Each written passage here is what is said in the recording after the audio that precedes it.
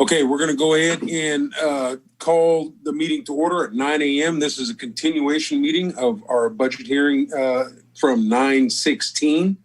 We went to recess yesterday, so we're going to call our 9/17 meeting, Lake County Board of Supervisors, to order at 9 a.m. As usual, we'll stand for a moment of silence. Do we have a moment of silence or dedication from any of the board members? Okay, seeing none, then we will have a moment of silence for, Mr. Chair, yes, Carol. I'm not a board member, but I would like to offer up a moment of silence for the 3 COVID victims that were lost most recently in the skilled nursing facility. Thank you.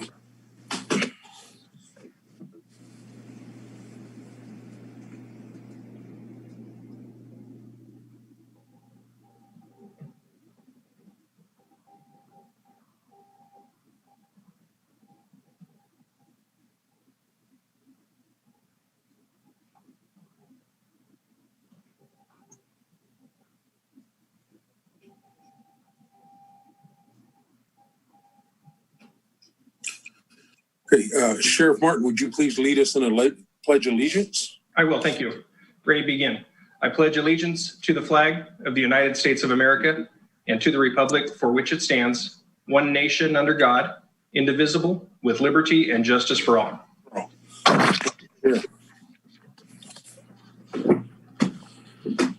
Okay, as our format was yesterday, we'll go ahead and move right along. I know we have, I think, five directed 5 units that we need to take care of today for budgets that we need to continue on. Stephen, I go ahead and work with you to do the introduction.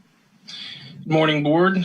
So now the Sheriff Coroner OES Director, Brian Martin, will present quite a long list of budget units: public safety facilities, Sheriff Coroner, Sheriff Dispatch, Sheriff Marijuana Suppression, Sheriff Bailiff, Sheriff Marine Patrol, Sheriff Rural and Small Counties, Sheriff Civil, Sheriff Blood Alcohol, Sheriff STC, Sheriff Automated Warrants, Sheriff DNA and Asset Forfeiture, Sheriff Asset Forfeiture, Sheriff Inmate Welfare, Sheriff Pool Vehicle Replacement, Sheriff Pursuit Vehicle Replacement, Sheriff Search and Rescue, Sheriff Post, Sheriff LLEBG, Sheriff Jail Facilities, and finally Emergency Services.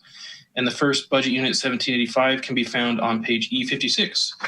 Mr. Chair, before the sheriff starts, I would appreciate if you could give me just a moment. I'm working with Supervisor Crandall to get him in the room. And if you can just give me a moment, I know that he'll want to be a part of this. Is that okay?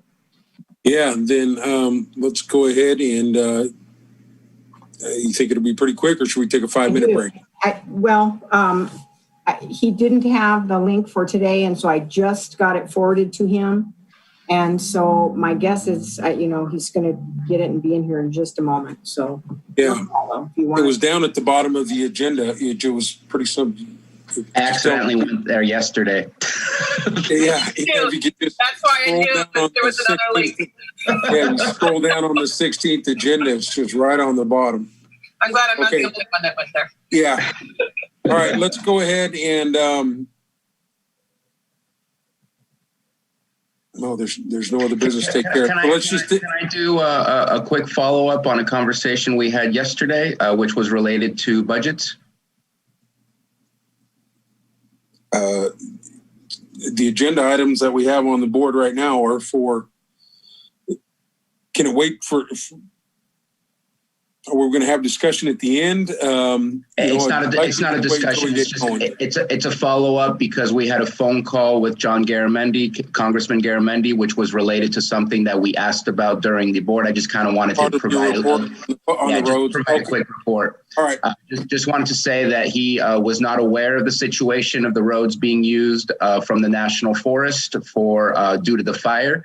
And when we told him it was due to the fire, he said that should be very easy. So we're going to connect his chief of staff. I believe it's his chief of staff, Ian Hart, who was also on the call with us, with Scott DeLeon, so he can get all the information of what's going on and what's needed. And hopefully we can see some sort of resolution to that. So I just wanted to make sure and update the board on that. Thank you very much.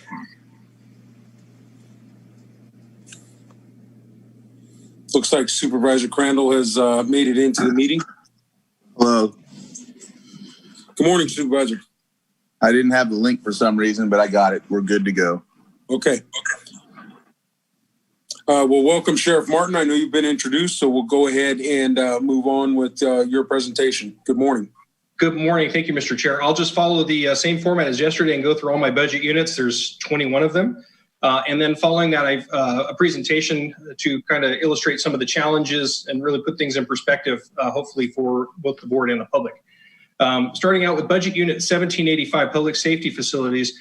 This fund is set aside for the tower and control project at the jail. I think all the supervisors at one time or another have toured the facility, and you've seen the setup out there where we actually have 2 control rooms, and we have a multi-year project.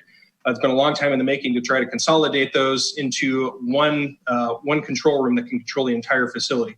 I think we heard from the Public Services Director yesterday during his presentation a little bit on this topic, and that's what that funding is set aside for. We anticipate that the funding is probably going to be short of what we need. The estimates now are around $500,000, and hopefully we can get this done, because like any other project, the longer we wait to get it done, the more it ends up costing as things increase. Budget unit 2201, you have to skip forward to page E103 to find that. And this is the budget that most people are probably most familiar with, the Sheriff Corner budget. This has to do with all of our patrol, administrative, investigations functions. It's the budget unit that holds the position allocations is for OES as well.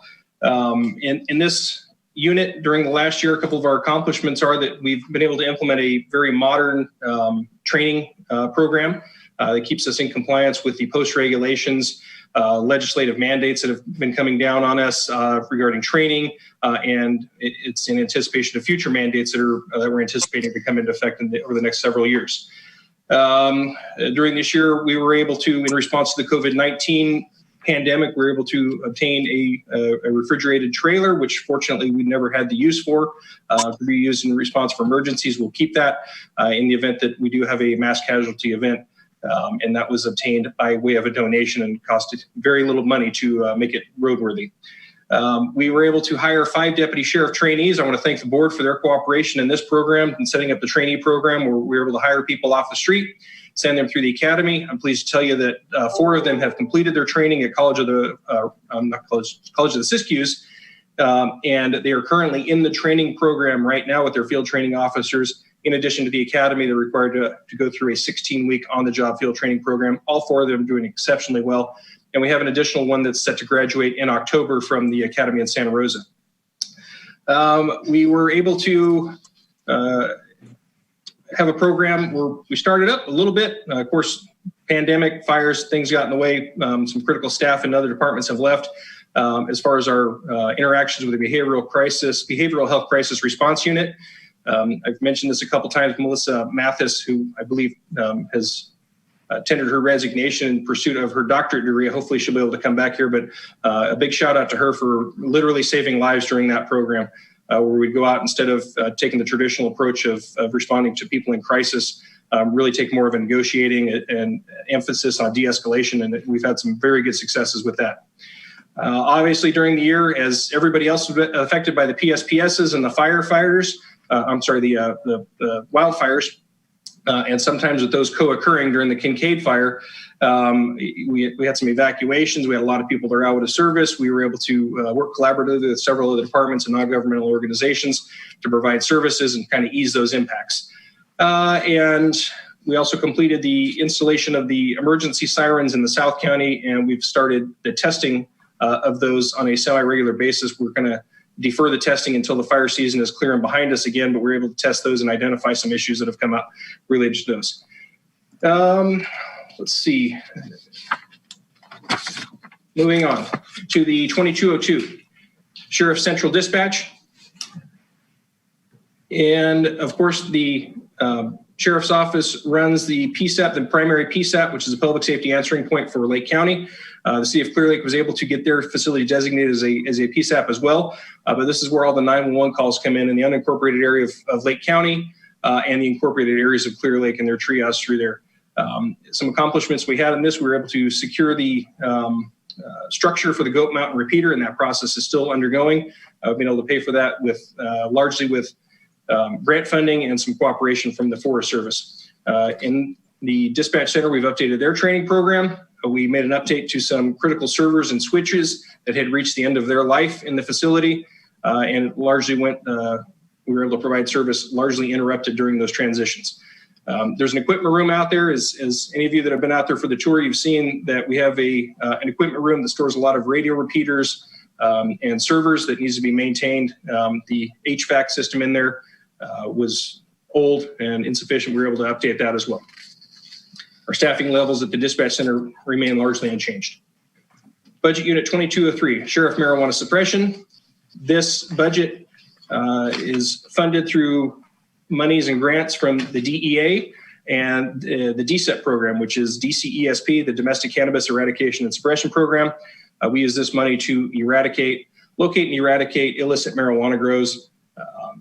This money has to be used just for the enforcement of illegal marijuana cultivation. We cannot use it for any licensing and regulatory activities, but we received quite a bit of money. We continue to receive money, I think, largely due to our efforts in battling the illegal land use that goes on in our public lands with marijuana growth. And despite some extremely difficult challenges in staffing, we're able to maintain our activities to a pretty significant extent as far as marijuana eradication on public lands goes. Budget Unit 2204, Sheriff Court Security. This is the fund that pays for the bailiffs. One of the primary duties of the sheriff is to provide security in the courts. We pay for several full-time positions out of this. However, the majority of the work is done due to staffing issues by 900-hour retired extra help employees. We continue to meet our expectations in this budget. Budget Unit 2205, Sheriff Marine Patrol. This is our boat patrol unit that we see out there. The funding to this goes towards one full-time deputy sheriff sergeant, and his services are augmented by seasonal deputy sheriffs. This is the busy time of the year, obviously during the summer. Most of the deputy sheriffs that work in there are retired, either from the sheriff's office or from other local agencies or the Highway Patrol.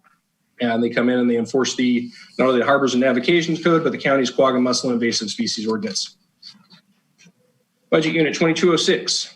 Rural sheriffs in small counties. The legislature identified that sheriffs in rural counties such as ours often face challenges associated with policing and law enforcement activities in those rural areas and set aside this money to help them meet their accomplishments. Part of this money is used to supplement some salary for Sheriff's Department management staff. We continue to do improvements and upgrades on department equipment to enhance law enforcement services. Most of our body cameras and in-car cameras are purchased out of this fund, as well as the asset forfeiture fund. And we were also able to purchase new body armor in conjunction with a grant for all of our deputy sheriffs over the past year. This fund has a pretty significant balance to it. And I'm sure that doesn't go unnoticed by people. We've tried to be very prudent over the years in using this, knowing that the facility that we're in, as I'm sure the CAO can remember her time when this building used to be the welfare department, the building that we're currently housed in is rough. I'll just say that. So we've been in talks with both the National Guard Armory, the State Department of General Services, and some of our state representatives. We're trying to negotiate a way that we can acquire the armory, which has been abandoned. I'm sure that will be a topic of a much more in-depth conversation. But if we're successful in securing the armory, it's going to require and my intent would be to move the sheriff's office, main administrative office, and investigations unit over there, as well as our evidence collection unit, to consolidate the operations with the emergency operations center, the dispatch center, and the jail facility all in one centralized location. If we're successful in doing that, it's probably going to require a great deal of money to renovate and retrofit that facility to make it suitable for our needs. So we've really been trying to be prudent with this money that comes in, kind of squirreling it away for when hopefully that sunny day comes. We would say save up for rainy day, but that'll be a sunny day if we're able to do that. We want to be able to make sure that we can make it workable. So I don't know how much it's going to cost, but I know this is probably not enough. Budget Unit 2207, Sheriff's Civil Department. Sheriff's Office is responsible for serving civil process and criminal process of the court throughout the county. We enforce evictions in the county. We serve unlawful detainers, we serve subpoenas, we serve restraining orders, we levy banks. That's all done by our Civil Bureau. This is in conjunction with either court judgments, writs issued by the courts, and other civil proceedings.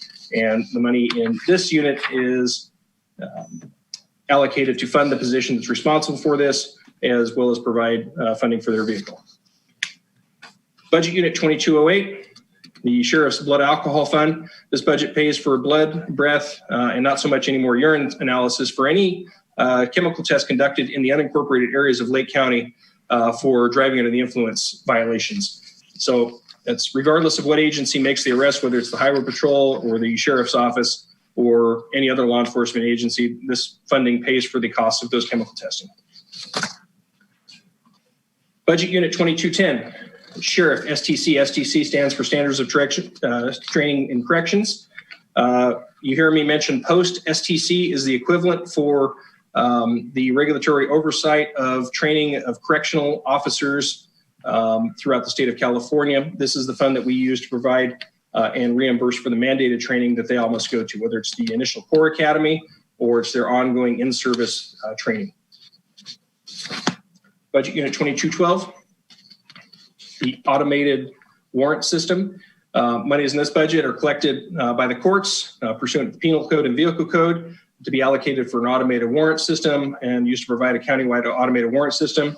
The monies that are in here are insufficient to provide any sort of system that would meet our needs. So hopefully we'll continue to raise or receive money into that fund, and maybe one day we'll be able to purchase a system that is truly automated. The system that we have now is much more efficient than the old manual system, but anything that's going to make a significant impact is not going to be able to be paid for by the costs, by the monies available in this budget.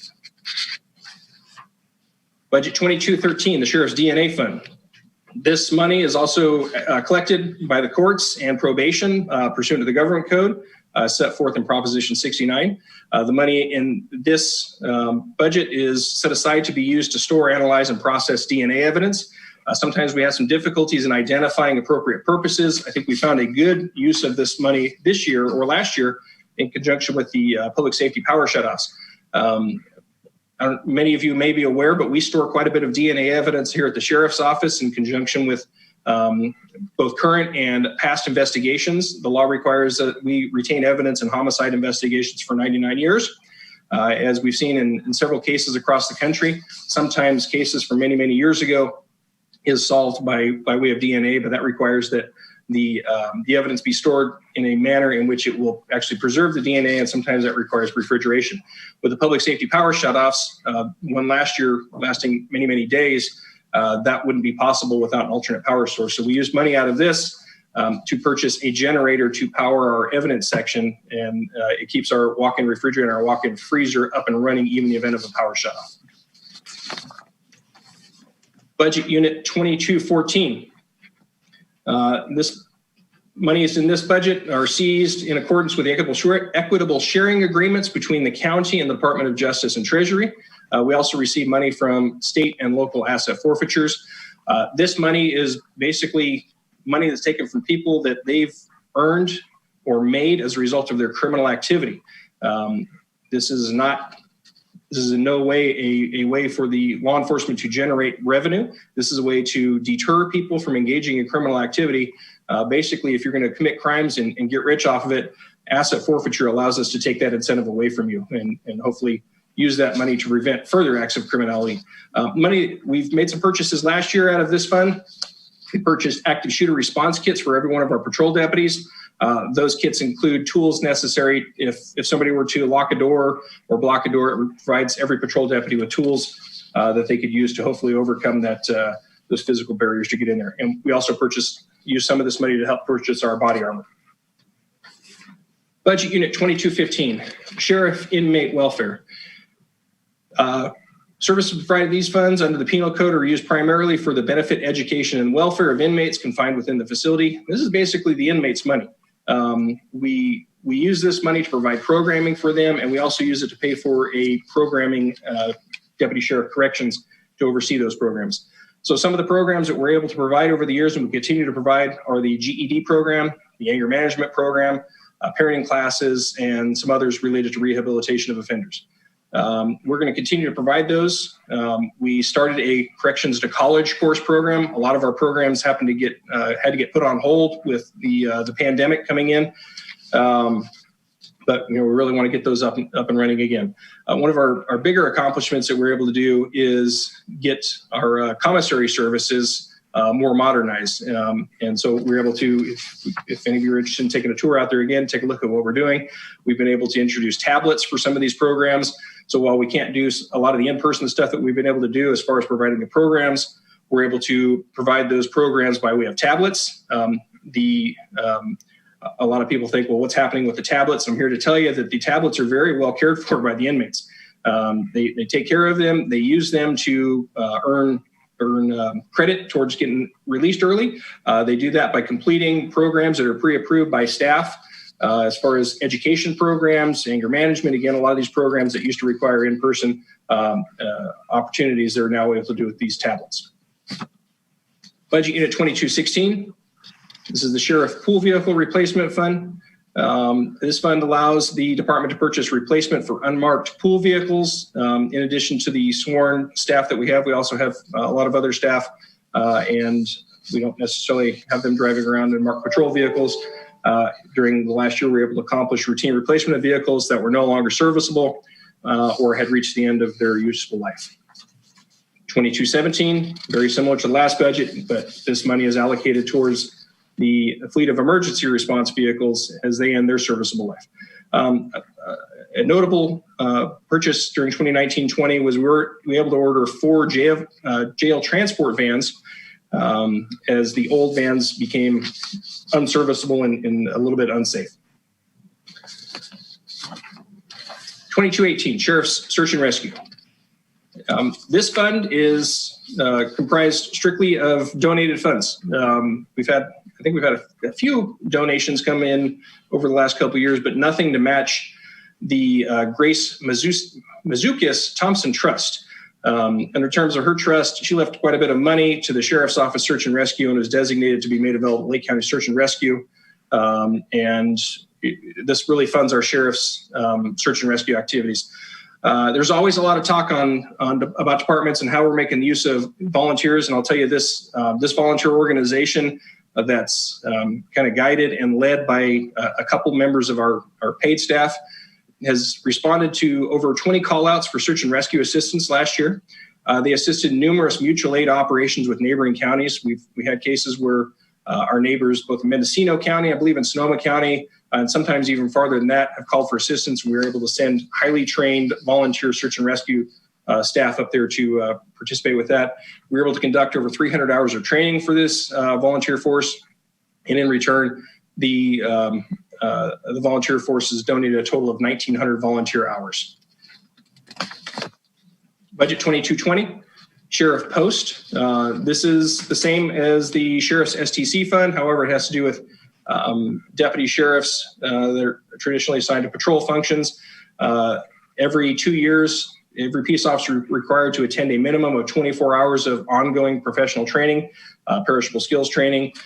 So the funds in here help us offset the costs and pay for those costs of the mandated training as well as the police academy training. Budget Unit 2221, Sheriff Local Law Enforcement Block Grant. This fund pays for a single extra help employee. It's actually a person who's retired to help us with our backlog of evidence. Every day, numerous pieces of evidence get introduced into our facility. Early on, we were at a point where we're essentially bursting at the seams with excess evidence. This person helps with going through that evidence and finding out what we can get rid of and the proper procedures for getting rid of it. I don't see an end ever to this duty being reached. So this funding will provide for payment for that person. Budget Unit 2301, our next huge budget. And I know the finance people in the county probably look at this every time and go, man, this is expensive. And it is expensive. I'll joke around with people and say that one of my jobs is to run the county's largest bed and breakfast facility. And it's a financial mountain to overcome. Our staff at the jail includes a captain, a lieutenant, several correctional sergeants, correctional deputies, correctional aides, and a smattering of civilian employees, include records technicians, maintenance workers, accounting personnel. We provide food services by way of a contract. Meals are now prepared on site. When I took office, the former sheriff had an existing contract where food was prepared at a jail facility in Alameda County and then transported up here. After receiving numerous complaints about the quality of food up there, we decided we want to bring the services back, and so now we cook the meals on site. It's greatly reduced the amount of complaints that we had about meals. Medical services for our staff. This is one of the big challenges that we have with the criminal justice realignment, both in not only the staffing of the facility as well as the structure of the facility. When this facility was built, it was built with the idea that we'd be housing people that would either be waiting for trial and then going off to prison, or just serving a sentence that was going to be for a misdemeanor, a year or less. Now with criminal justice realignment, the demographics that we're holding in there has very drastically changed. We now have people serving multi-year sentences in there. We have people in there for more serious activities, even though their crimes may have been reduced in severity from felonies to misdemeanors. It doesn't mean that the activity is any less dangerous to actual people.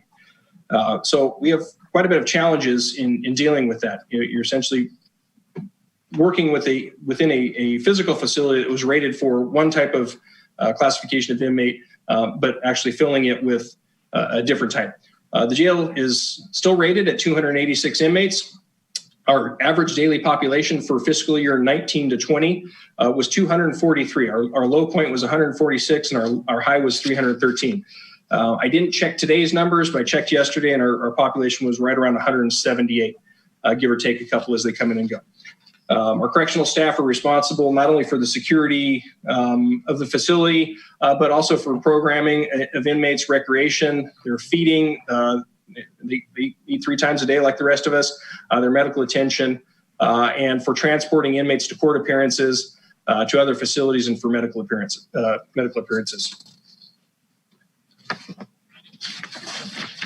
And the last one, Office of Emergency Services. The sheriff is designated by ordinance as the Emergency Services Director. This is certainly not something, and we run the day-to-day operations of this, but I'm going to give a big thank you to everybody in the county that participates when we have an emergency. We've really learned to come together. Everybody sees this all from the board of supervisors all the way down to the person that answers a phone at a particular department. Everybody's able to come through during emergencies and help out and pitch in. And I just want to thank every staff member, every volunteer, every person in our community, every person that's a member of an organization that chips in and helps in whatever way they can, big way, small way. Every cog in the wheel is what it takes to get through these things, whether it's going to be a corporation-caused emergency like a public safety power shutoff, or an out-of-control wildfire that we seem to get every year. We've been able to respond. We've been able to be the example for surrounding communities. You see a lot of what's going on in areas that tend to get a lot more publicity and media coverage, and a lot of what they're doing is what we pioneered. I'm not glad that we've had to do that, but I'm pretty proud of the work that's gone in, not only from my staff, but from all the staff in the county over the last several years. And so with that, I said I was going to have a presentation. And so I'm going to thank Jake's given me the ability to share my screen. So I'm going to try to do that. But before I go any further, I neglected to thank my staff. I couldn't do this without my staff. I have a very committed staff here at the Sheriff's Office, including Mary Beth Strong, Nancy McCarrick, and Eugene Ortega. In putting these presentations and taking care of this, this is a full-time job for at least 3 people. And with our staffing, I think the 3 of them actually do the work of about 4 or 5 people. So a couple things that I want to talk about. We've heard the common theme about staffing being an issue, and certainly the Board of Supervisors has helped me out and come up with some creative ways to address some of my staffing issues. However, it continues to be a problem here. And hopefully this presentation, I think for me, it's one thing to hear a department head talk about the problems, but when we really start looking at what these numbers mean and visualize it, I think it really puts it in perspective. And, unfortunately, a lot of this, you can only do so much by being creative with what you have, but a lot of this is just going to cost money. In the budget memo, it talked about the increase in general fund discretionary revenues. for the sheriff corner of $638,000. $200,000 of that going towards the board-approved 80/20 insurance coverage. But when we look at the cost of actually doing business at the sheriff's office, there's some things that I don't have a whole lot of control over, to the tune of $1.6 million in increases this year. And those come in 2201. We saw a $1 million, almost $90,000 increase in FICA taxes, PERS contributions, health insurance contributions, workers' comp, public liability, and professional services. In 2202, we saw an increase of $137,352 due to PERS contributions and health contributions and FICA taxes. In 2301, we saw an increase of just under $400,000 for those same things. So taxes, our retirement contributions, our health insurance contributions, our public liability insurance, all those things just sometimes they keep increasing. We do what we can to try to be safe and try to get our insurance premiums at stabilized at best. But as everybody knows, insurance prices tend to not go down. They tend to go up as do taxes. So all those together, just in those three budget units, that equals $1,627,000 and $1,627,206. And so you can see where just the cost of doing business without adding any positions, without purchasing anything extra, it just costs more and more. And those are some of the challenges that we have. The sheriff's office, we provide services. I've said time and time again, when I need to provide services is peaceful. We don't generate a whole bunch of revenue. We do get a little bit of income that comes in through our dispatch contracts. We were unfortunate to lose the fire dispatching contract, but we're always talking to agencies to see if we can provide some of those services. And I think we might have some movement on some of those things as we go here. We apply for the grants that we need. The grant that we talked about here for the evidence purging, our boating and waterways grant, our off-highway vehicle grant. There's a whole bunch of grants. Our Homeland Security grant related to anti-terrorism and emergency preparedness measures. So we still do those, but again, we're not really fee-driven in this agency. The board memo indicate that general fund departments have again absorbed the increased cost of doing business by reducing staffing, maintaining salaries, and utilizing reserves and reducing services to the public, as they have done for many consecutive years. And so I'm going to tell you, I realize that as well as anybody. And I wanted to share a presentation. I went back and looked at, I was curious of what it looked like from in the neighborhood of 20 years ago and from the time that I started here in 2005 to where we are now. So I put together a presentation, and it shows what that really looks like as far as, and it's just a smattering of general fund departments. I didn't go through the county in its entirety. One of the things that I did realize is that going through 20 years of budgets, there's some departments that have kind of morphed this way and the other. The sheriff's office is 20 years ago didn't have OES, and then we did, and now we don't. So it's really hard to go through and look at everybody. But there's a couple departments that kind of have remained relatively stable that are general funded. So I want to look at those and see what these position cuts look like across those. So with that, I'm going to see if I can share my screen here. And I'll be happy to email this to anybody.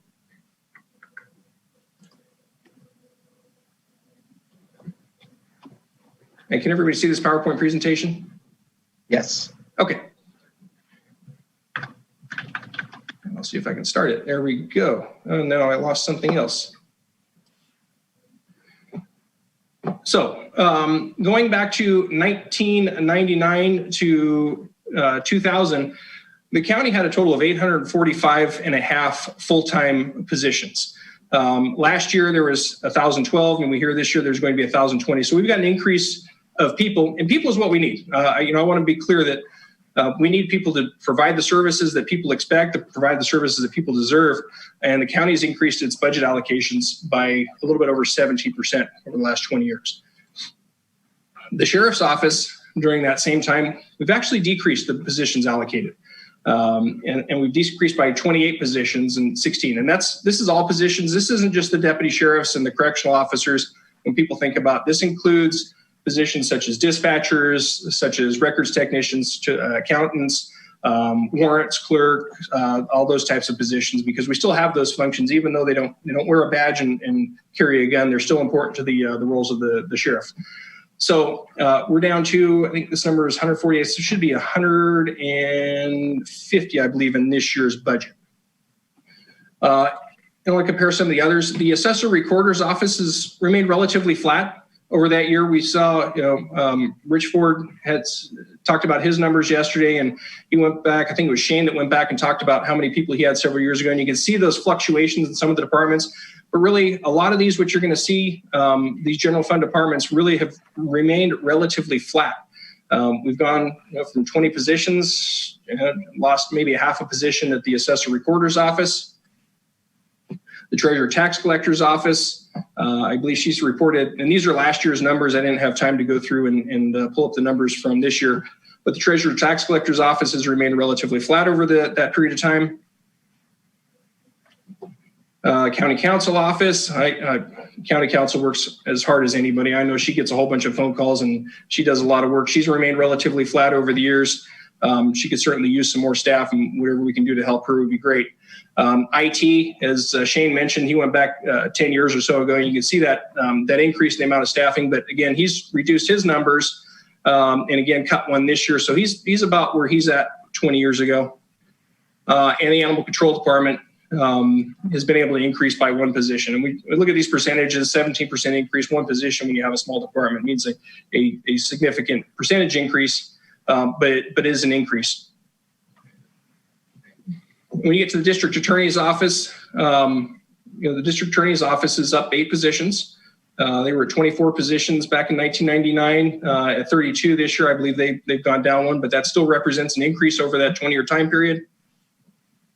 And the probation department, while they are certainly tasked with a whole lot more things than they were 20 years ago with realignment, but you see a pretty substantial increase of 35% or 12 positions over that 20-year period. The Human Resources Department has increased from 3 up to 8. So that one, make what you want of that. So what this breaks down to is the number of essential and key positions at the SO, and this is the allocated position, and we'll talk about the actual fill positions next. But in 2000, we had 7 managers, and in 2020, we had 8 managers. I attribute this to the fact that we've absorbed in 2000, we didn't have OES. We've since absorbed that position and added that manager to as the emergency services manager. We were allocated 52 deputies in 2020, and this year we're allocated 41. We're allocated 50 correctional officers, and this year we're allocated 41. In 2000, we were allocated 11 sergeants, and we reduced that by 1 down to 10. We were allocated 8 correctional sergeants, and we're down to 6. We were allocated 13 dispatchers, and we're down to 10. And so you can really see we've made a lot of cuts. I know my department's one of the largest, but it seems that we're absorbing. We're talking about cutting funds in general fund departments. We're absorbing what I think is more than our fair share. Our actual fill positions, because I know there's some questions about that, like how many of these positions are actually filled, how many of them are actually vacant. And so I went back in 2005. There was 181 allocated positions, and I picked this year because this is the year that I started. This is the year that I came, or I'm sorry. This is the year that I started the sheriff's office, and there was 163 positions that were filled out of 181. In the year that I took office in August of 2016, there was 137 positions allocated, or positions filled out of 174 allocated. So we had about a 22% vacancy rate with 37 vacancies, and that seems to be the number that we kind of hear consistently as far as vacancy rates. As of today, I only have 121 positions actually filled. To me, this number, when I actually sit down and look at it, I realize every day I get multiple calls every day from people asking to do something, some services that we should be providing that we just can't. That's 16 fewer positions that are actually working here than we had 4 years ago. Our vacancy rate is right around that 20%. We have 29 vacancies, and out of these numbers here, this 121 number, there's currently 10 people that aren't performing their full function. So we're really looking at 111. And that number after Sunday is going to be down to 110 with another service retirement. Detective Jerry Fawn's going to bid us farewell and go into retirement. So these 10 people, and this is typical how we have to operate at the sheriff's office. People might be on a leave of absence for whatever reason, whether it's medical, work-related, dealing with family issues, injuries, they're on light duty. We have several, as I mentioned before, that they're in training. So if we have 4 people in training, we might have 8 deputies out there, but really it's only 4 patrol units because those 4 that are on training haven't been signed off to do their full functions. And so, let me go back one. And we actually able to hire 33 people in 2019. Out of those 33, 7 of them were gone. 3 of them were extra help, and the other 30 were actual full-time employees. So we've been successful in our recruiting efforts, largely due to assistance and some programs and creativity. We look at these numbers. You look at the number of actual full-time employees at the sheriff's office, and this is actual bodies from 2005 down to where we're at in 2020. We're significantly understaffed from where we were. Some of the services and programs that we're no longer able to provide as a result of this, we up until this year, we were able to staff 2 school resource officers. We're down to 1. We used to have a drug task force. I have 1 person that's assigned to the drug task force. I don't know that it's appropriate to call it a task force when there's 1 person. The SAFE task force is the sexual assault and felony enforcement task force. This is a program that was in place when I started the office, and what this was going around checking on sex registrants to make sure that they were registered appropriately, to identify those that were out of compliance and take enforcement action against them. We're no longer able to provide that service. Community service deputy program. I had mentioned this earlier. We used to have a program where we would assign a specific deputy to a specific area within the county. They would be responsible for joining community meetings, and that was going to be their patrol area. Well, we don't provide that service anymore. Joint enforcement with community development department. Last year, we were able to set aside 1 day a week, and this is something that I had hoped that we could maybe increase to more of a full-time thing. We hear from the community development department. I hear in my office a lot of issues that are actually zoning issues, quality of life issues, where I do have some ability to take enforcement action, but really just to address the immediate problem and not provide any long-term answers. We were able to partner up a deputy sheriff with a code enforcement officer to go out and tackle these problems, and they had some very good successes. Due to staffing, I'm not able to provide that anymore. Our SED unit, which is our, it's called the Special Enforcement Detail Unit. Again, kind of with the same idea that joint enforcement with community development, to identify problems, criminal in nature. What we know in law enforcement and a lot of people know in society is that almost always it's a very small number of people that are causing a great number of problems in communities, and going out and addressing those issues and targeting the people that are causing the problems is something that the SED unit would do. We don't do that. Assigning people to their actual duties. Again, I mentioned earlier that the staffing issues and the vacancies and the lack of staffing for not only for people in uniform, but for the support and auxiliary functions, we're having to underfill some assignments. I currently have a deputy sheriff that's assigned to dispatch. I have a deputy sheriff corrections that's working a clerical position in our warrants division, because these are things that have to get done. If the position's unfilled, I can't simply not do it. I'm obligated to provide those, and quite frequently we have to take somebody away from an assignment that requires higher skills and put them in this position, and it's not an efficient way to do business. Some of the jail programs that we no longer provide. Again, I talked about ways of getting creative, but there's just programs that we're not able to provide. Our garden program, and some of this isn't due to staffing. Some of this is due to the classification of inmates, but again, it's one of those things where we'd like to have some additional programming, but without the people to do it, we can't. A lot of the common requests that I get, and a lot of these I'm sure come to you as well as the supervisors for your various districts, cannabis and hemp enforcement, both the illicit arena and the regulated arena. We'll deal with cases of trespassing, of water diversion. We deal with the associated crimes. Oops, I keep pressing the button. I'll tell you, there's a lot of crimes that are associated with the marijuana growing. Everything from basic quality of life crimes, odor complaints, increased traffic, all the way up to homicide. We have several homicide investigations and even more attempted homicide investigations that are currently active or have been resolved since I've taken office, that have a direct nexus to the marijuana industry, whether it's legal or not. So the marijuana definitely has, and it always has had an impact on our job here. We get requests for mental health as crisis response, to address homelessness issues, to address the COVID response. We get requests for additional jail programs, the GED, the education programs, substance abuse, faith-based programs, job training. As everybody knows, the emergency preparedness and response. We talked about that earlier, how that's becoming just an increased burden and demand that we're having to face. One of these big issues is blight and abatement issues. I tell you, every day I get calls about, hey, there's an abandoned vehicle, there's a piece of junk car that's got all the tires torn off and broken away. And again, funding and people to address these issues is what we need to take care of that. We had some talks about the Mental Health Services Act and what it takes to get those things going and stakeholder participation.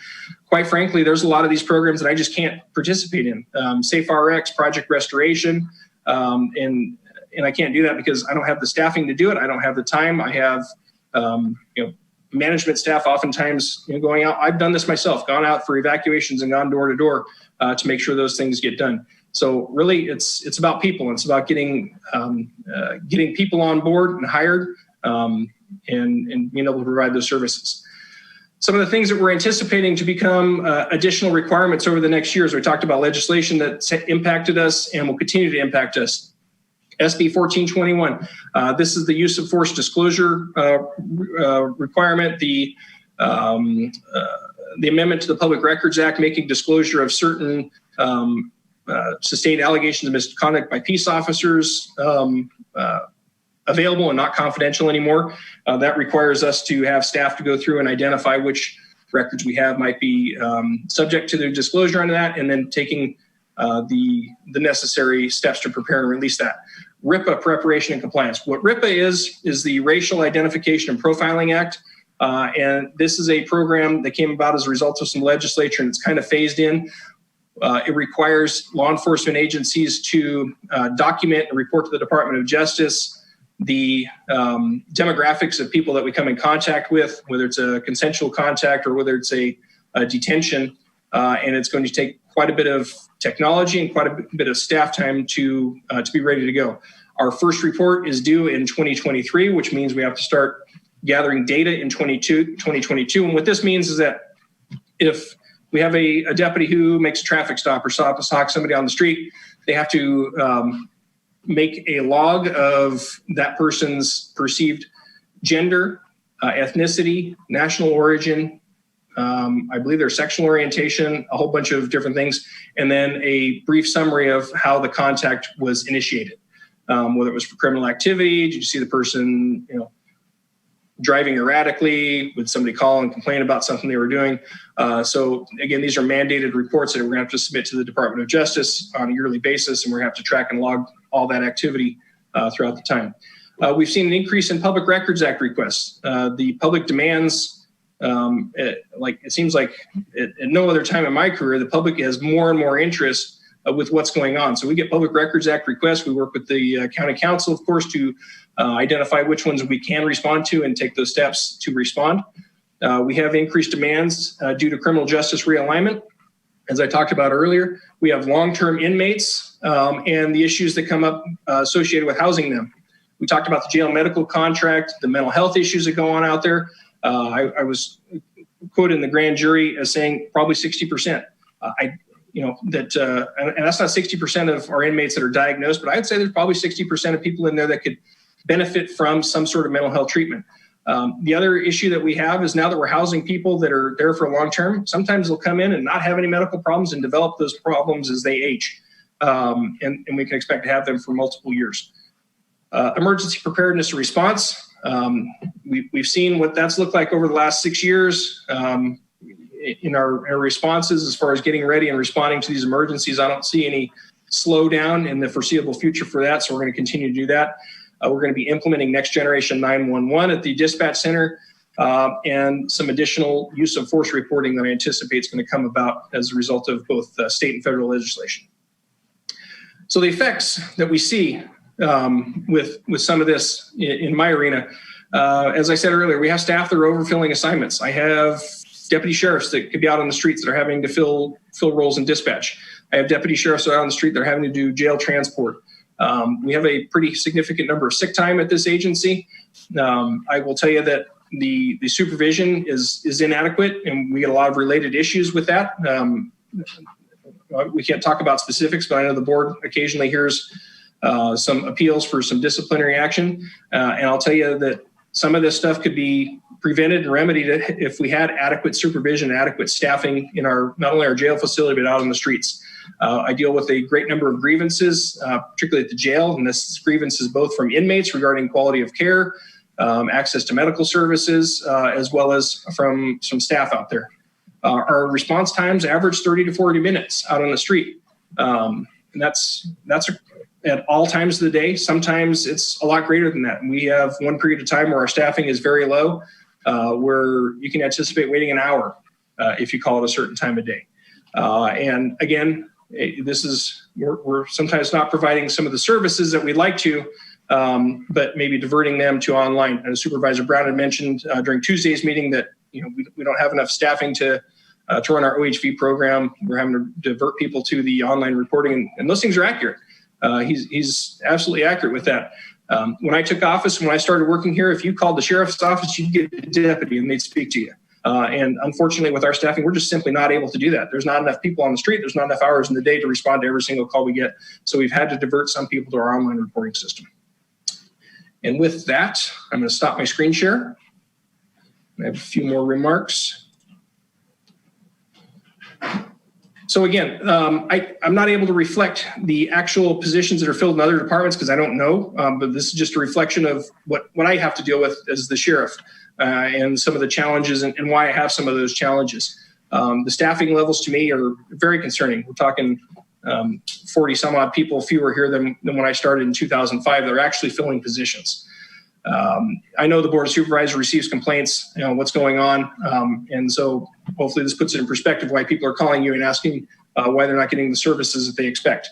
How we got here, that's probably up for debate. And these are just the numbers. So to me, there seems to be a clear and steady eroding of staff at the sheriff's office that needs to be repaired.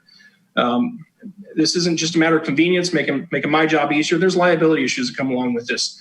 We've had an in-custody death that we had to pay out quite a bit of money with that arguably maybe with more staffing out there, maybe that didn't have to happen. We want to help. We want to help whenever we can. I know some people may express that they feel like I don't care about the coronavirus response. Hopefully people see when they look at these numbers, it's not a matter of whether or not I care, whether or not I agree with it. It's a matter of prioritization and allocation of resources that we have. And when I have active murder investigations, and when I have human trafficking investigations, and when I have environmental crimes associated with marijuana, sometimes I have to prioritize those before some of these other things that come up.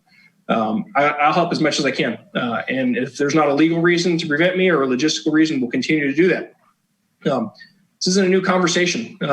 This conversation's been going on for years, my predecessors, and talking about ways to fix this. And I look back at last year at the May board meeting, I think it was May 14th. That was prior to the budgets. We were talking about what we're going to do with these marijuana funds. And at that time, the CAO appropriately indicated that we had not yet determined on how to spend the funds, and we didn't have a really good idea of what those funds would continue to look like, and we shouldn't consider that as an ongoing revenue source, but we'd have a better idea this year of what it would look like.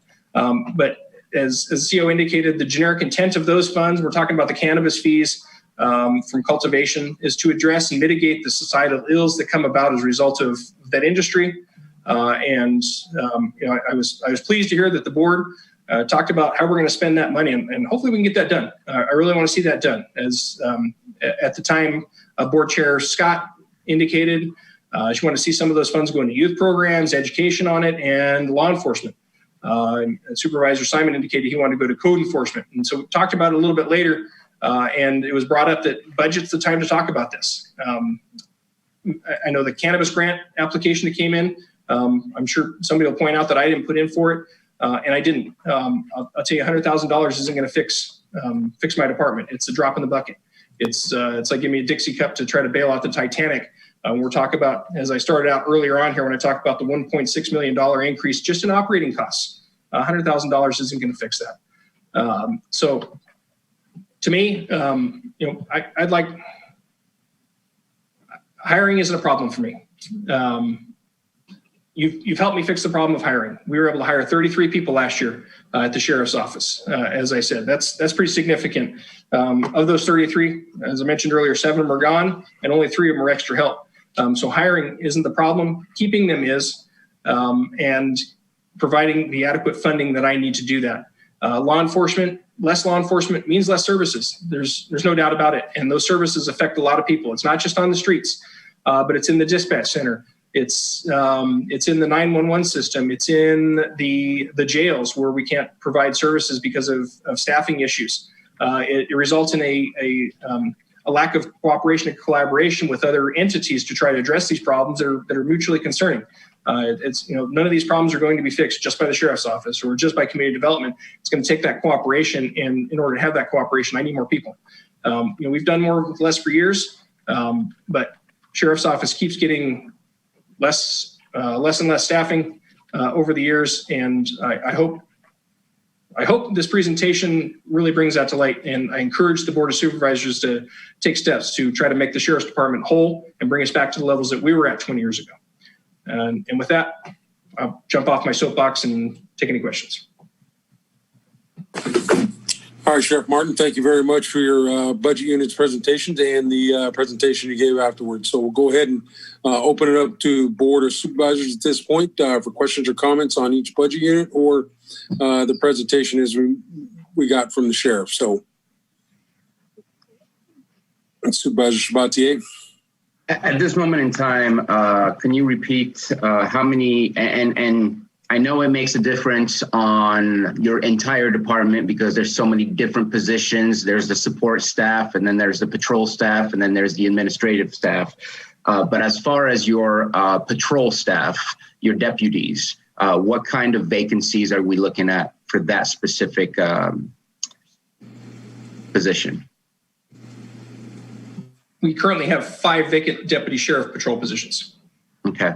And you're actively recruiting for those positions to be filled? Yes. Okay. One of the things that I noticed when I went through the budget, which kind of was a little disappointing, and I know I spoke with you and I don't remember the exact explanation, or maybe we never got to that part of the conversation. But last year you had 66 staff in your sheriff corner budget, and this year it's down to 64 with 2 unfunded. And I'm curious as to how or why that happened and how that impacts you. There's just not enough money to go around. And how it impacted me, I think I've outlined how it impacts me. Right. Yeah. Well, I guess it was more of what are the positions that are being unfunded, the specific ones? Do we have that, Mary Beth? And I'm sure it's on the budget here if I just go to the right sheet. Okay, I have Mary Beth Strong sitting here in my office with me, 2 deputy sheriff positions that are unfunded. So it's on the deputy side that it had the impact, which to me is the part that we want the least amount of impact, in the sense that presence makes a difference. If you just have a police car in the area, it makes a difference in how people behave. They see your presence and they realize, well, maybe I shouldn't be doing these types of activities. If you are not present, that's when people feel free to do whatever it is that they want, because it looks like they can get away with whatever it is that they want to do. I would definitely like to change that. And I will say that the 5 vacancies needs to be dealt with. And I'm glad that we've taken some steps for that, and would definitely need you to come back to us as soon as possible if you're still struggling. And I know the struggle is not a Lake County issue. It's a nationwide issue, especially with the conversation that's happening about law enforcement in general. That makes it, that's in my opinion, a huge disincentive to want to step up and want to put on a badge when it's just the anger and the sometimes hostility that is aimed towards law enforcement is just not helping in that situation at all whatsoever. I'm going to bring up, and I apologize to the individual I'm going to bring up, but I had a meeting with Sheriff Martin after an incident with one of our deputies, Wesley Besgrove. And that was scary for me. And it wasn't necessarily the scare of that he was hurt and that the incident itself unfortunately ended in a result where all he was harmed. There was not, it could have been a whole lot worse. But what was really scary for me was watching the video and waiting almost 9 minutes for backup to arrive.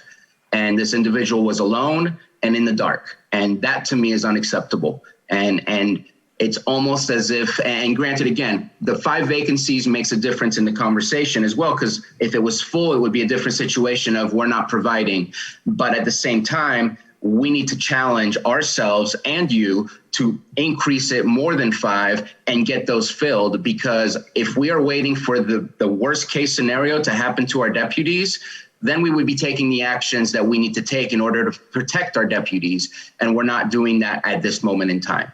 Another part of your budget that I'm looking at, a quick question. You were talking about the DNA kits.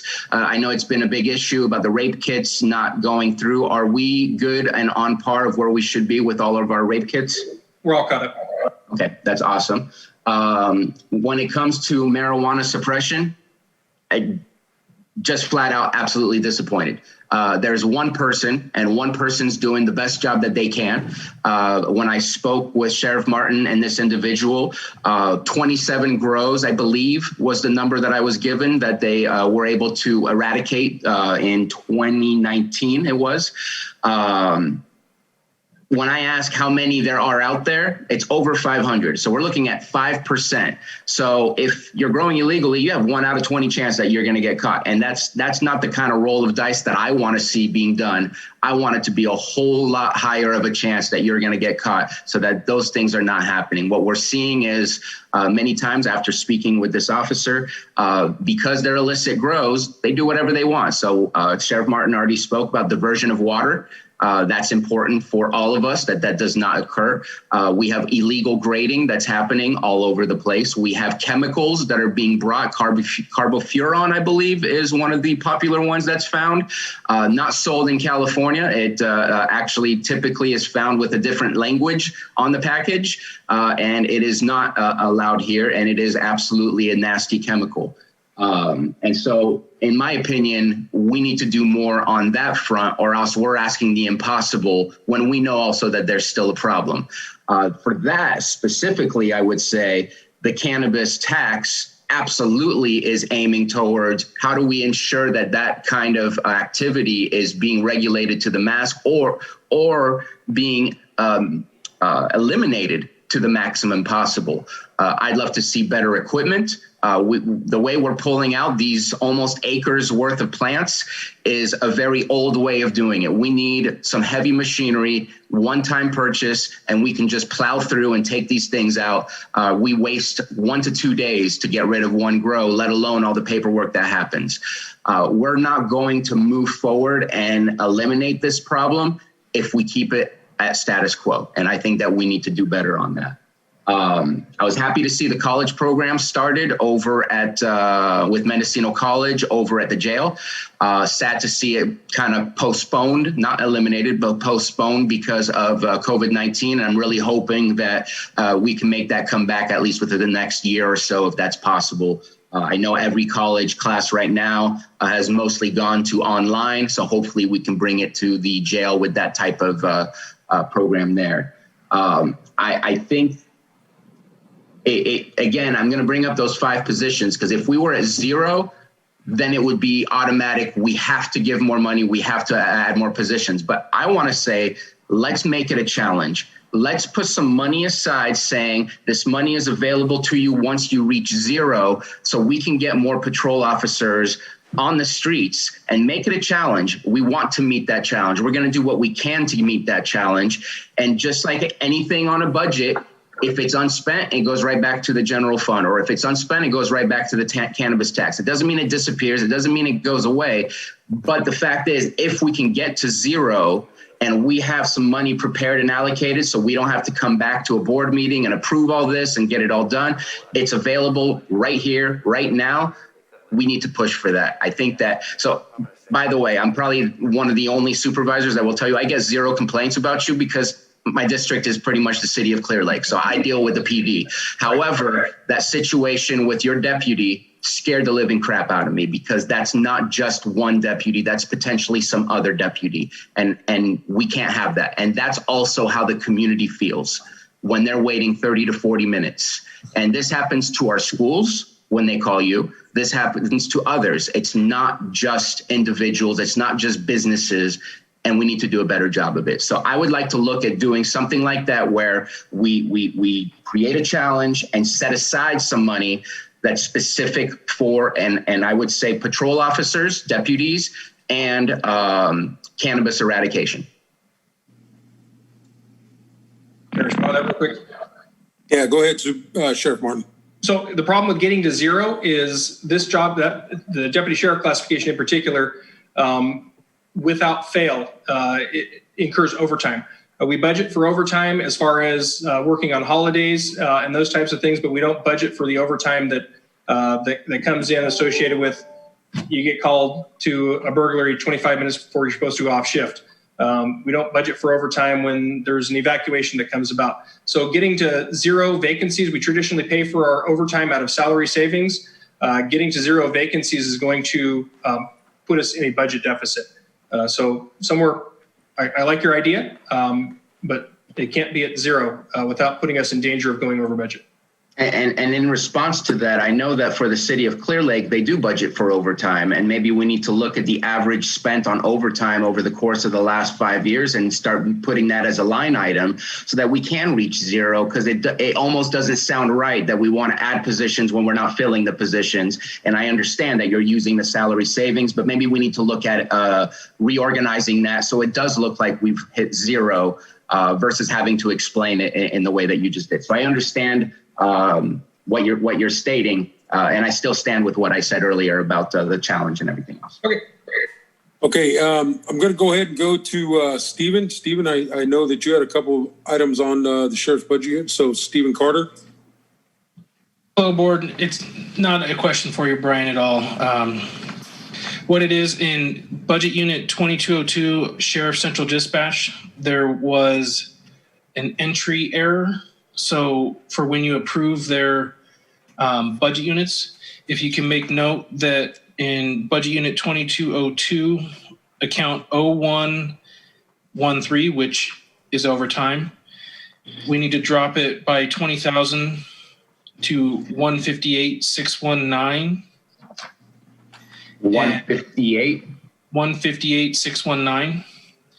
And account 18, maintenance, buildings, and improvements, we actually need to increase it by 20 because that one currently is negative 10,000, and you can't have that. We need a deposit of 10,000. So 18 would be adjusted to a positive 10,000. 113 would be 158,619. Okay. And a net zero overall. I just thought the building was so good, Brian was paying us for it. All right, Stephen. Thank you. Okay, Supervisor Crandall, I saw that you had, there you go. Go ahead, Supervisor. Can you hear me? Yes. Yes. Yes. No, first and foremost, thank you for that, Sheriff Martin. I know I've discussed with you many of these things. And first, I want to say, too, that for a lot of people that don't know, California is a public law 280 state. I have 3 tribes in my district.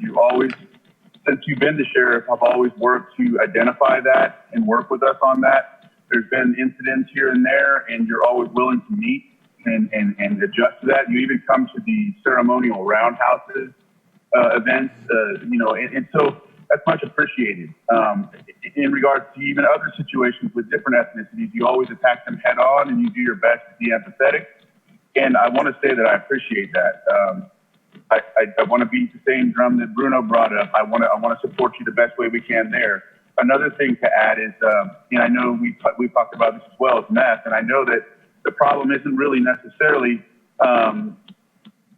that it's not like you can bust somebody for meth and then keep them in there for a long time. They get out because there's so many more further criminals that have more higher precedence in crime. And so these people get right back out, and it just becomes like a circle. And so I don't know what we can do about a meth task force. I know maybe at one time you had a drug task force that was aside from cannabis. I don't know if we can kind of lapse or put in the cannabis into the meth a little bit so we could get a little more activity. But then again, I think we're still stuck at the spot where we arrest them or do whatever the case may be. If they break a law, they're right back out. And so I know we need to attack that situation. I know that there's a lot of community members in the towns that I serve and they're willing to do what they can. And I just want to say too, thank you that you were willing to meet with those folks and be engaged, even though we know that you're struggling with the amount of people in your department. You're still willing to at least talk about the situation. I know that people are frustrated, but they're more frustrated with the situation, and it's not the department. They understand that.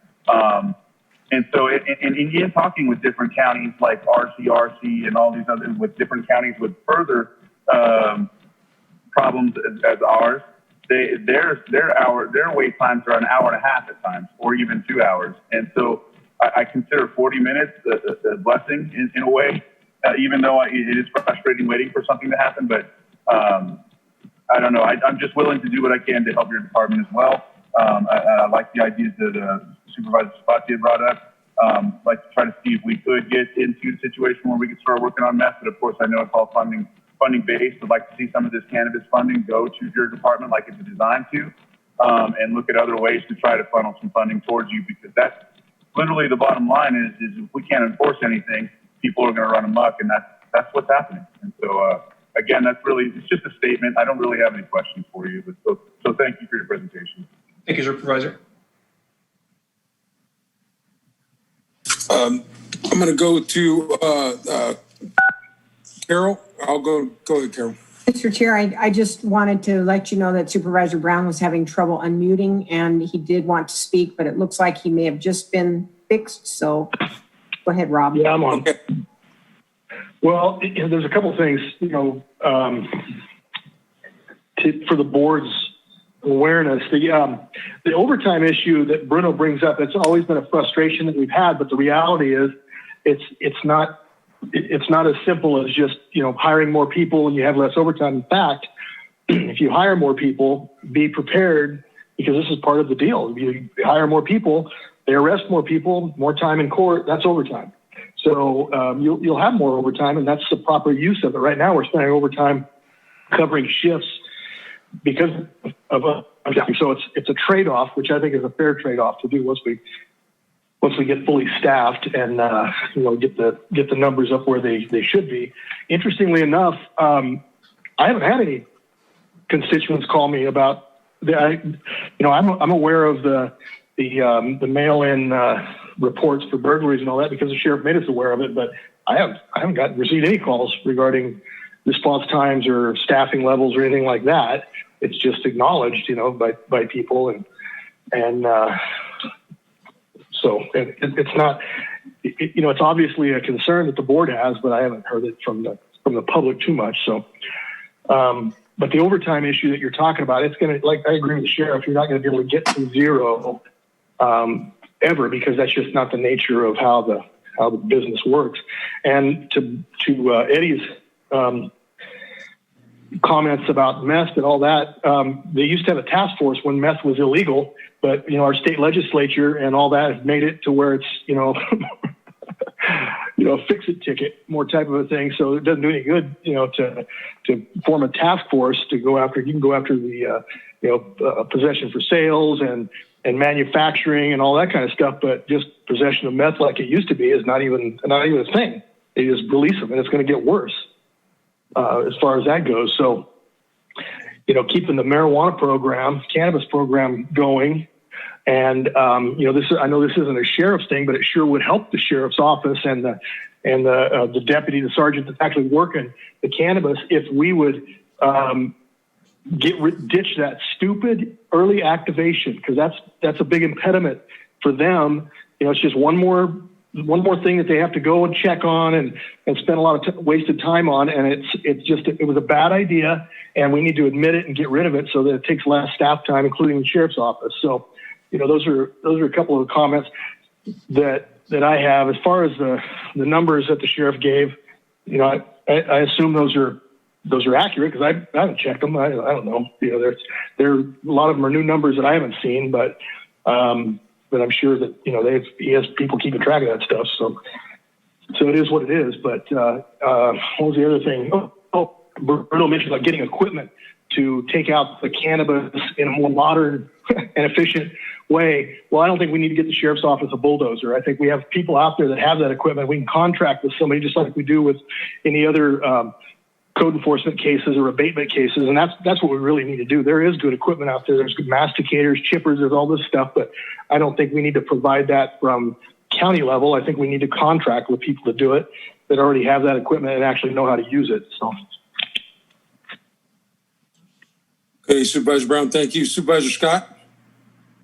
Good morning, Sheriff. I'd like to thank you for your presentation. And I would like to start with saying that, you know, I believe we're incredibly fortunate to have you as our sheriff. Respect is not something that you hear very often when it comes to our law enforcement these days. And that is a word that I hear about you constantly from our community, that they respect you because they know that you're working to do the right thing. I had a bunch of questions, but you answered most of them. I would have to say that you do have a lot of issues with vacancies and that we need to be working on those. But as Bruno pointed out, I believe deputies on the street is something that we need to focus on first and see what we could do with that. Because I know that's where I receive a lot of my complaints. There's not enough deputies and the time that it takes to get to people.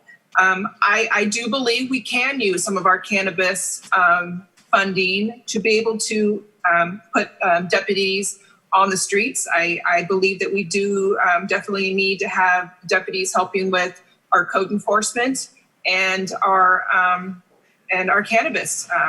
I actually was on a road call one time with code enforcement, and they had to call a deputy to come out. And it was kind of a scary situation. Fortunate for us, the deputy showed up within, I think it was like 5 or 10 minutes and came out and assisted our code enforcement. One question I do have is, you said right now that our response time is 30 to 40 minutes. We're doing a lot of comparison to 2005. What was the response time then with more deputies on the street? Do we have kind of an idea, or? I can certainly go research that. It takes a few minutes of plugging in data into our records management system. I don't have that off the top of my head. Because that would be interesting to see how, you know, at what point, how many more deputies do you need on the streets to be able to lower that response time? And I know it depends on what kind of calls they're on, you know, if it takes more time and such like that. But that'd be interesting to kind of look at that. Right.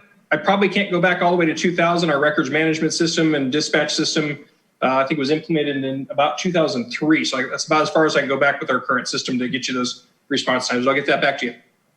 Okay, great. I know we can't really compare our cities to our county because you have a lot larger space you have to patrol. But I know our cities, the response time is incredible. It's like 8 minutes, I believe, for the city of Lakeport. But again, it's a much smaller area that they have to patrol.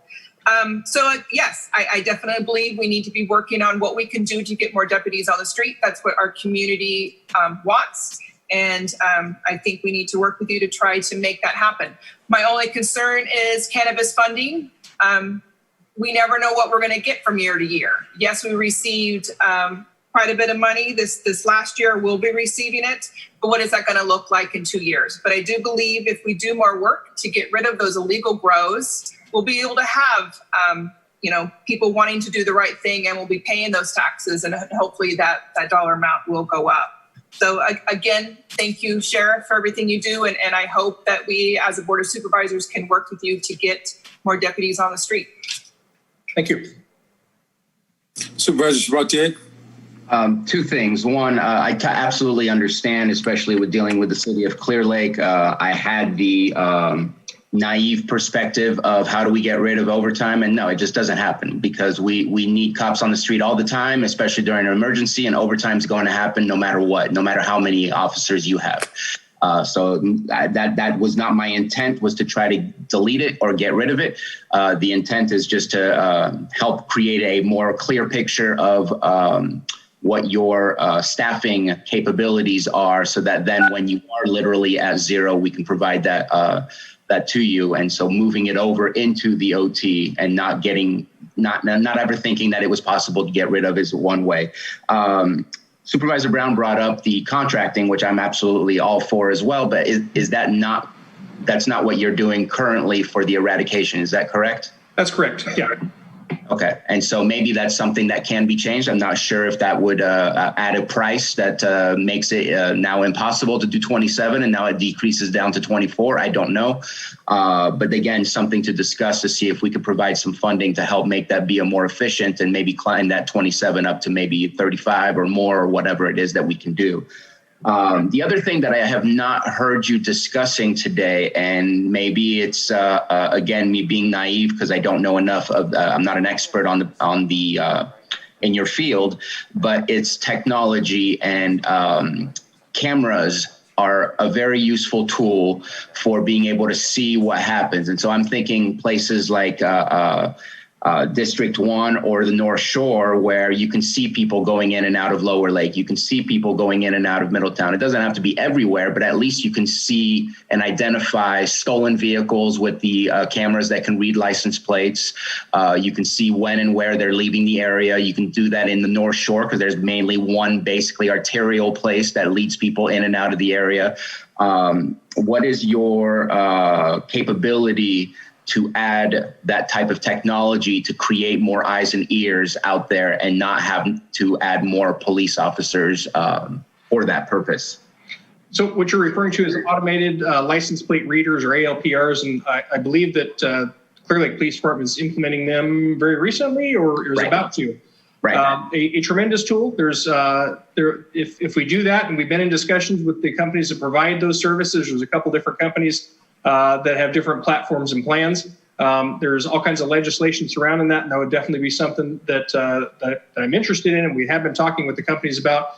I anticipate that if we're going to do that, once we identify the costs and the funding sources for that, that will be a discussion that we bring to the board.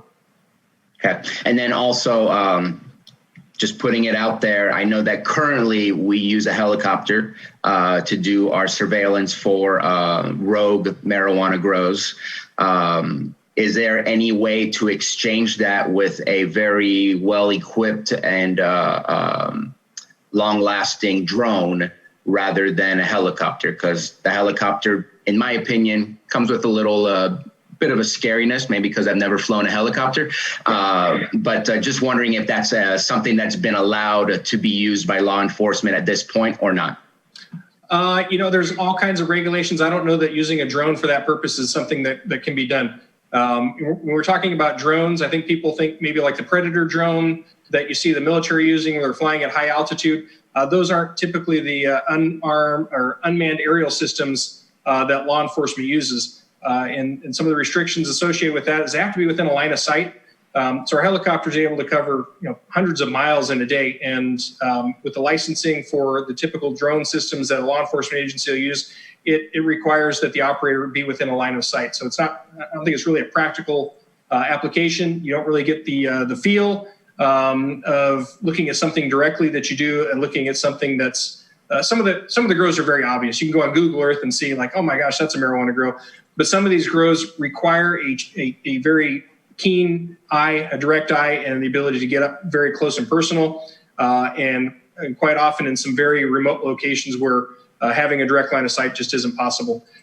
We talked about, and again, and this will go back to the contracting that we're talking about, that's going to require a lot of analysis and discussion on whether that is. What I'll tell you, what happens a lot of times is we go out to a grow and we think maybe it's 2,000 or 3,000 plants, and we'll get there and we'll discover there's 40 or 50,000 plants. And so we don't always know in advance whether or not we're going to need a piece of equipment. Sometimes we do, sometimes we don't. That would be a solution that would work in some situations, but probably won't be a solution that's going to be suitable for every eradication that we encounter, but definitely something to look at. Hey, Sheriff, just real quick, when you're getting response times from 2005, I don't remember when the reserves got ditched because of the state unions not wanting them to be competitive with paid officers, but it was sometime around then. And I'm just curious if you know what the days were when the years were that we got rid of reserve deputies, which were a large part of our deputy numbers. Yeah, I think that I know the name of the case. I think I'll defer to county council on the time, but I think it has to do with the Garcia decision. County council might be able to give you a better time with that. And we're talking about response times. This isn't strictly to do with response times. It has to do with the quality of life and some of the calls for service that we might get, including. I'm looking back in my records here, and I got one here from you recently from one of the business owners in Kelseyville talking about a homeless person sleeping in their porch. And again, that's one of those issues where staffing, if we had a homeless task force or we went out and doubled somebody up with social services or something like that, that would be something that we'd definitely be able to help with. But as far as the court decision, I believe Garcia decision, I don't know if Anita will give you the answer, but I can tell you that our reserve forces, when I started here in 2005, we had two that were Ross Schultz and Bill Burnett that served for several years after that, and we simply don't have any reserves today. It's a combination of... Yeah, I think the numbers of reserves, because we had like 18 or 20, I have the numbers somewhere, but we had... I think it was before that, so yeah. Yeah, I think so. Supervisor Sabatier?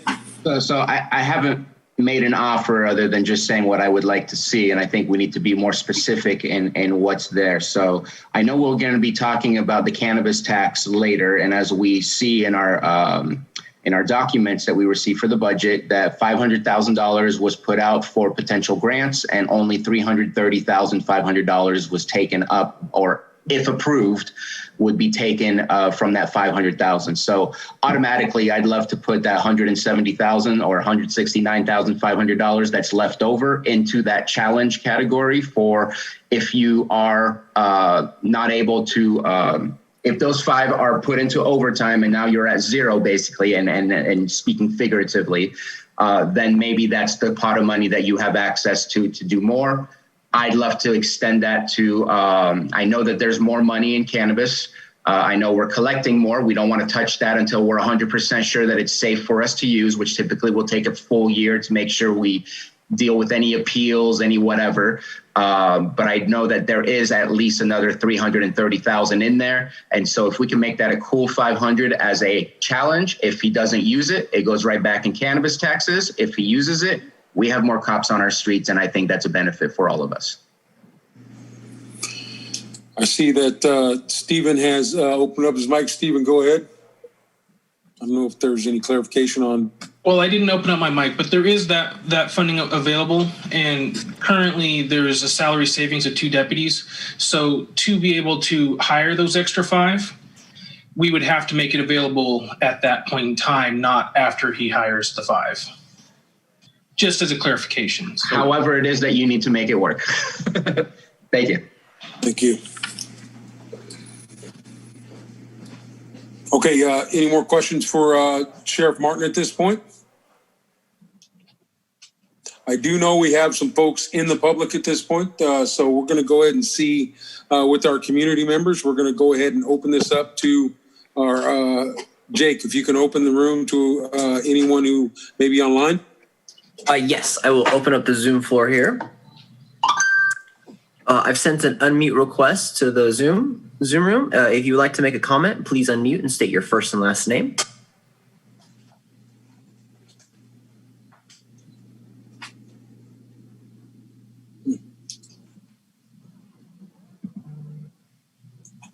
Okay, Jake, go ahead and close the room. I do know that when we started this process, there was somebody in the chambers. Is there anyone in the chambers that would like to make comment at this point? Yes. I do believe there is someone that wants to make a comment. Okay, go ahead and give us your first and last name, please. Lance Williams. I'm a resident of Lake County. We need a mic. Lance Williams. Can you turn the mic on? Is it coming through? Lance Williams. Pretty sure that's Lance, correct? Lance Williams, but Lance, we can't hear you right now, Lance. I don't know if you can hear us. I can hear you. Can you hear me? Anyone? Jake? Yeah, I'm providing an update to Sam real quick. Okay. Trying to get that scored up.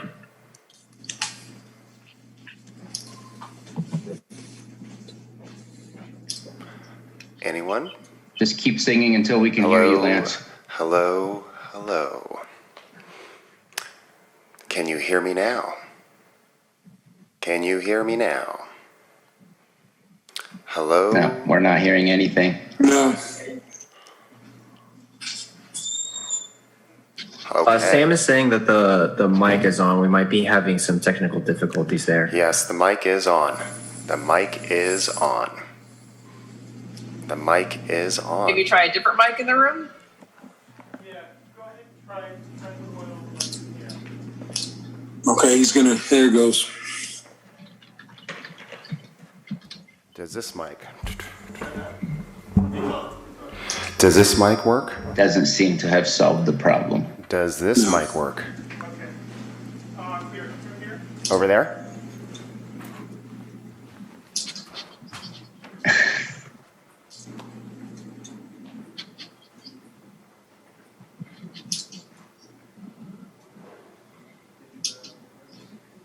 Nope. This one working. Hello, can you hear me now? Yeah. Yes. Right. So this is Lance Williams, resident of Lake County.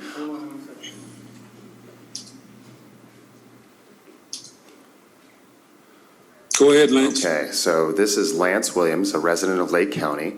I'm currently here as a resident and as the president of the Lake County Cannabis Alliance. And this is a very good discussion to have. I'm very happy that Brian has brought a lot of things to our attention. I would like to support Brian and his staffing. We've been able to talk about this, and we're really scared that we're going to push this off for another year using our money.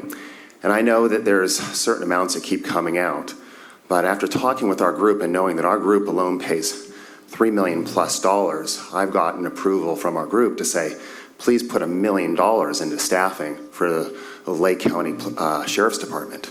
We're really scared. We're going to be harvesting soon, and it would be great to have staffing and overtime. We're looking at some things here that are quite frightening. If there's only, let's say, 3 sheriffs on duty, and we're harvesting, we just don't think that's enough. And we don't feel right pulling sheriffs out of their usual jobs either. And that was really made clear today with the presentation. So I know everyone's scared about touching the money, but we're not going to ask for a refund on that money for sure. And we are currently in progress. But I tried to explain to some folks earlier that by next year, most likely this will be $1 billion crop coming out of Lake County. And if there's 3 officers on duty to protect it, that doesn't do anything for us. We want this money, for cannabis money, to be put to infrastructure. And it's very clear that, again, a person of color myself, and I do support Black Lives Matter. I really want this money to go to the police department. I mean, I want our community to feel safe.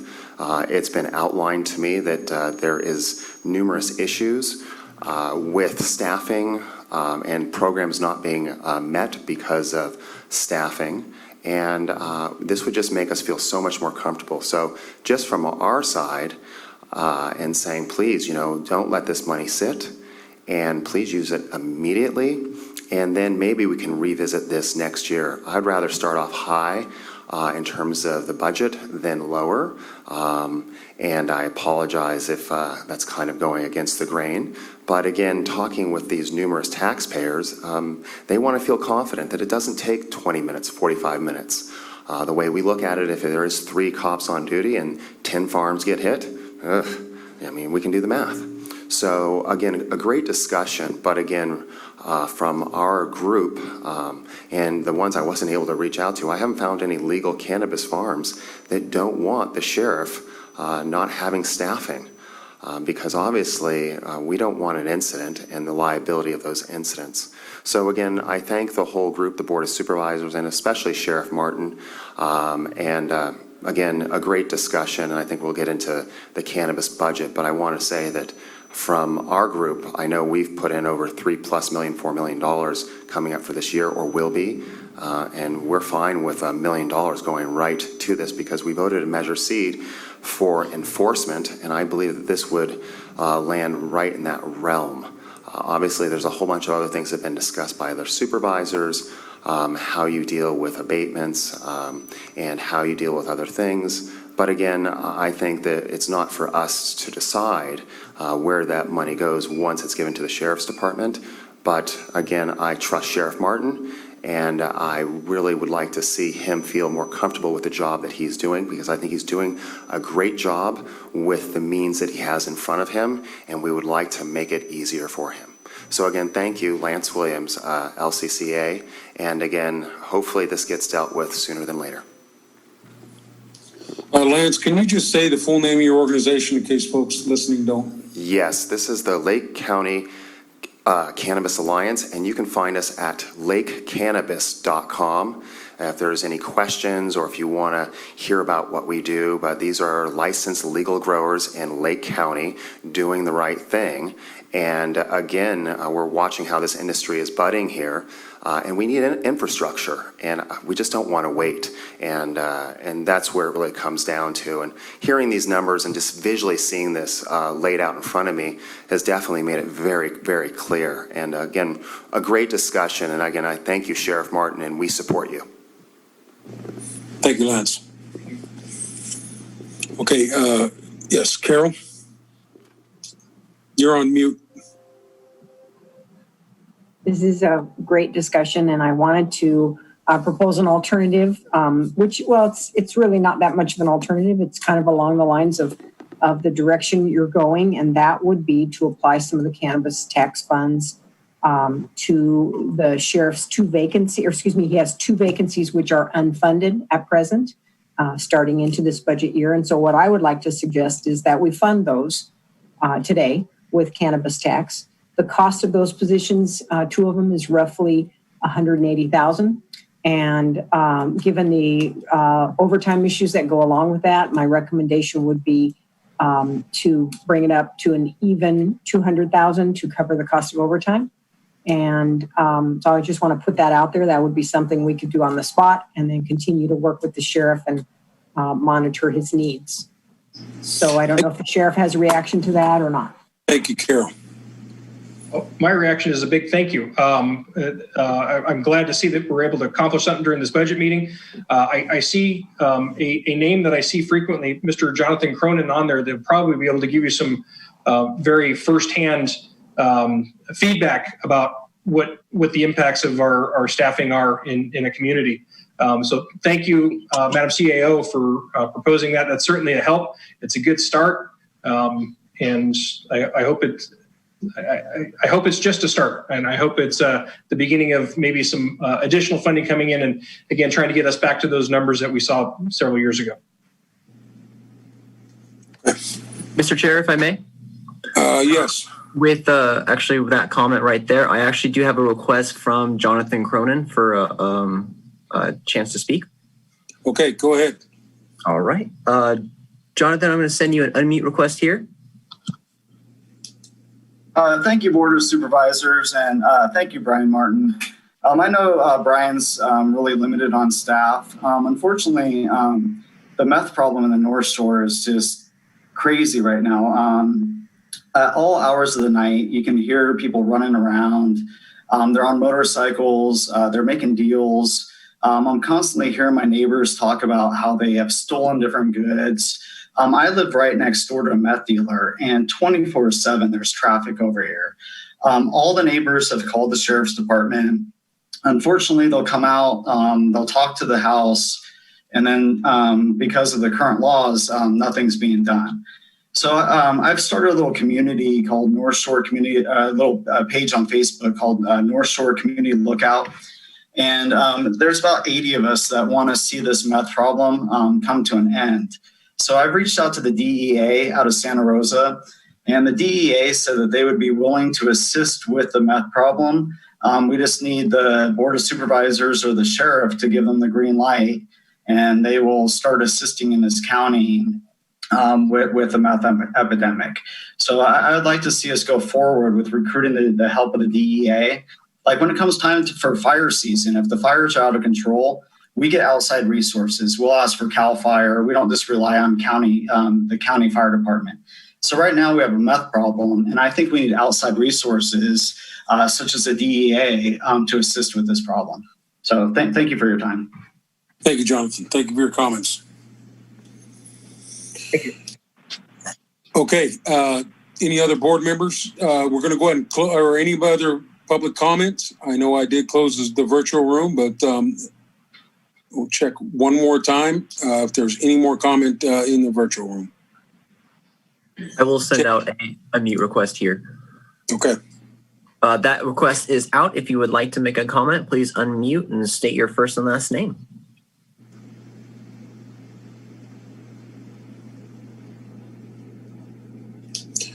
Okay, Jake, close the virtual room, and we're going to go ahead and close public comment at this point and bring it back to the board for action. Yeah, Supervisor Sabatier. I have a comment and a question. My comment is I appreciate the $200,000. I'm in support of that. I am going to ask later on during the cannabis tax portion of it that we look at if we can pull $300,000 out. And again, it's for that. I know it's weird for me to state it as a challenge, but if it's needed, it should be used. And so I'd like to allocate it right now just because it doesn't go anywhere and it sits there. If it's used, it would be for the purpose that we approve of.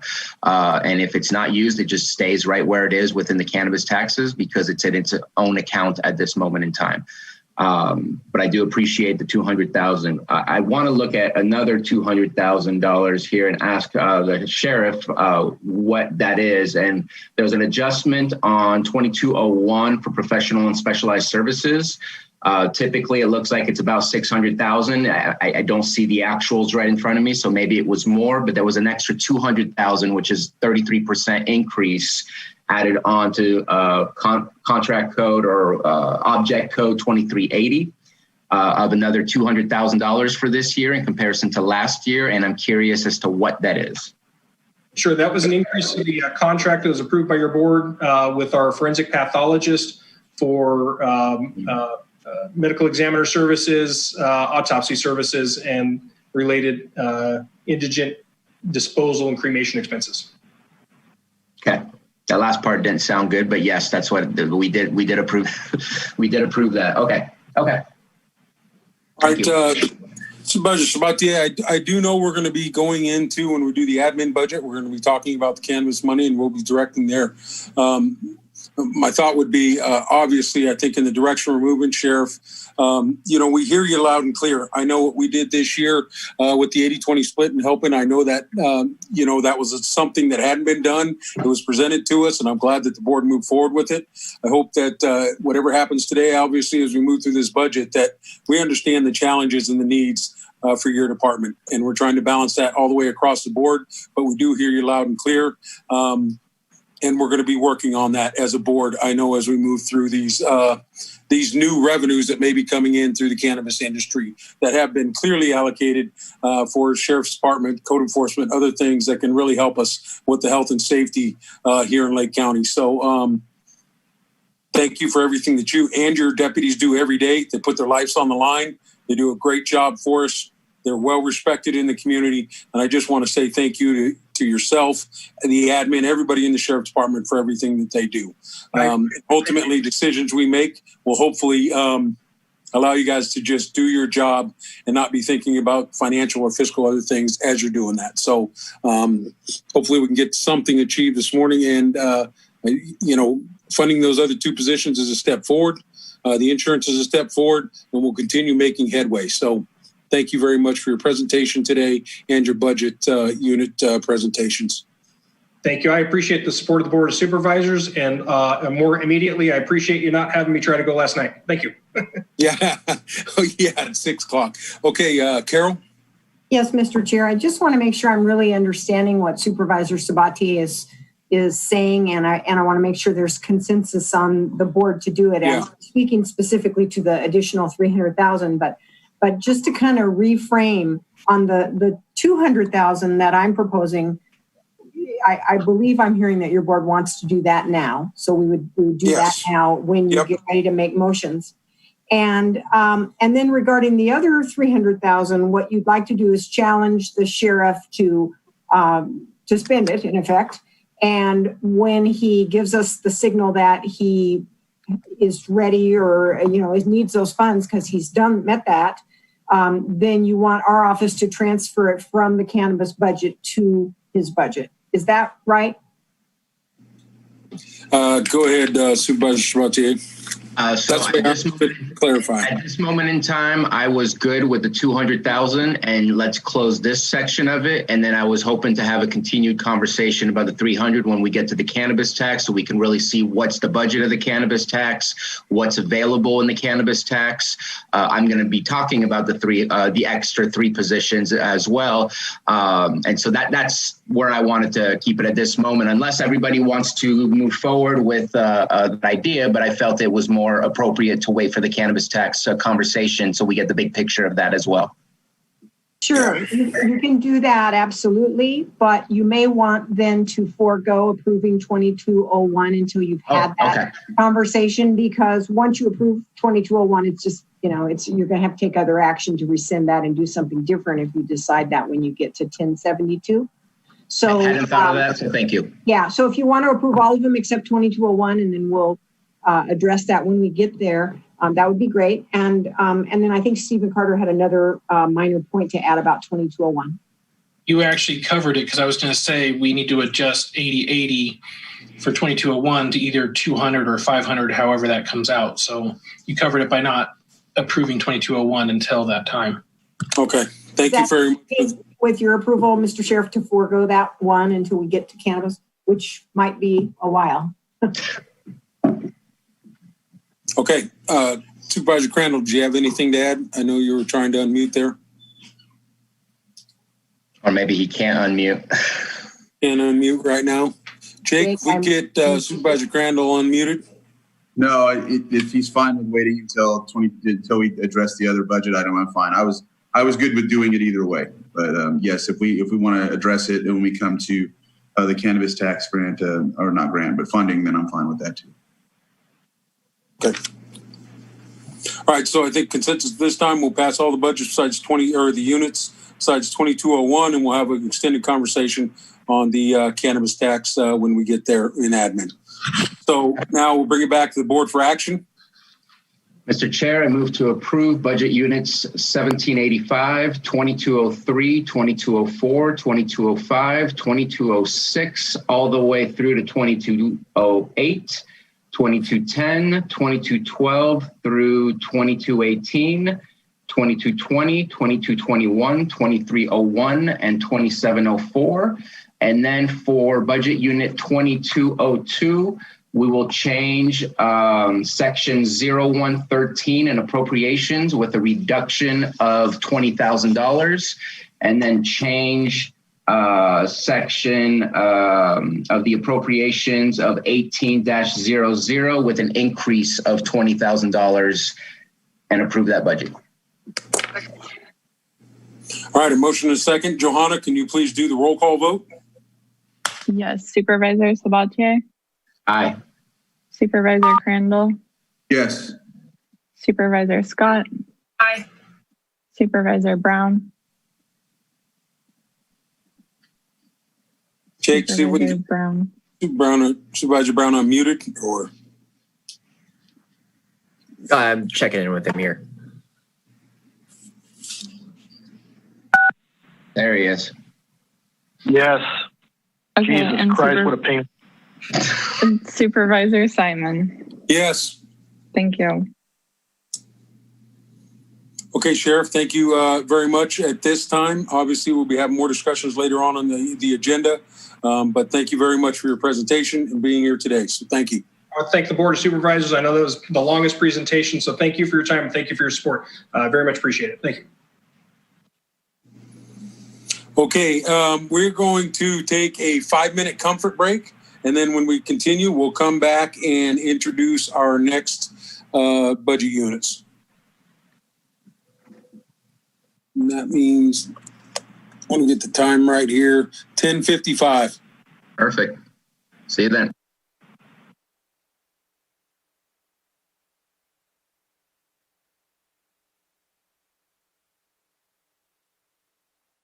General relief.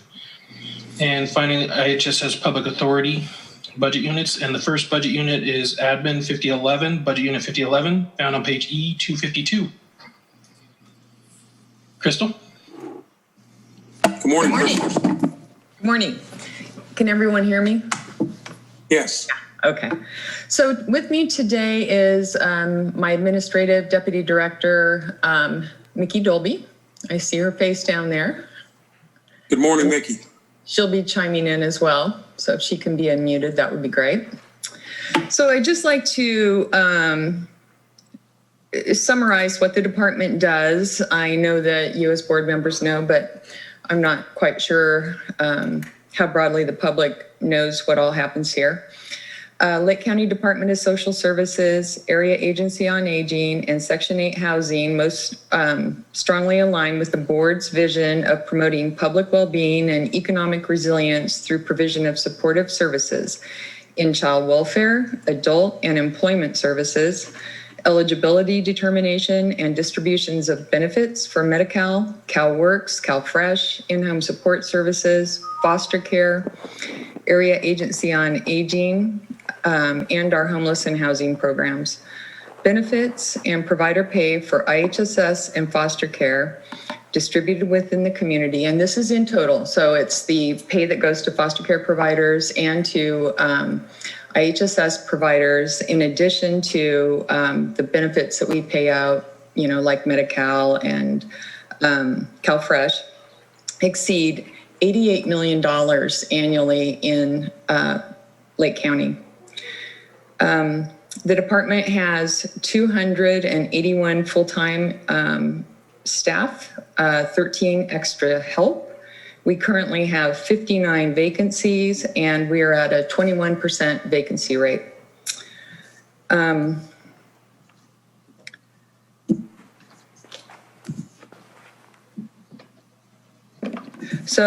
then just as a kind of an overview of accomplishments for 2019-2020, we have our housing support program, which is relatively new. It's contracted with NCO. I think it's the second year now that we've had the program.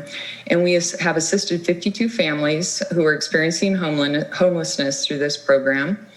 During the PSPS, over $800,000 in CalFresh replacement benefits were issued. During the COVID-19 pandemic, we internally created policy and plan to have 75% or 190 of our staff work remotely from home, and that has gone extraordinarily well.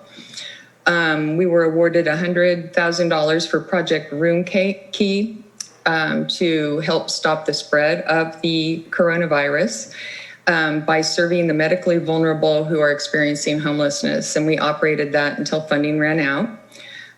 Continued meeting mandated services throughout the pandemic, having continuously updated the department-wide continuity of operations plan with many unique policies specific to implementing state-sanctioned program waivers. I am really proud of this one. So I think many of you were here when I first started in 2017, where the majority of children placed out of home in child welfare services were outside of the county. And we are now at 75% of Lake County children having placement within our county, which is really fantastic and just an extraordinary job done by that, by the staff at child welfare. Disaster CalFresh will soon be available for the LNU wildfire. And we approximate that 2,000 residents will be eligible for that. Let's see, what else? Right now we have an application that has been preliminarily awarded to us. It's called a reservation, but it's for program Home Key, kind of a subsequent version of Project Room Key, and we applied in partnership with Adventist Health, requesting $3.4 million to complete the building of Hope Center, a transitional housing facility in Clear Lake, and that's part of a Hope Rising project. And support that we need to overcome barriers would include, and I think I saw this yesterday, was actually a comprehensive countywide housing plan, because we do have Section 8 housing. We're implementing another housing program for people who are eligible for SSI, may not have actually been granted SSI. It's a disability advocacy program, housing and disability advocacy, and it's been contracted to NCO as well. But what the problem that we run up against is lack of available housing, and so really interested to see the county moving forward with building more low-income housing. Finding a way to have that happen. Also, countywide access to broadband, technology to create efficiency between county departments. And then we are also really advocating for a permanent remote work policy. It would allow us to decrease the number of leases for work sites, which would be a huge cost savings to this department, and potentially really help us out in areas that I'll talk about next, which are our budget concerns. Realignment 1991 and 2011 are both tied to income tax and vehicle license fees. So in poor economic climate, these funding sources are impacted in a negative way. And so you can understand then that, there are a lot of concerns, and I'm sure you're all aware that with COVID-19 and the economy right now, it is very likely that we will have a negative impact with our funding. Right now, there was a realignment backfill that the governor made available. It isn't going to completely solve our problem, but it is a big help. But of course, this is not over yet either. Currently, the anticipated reduction in realignment is not as severe as we originally had expected. We are planning conservatively in order to meet, our future needs. The IHSS, MOE, and burden to DSS and realignment 1991 funds is really the primary concern.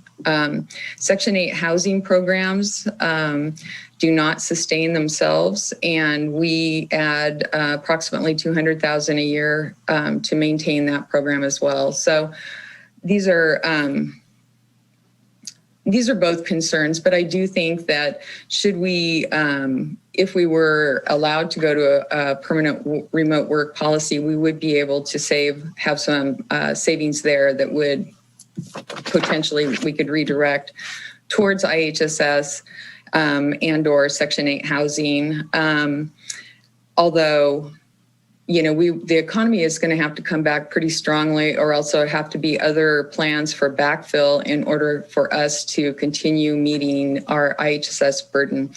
And we have a presentation that we elected to do after the budget hearings because we really want to present it fully and the impact it has on the county. But that's with respect to IHSS and the maintenance of effort in relation to the very disproportionate size of IHSS population that we have here in Lake County.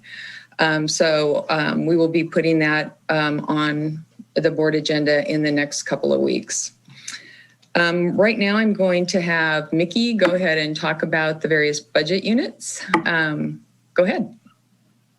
All righty. I think I could probably go through each one of the budget units, just explaining what they all are. You have the paperwork in front of you. So I'm just going to very briefly just share what they do for us. Budget Unit 5011 is our largest budget unit and covers most of our administration and some benefits, some services to clients.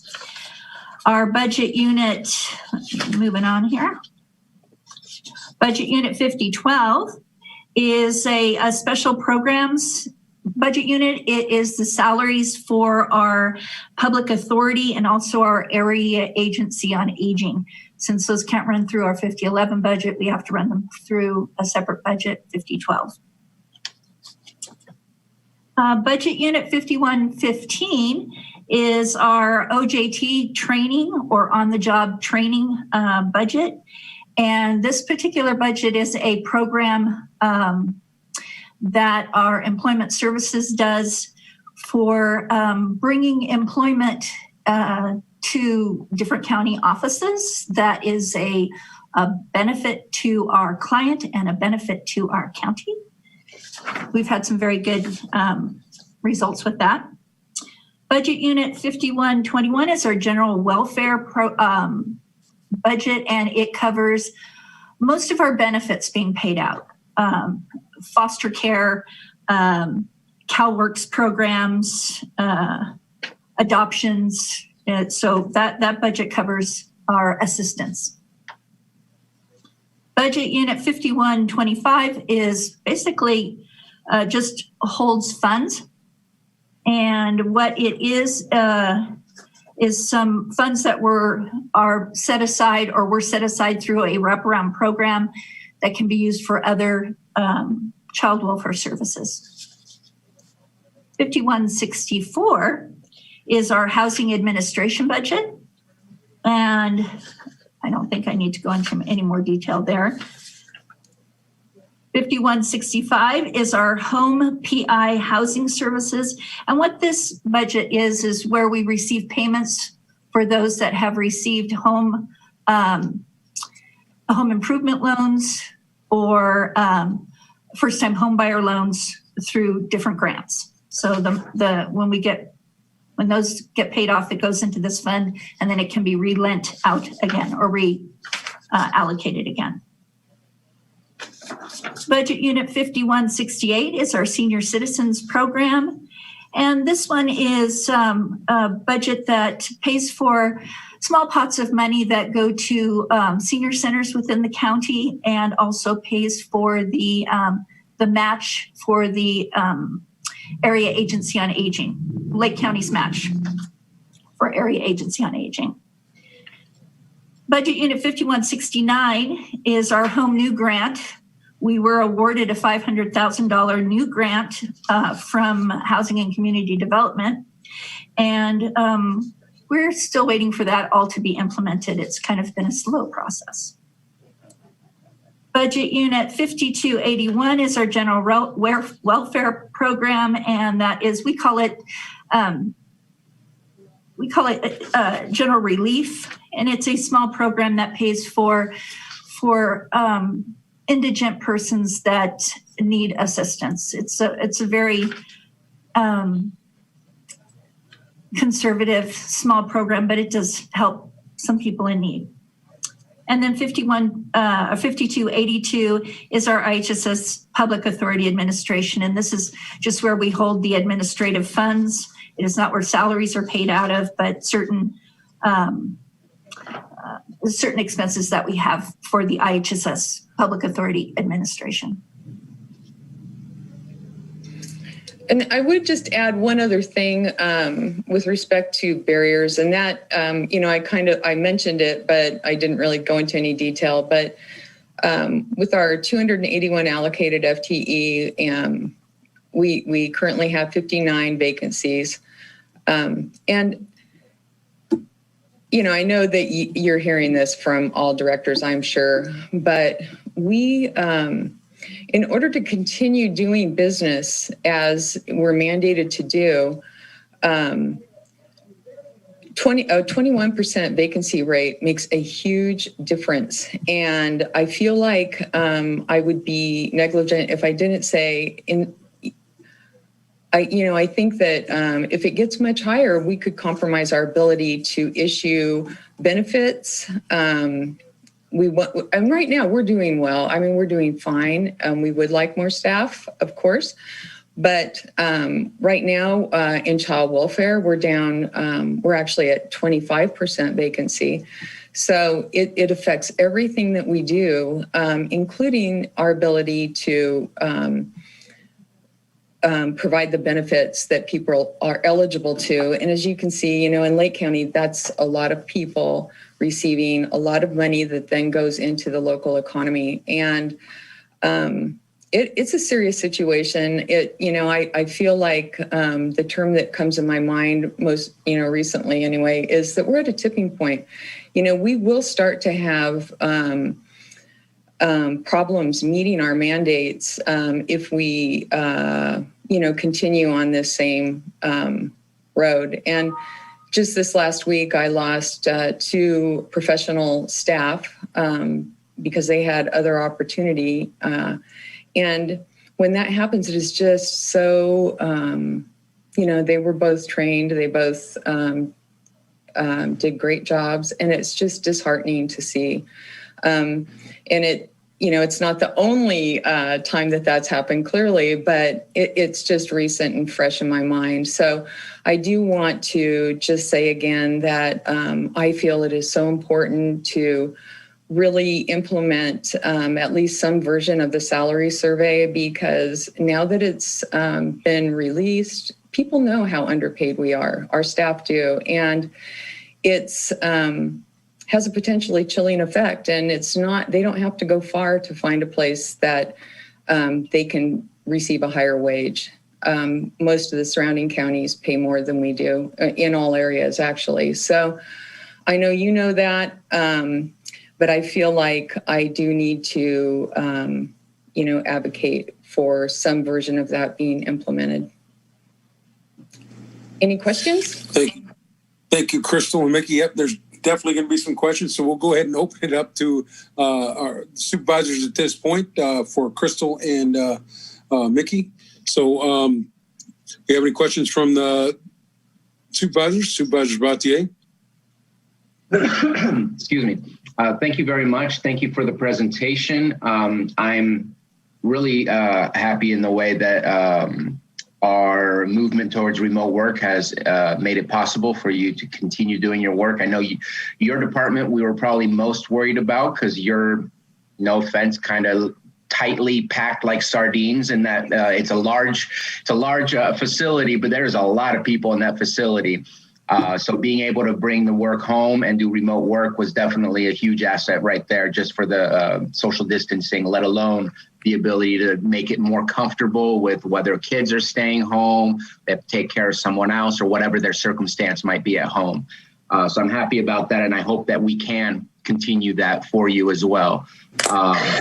One of the things that I know you've brought to us multiple times, and we've discussed it, and at the same time, I don't know that us as a board has helped you other than maybe having private conversations, is the increase of vouchers for Section 8.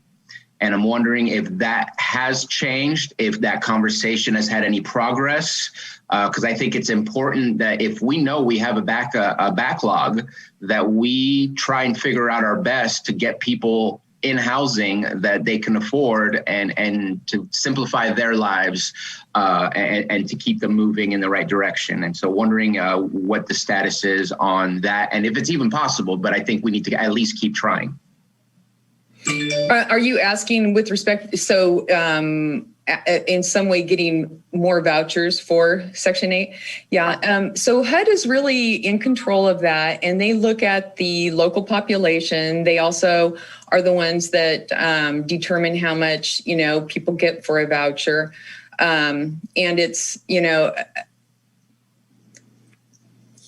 as with many things, it doesn't really seem to make a lot of sense, but we, don't really have the ability to just call them and say, we want more vouchers here in Lake County. And part of our problem is the number of vouchers, because we cannot pay for the administration of the program due to the low number of vouchers that we have here in Lake County. And so, we've discussed it with HUD multiple times. I don't know if it would make a difference if we had support from supervisors in that discussion. I'm absolutely willing to go there. But at this point, what we have is what we have, and we have a waiting list. We have for some time. It very rarely opens up, but when it does, you're at the bottom of the line. And I forget exactly how many people we keep on it, but it's a lot. And, I think right now for us going in the direction of housing programs that are available now from the state, and they're funneling them down through social services, which has really not been done before, other than for very specific targeted groups that, are under already social services purview. And so now it's, really all across the map. And so we are trying to apply for programs as they become available. And we have done so thus far. But where we run into a problem there is available housing. And we've been contracting with NCO to operate our housing programs because it's difficult for us to pay for staff in an area that's already impacted, which is our Section 8 housing. And then we have the home loans. And in the home loan program, we front the money, and then, it comes back to us. But that also kind of leaves us depleted as that process moves forward. And so housing is not, it's, because none of the programs are actually all, done alike. So it's a little kind of patchwork in the way that it's put together.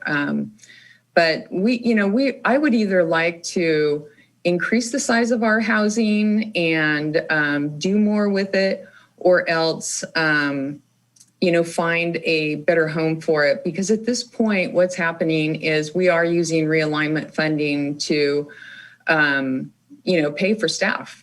And we have multiple things that we need that realignment to be available for. In the big scheme of things, and that our actual realignment was developed to pay for those things. And, IHSS is one of those things. And, that's really, in my mind, our very biggest concern is the IHSS MOE. It looks like right now with the backfill and the fact that the economy has not tanked quite as badly as was initially predicted, that we will be able to make the MOE this year. But I don't expect this economic recovery to be strong and fast. And so next year is, unknown, absolutely unknown. And it's unknown if the governor will again, look for backfill to help counties who are struggling with that. If we had a regular sized caseload here in Lake County, we would be fine, but we don't. It's about 3 times beyond what it would be for a county our size. Right. Thank you very much for that.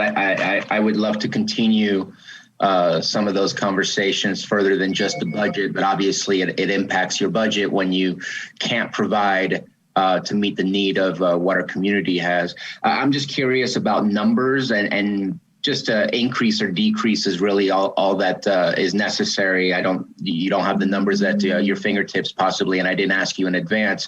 But prior to COVID-19, when we were supposedly in the height of the economy, were we seeing a decrease in the needs of social services in the community, or was it kind of flatlined and it was still the same? And with COVID-19, have you really been seeing a surge and an increase in needs of social services? Mickey, I think you're probably more poised to respond to that one. I would, without having any numbers to give you, I would say before COVID, it was status quo. We were not seeing any change from the previous year. It was going, it wasn't getting better. I would just say it was continuing. But with COVID, we have absolutely seen an increase in need. Right. We actually do have those stats, and I will provide those to you. I was just thinking about some recent information that I got actually from Michelle Dibble, who is our eligibility and employment services deputy director. And, you know, we are seeing people applying for and receiving, you know, all of the COVID related benefits. So, yeah, if you look at it cumulatively, we definitely have seen an increase. And we'd be happy and I would suggest to report. I would suggest that the numbers from prior to COVID would be useful numbers to see for the Economic Development Ad Hoc Committee, because it's a measure of our overall health of the economy and our community, depending on how many resources they require from your department. And so seeing what those numbers look like and maybe seeing a dip in the history might help us target a specific thing that changed that we might identify and then maybe expand on in our economic development and say, hey, this really seemed to have helped. Let's expand on that. Anyways, just I think your services are critical, but they also help explain a lot as to what is making the true change in moving the dial for our community. So thank you. Thank you. Of course. Supervisor Scott. Good morning. Thank you for that presentation. I first would like to say that's quite a win, 75%. I know. Yes, that is great. But they stay in the community. I don't think we fully understand everything that goes along with this. These children have lost their homes, and the majority of the time they also lose their community and their school and their friends, and being able to keep them here in the county is just, it is a big win.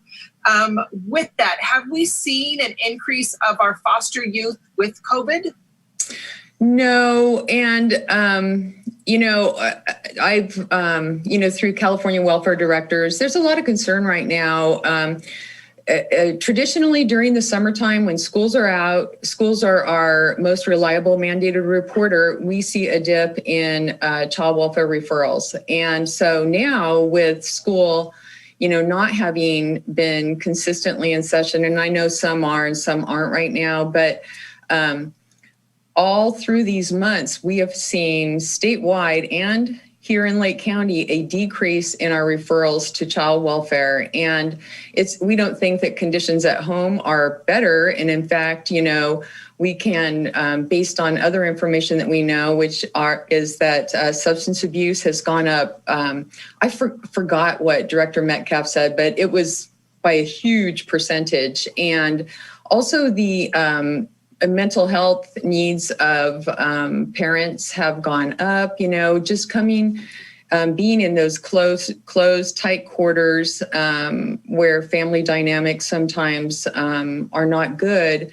They're getting worse. And we have not seen a corresponding increase in child welfare referrals. And I think that's because the kids are at home and not out in the community where other people can actually take note of what's happening there. So, you know, I don't know, you know, what really, or how to fix that or what kind of steps we can take, but it's a discussion that's happening at the state level and national level, actually. Yeah. And I know the districts are looking into that because I actually went to back to school night with Lakeport Unified last week. And that was one of the questions that I asked the teachers because they're in distance learning is what is the percentage of children that aren't showing up to class? And each teacher said it's between 5 and 10 students aren't showing up each day. So these are students that we're not connecting with. And I know Lakeport Unified is doing a great job when students don't show up. They're sending people out to try to figure out why is it? Is it because of technology? Is it because there's no supervision at home? You know, what is the reason? So I'm hoping other districts are doing the same, making sure we're touching base with these students and not letting them fall through the cracks. That's interesting. Yeah, I would like, and I'll talk to Brock about that or to find more information out about that, because I would be interested in knowing, you know, what the schools are finding when they're making those in-person contacts. And if they did, you know, make in-person contacts and felt like something was wrong, then they could make a referral, of course, to child welfare if required. So. And then I know I've been sitting on some of the meetings with Home Key, and that's really exciting that we've had the money reserved, even though they didn't say how much money has been reserved. So have we heard any sort of timeline of when that? Yes. I don't have it right in front of me, but I was contacted again yesterday just to get some, they wanted to double check some information, but it looks like we potentially will be receiving around 3.4 million. Wow.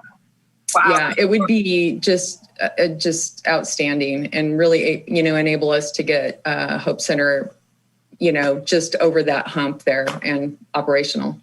That's incredible. And, the big part of that too, and it's just worth mentioning, is that of the $600 million, 550 of it has to be spent before the end of the end of the year. And so there's a lot of incentive on their side to get that money out to communities. Great.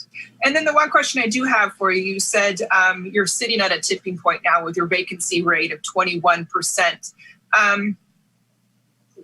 Where has your vacancy rate gone? Is it getting better, or is it worse than it was a year or 2 years ago? No, it's about the same, honestly. But when I see it in specific program areas, some cause more concern than others. And it also, there's another story that's not just what the rate is, it's the churn, right? And so while we might be able to maintain right around that between 20 and 25% vacancy rate, which is still a lot. I mean, that's a quarter staff. But when the people who are experienced leave, which just happened, two people in 1 week, then, each, our workforce, overall is less experienced, less knowledgeable, and less capable. And, that's kind of what we're seeing. It's rarer now to have a large group of, people who are experienced and knowledgeable in their area working together than, even when I first started in 2017. And so that does concern me because institutional knowledge, program knowledge, all of those things do matter when it comes to working with the public and being able to do their job efficiently. Can I add something to that? Go ahead. Yeah, go ahead, Mickey. Thank you. I just want to say that turnover rate that Crystal was talking about is, besides bringing, the knowledge of our staff down, it's hugely expensive because we're constantly recruiting, we're constantly interviewing, we're constantly training. And so it's just this very expensive cycle that we're on just to keep it at 21%. Mm-hmm. Yeah, the training is the expensive part. Yeah. Well, that was all the questions I have for you. And I just want to thank you for all the work you do in the community. I know I'm fortunate enough. I sit on a couple different committees with you, and I know how passionate you are about helping the community. And that definitely goes a long way. Well, thank you very much. And same to you. I appreciate you. Okay. Any more questions from Supervisor Crandall? Yes. Hi, Crystal, and thank you for the presentation. I just had a couple questions. One, I'm reading here on the accomplishments, and I think this is just key to note. It says DSS has been actively encouraging in-home supportive services providers and recipients to enroll in an electronic visit verification, electronic timesheets, and has 90% participation rate, which is good. And has that helped with some of the issues? I know that they've come forward with at different times, but I think thinking it would help because commonly they send those participation, the timesheets or go to the actual senior, and then you have to take that time to do it. So I imagine this helps tremendously. I think by and large, people have embraced it. I really felt like we would have a difficult time implementing it here in Lake County because a lot of seniors don't have access to technology. You can't, like many wouldn't have internet.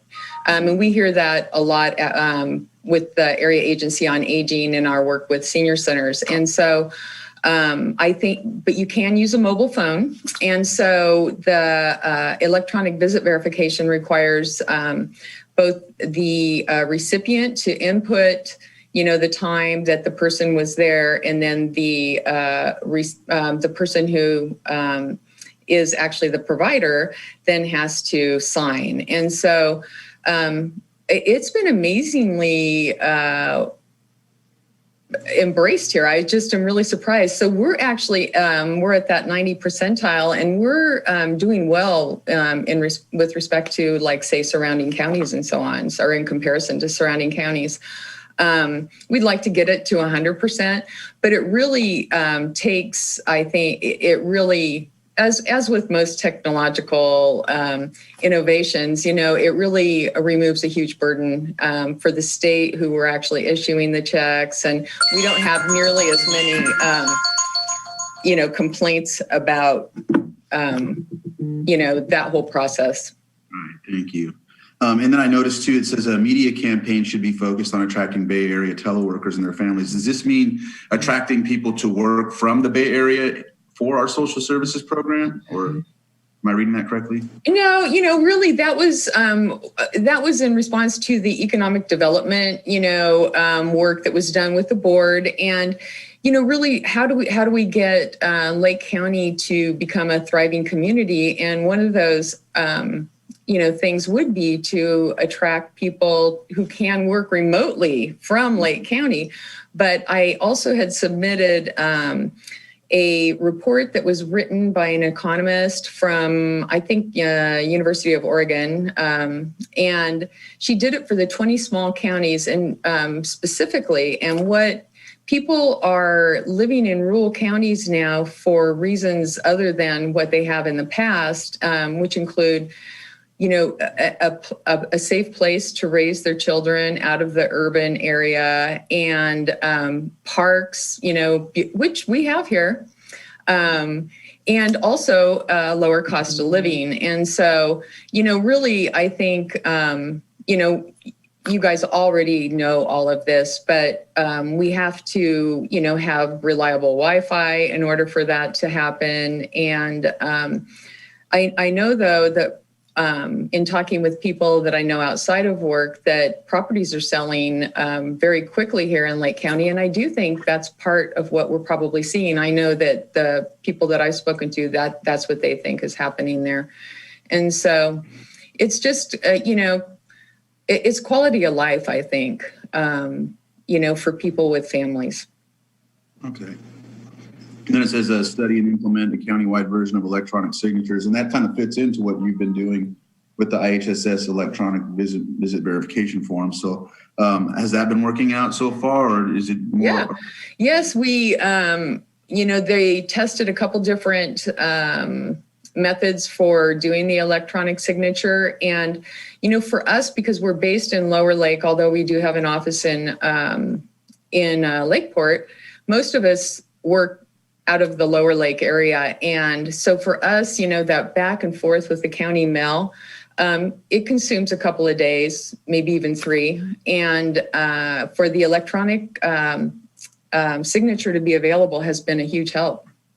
Excellent.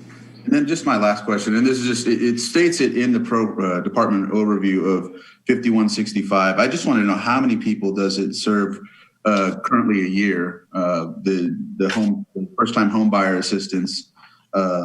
Just wanted to know that number. I can answer that one, Crystal. Is that okay? Yes, I was about ready to ask you. I'll go do that one. It depends on how much money we have in there.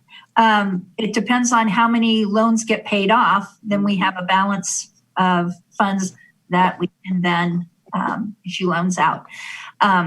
I think right now we had 600,000 ish.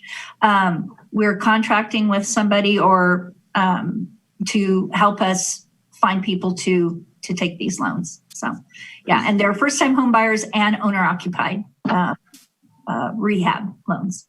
Nice. And does that look like people that are kind of coming off of their social services program and getting into the, when people are starting to get into that position where they're working and they're having a little more success? Is that what we're looking at? They're specially qualified people. They have to be low income. Yes. Mm-hmm. Thank you for answering that. That's all I have. Of course. Thank you. Okay. Crystal, I just want to thank you and Mickey for the presentation today. Obviously, your department touches our most vulnerable individuals in the county. People are looking for help and a hand up. And I think anything we can do to continue helping you along. We heard you loud and clear about the permanent teleworking opportunities that we need to embrace here in the county, being that we've been able to do it during the pandemic. And I do know we are looking to, get something put together for long term. And hopefully that'll help with all of your situations as you're dealing with, as Bruno said, especially with your space issues and also recruiting. Hopefully, like we talked about, an economic development opportunity for someone who would like to work from home. That might be one more incentive that could be provided during those recruitment times when you're trying to get someone to come on board. Also, I think from the leader standpoint, being on the board, when we were asked about the percentages of how it's going, whether they're increasing or decreasing the uses of your department, is really the gauge to see how we're doing as a board. We know that as we move forward and make some changes, hopefully those numbers will be coming down. And that means that people are getting the hand up that they need, and we'll continue to try and focus on that. Mm-hmm. Also want to say during, obviously just like all the departments do in the county stepping up, but the sheltering aspect that took on a whole new life with COVID-19, the TEPs and everything else. Just want to thank you and all your department and all the folks that worked through that during the disasters. I know the Sheriff's Department, everybody who steps up does a great job, and just the pre-planning and things. So just want to say thank you very much. We're not over fire season yet, but our experiences so far, at least the pre-planning and everything that was done is, allowed it to be as smooth as it could be. So thank you. I don't have a lot of budget questions at this point. I know, as we've heard from all departments, as a board, we've got to come together, put our heads together and work with admin and folks on how we're going to improve, our pay and other things for our folks in every department in the county. And we hear that loud and clear every year. And hopefully we're going to be taking steps forward sooner than later. We take some steps, but COVID-19 slowed those things down. I just want to thank you very much, for everything that you do. I don't have any more questions. We'll see if we have any more from the board. And then we'll go to public comment and get the approvals completed for your budget this year. But thank you very much. Supervisor Sabatier. Yeah, two quick questions. One for the housing. Supervisor Crandall already kind of touched on that. Is the actual balance 644,000, or is there more in that category? That's the amount that we had at the time we put the budget together. I know that we had a couple of people requesting information about their paying off, but I don't think we've received those funds yet. So it's kind of a moving target. Okay. And then that's the loan that's also deferred past any other loan that might be attached to, or does that is that a primary loan? No, it's usually a secondary loan. Right. So. And that's why it takes a long time for it to come back to you, because you got to pay off your 15 or 30 years before you have to actually pay off the secondary. I gotcha. And then the OJT. Obviously you have facilities where people can go to and get training and hopefully find either a career or a job. Do you do any of that in coordination with our jail? Crystal could probably answer that, but I know that our employment services department is they're working actively with their CalWorks clients to find them employment. And there's just a process that they have to go through to qualify for certain positions. So I'm not sure exactly if they offer some training, but I know that the jail has an extensive background check that some may have difficulty passing. Gotcha. Right. Okay. Yeah. So, and I can say that not at this time, but it's not something that we would, it's something we'd be interested in having a discussion about. But, as Mickey says, and, true of the population as a whole. So they would have to be able to pass background. Right. They would need to meet the criteria, and not everybody meets that criteria. Gotcha. Okay. Thank you very much. Mm-hmm. Okay. Any more questions or comments for these budget units? Crystal or Mickey? Okay, not hearing none. We're going to go ahead and open up for public comment. Jake, can you open the room and see if we have any questions from our community? Yes, I will open up the Zoom room here. Sheriff Martin, would you like to make a comment? I'd love to make a comment. I want to thank Crystal Marketing and the rest of her staff for their collaboration during both the preparation and the response to our various emergencies. Again, as I mentioned during mine, we've gotten really good at this, and social services and their monumental task of addressing the care and shelter, the congregate shelter, and making the adjustments that have been required during the COVID-19 pandemic. She's done a phenomenal job. I just want to acknowledge, recognize, and thank her for her efforts. That's all I have. She didn't pay me. Thank you, Sheriff. I didn't pay you, but I do want to say thank you very much. And I do appreciate working with our local sheriff's department and Office of Emergency Services. It really is just an amazing team here in Lake County. We have a lot of practice. Yeah. And seen it and experienced it. And I want to thank everyone in the county, all of our workers who step up, every one of them. It's just, as Brian said, it's not something we want to do, but we are getting good at it. I want to say thank you very much. Thank you. Do we have any other public comment? Jake, you opened the room, correct? Yes, we still have a mute request out there for the room. Okay. All right. Well, I haven't heard anything else besides the sheriff, so we'll go ahead and close it up and we'll bring it back to the board. Actually, sorry, we do have comments in the boardroom. Oh, okay. All right. Excellent. Do we think we got that mic situation figured out? Go ahead, Lance. Can you hear me now? Yes, please state your name again. Yes, great. Lance Williams, and again, Lake County Cannabis Alliance at lakecannabis.com. This is great to see. Social services hits a certain note with me. My mother was a social worker, and so I know that it can be selfless, and it's a lot of hard work.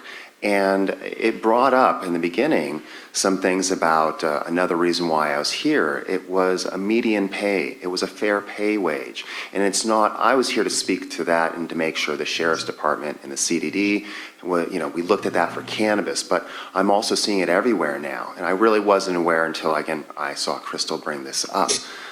If there is any way to think about this later on about cannabis, but again, I don't want to see, again, as she said, churn. I think that's a great terminology, is that we see it in other departments where we're really frustrated, where, we lose the skill set and then we start again. And I think for this county to really move forward, we need to look at all the departments, and we have some money now, and let's get everyone up to a median pay. Until 2 years ago, I had no idea what the pay was. And as Crystal said, it's public knowledge. And when I looked at some of this stuff, I was angry. And so are so many people in the group. So I know that it cannot be solved immediately, but I want this at the top of the list. And so does the Lake County Cannabis Alliance, that this is dealt with. Whether it's turnover or someone's not happy because they're not making money, it just is something that obviously, a fair wage. And if it's not the same as someone in another county, whatever you guys can do. And again, thank you very much, Crystal, and your whole department for your services. And it's so important because everyone in our society, and especially the children, and everyone that needs help, we need to hit all levels, and I see you doing that. So thank you. Thank you. Thank you for your comments, Lance.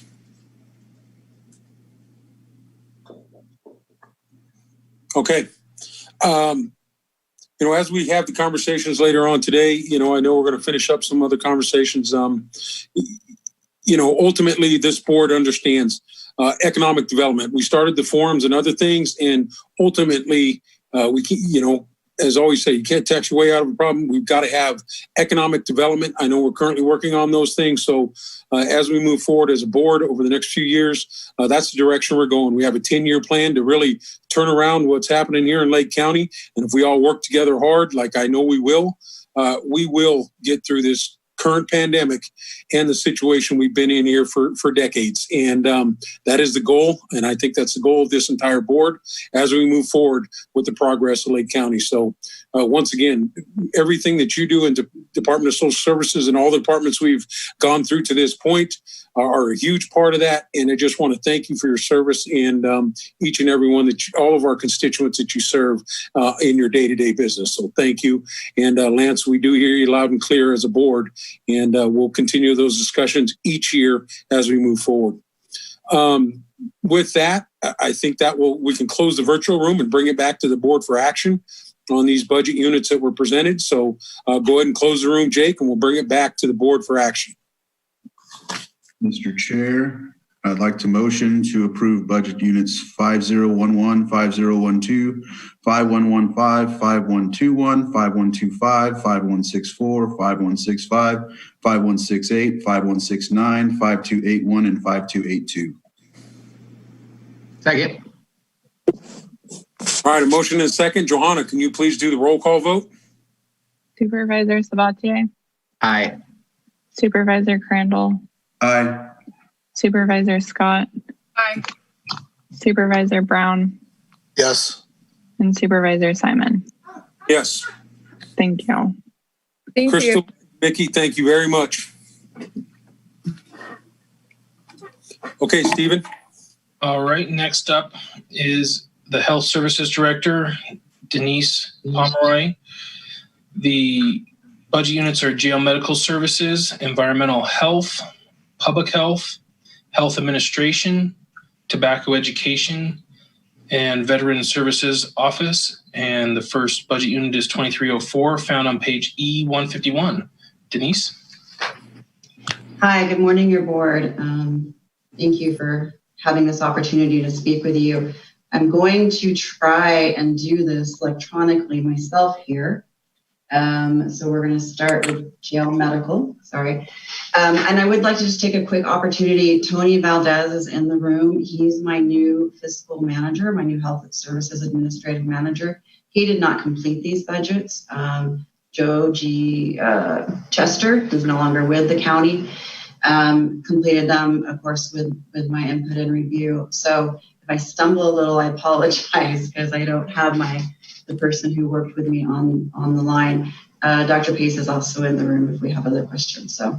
So we're going to start with, trying to pull it up. Tobacco, right? No. Nope, we're going to start with jail medical. And let me find it. Okay, so the jail medical budget unit is a pass-through through a contracted company with WellPath, also known as CFMG.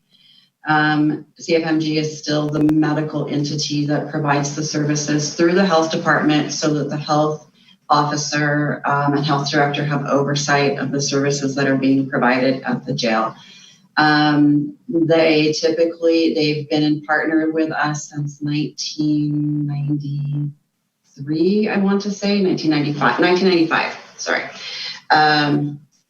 And with that, of course, medical care for the jail is extremely expensive. And we look at ways of negotiating with this contractor every couple of years. They have an extensive contract with us.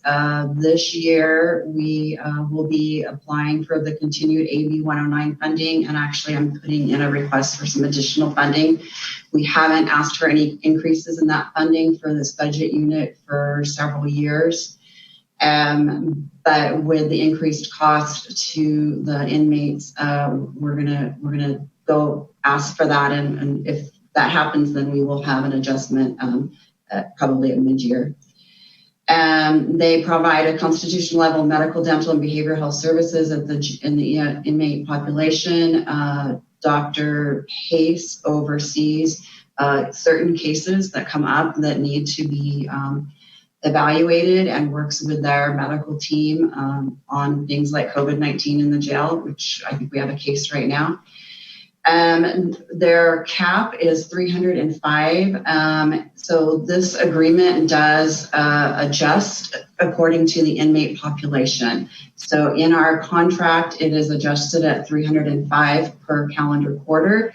And we pay an additional $619, or we are decreased an additional $619 based upon a daily adult average population. Now, the jail's been significantly decreased in inmates over the last several months because of COVID. So there is that money is returned to the county on a quarterly basis. The jail medical expenses, we have a cap for inpatient stays of $22,000 and we have ADAP of $12,000. That's per inmate, per exposure per year.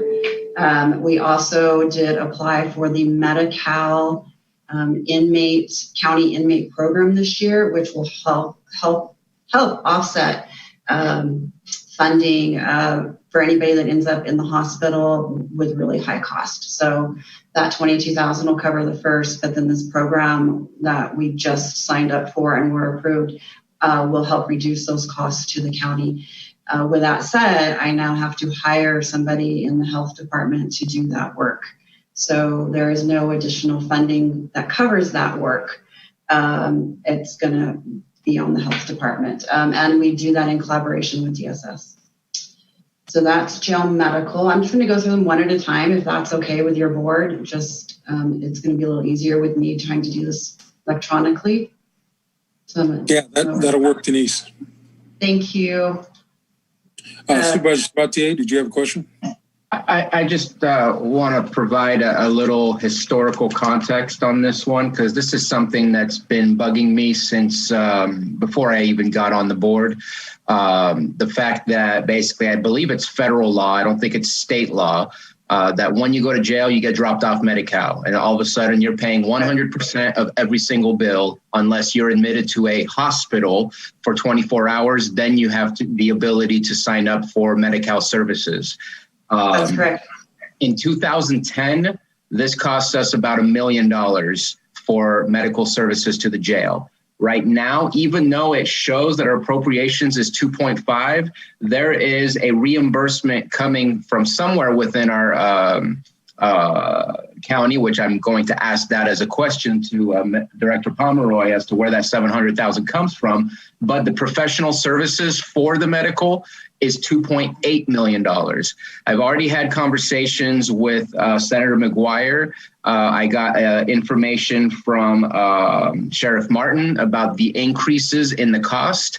What the state has done, granted this is a federal problem because they're the ones who set the rules for Medi-Cal because of Medicaid, but it's a state problem in that they're releasing long-term prisoners to become county prisoners, where now we are to take care of the medical bills, and they don't provide enough money to cover these things. And I think this is one of those conversations we need to get serious about fixing, bringing it to our CSAC, bringing it to RCRC. But I think we have to do something about it because it's not going to get any better. We know healthcare is just a continuous balloon that's never going to pop. It's just going to keep growing.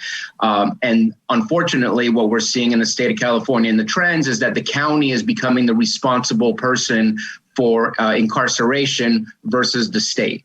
It's being dropped down on us, and we cannot keep paying for this. And we have to figure out either a very creative way to do this, or we have to figure out how we're going to lobby to change this. I don't think my conversation is not to change the budget, because we have to cover this. It's a mandate that we have to provide these services to our inmates, but it's a big, big, big problem that we can't just say, hey, it's balanced, we're taking care of it, we're good. I think we need to be very proactive as a board, because this is going to be a problem in 5 years if it keeps increasing the way it has, and if the state continues in the trends that it has been as well, to keep sending us, their inmates, to move to county responsibilities.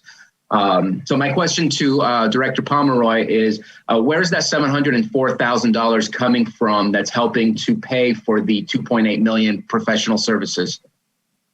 There's actually three sources of revenue for this budget unit. The 700,000 that you're talking about is from AB 109 funding.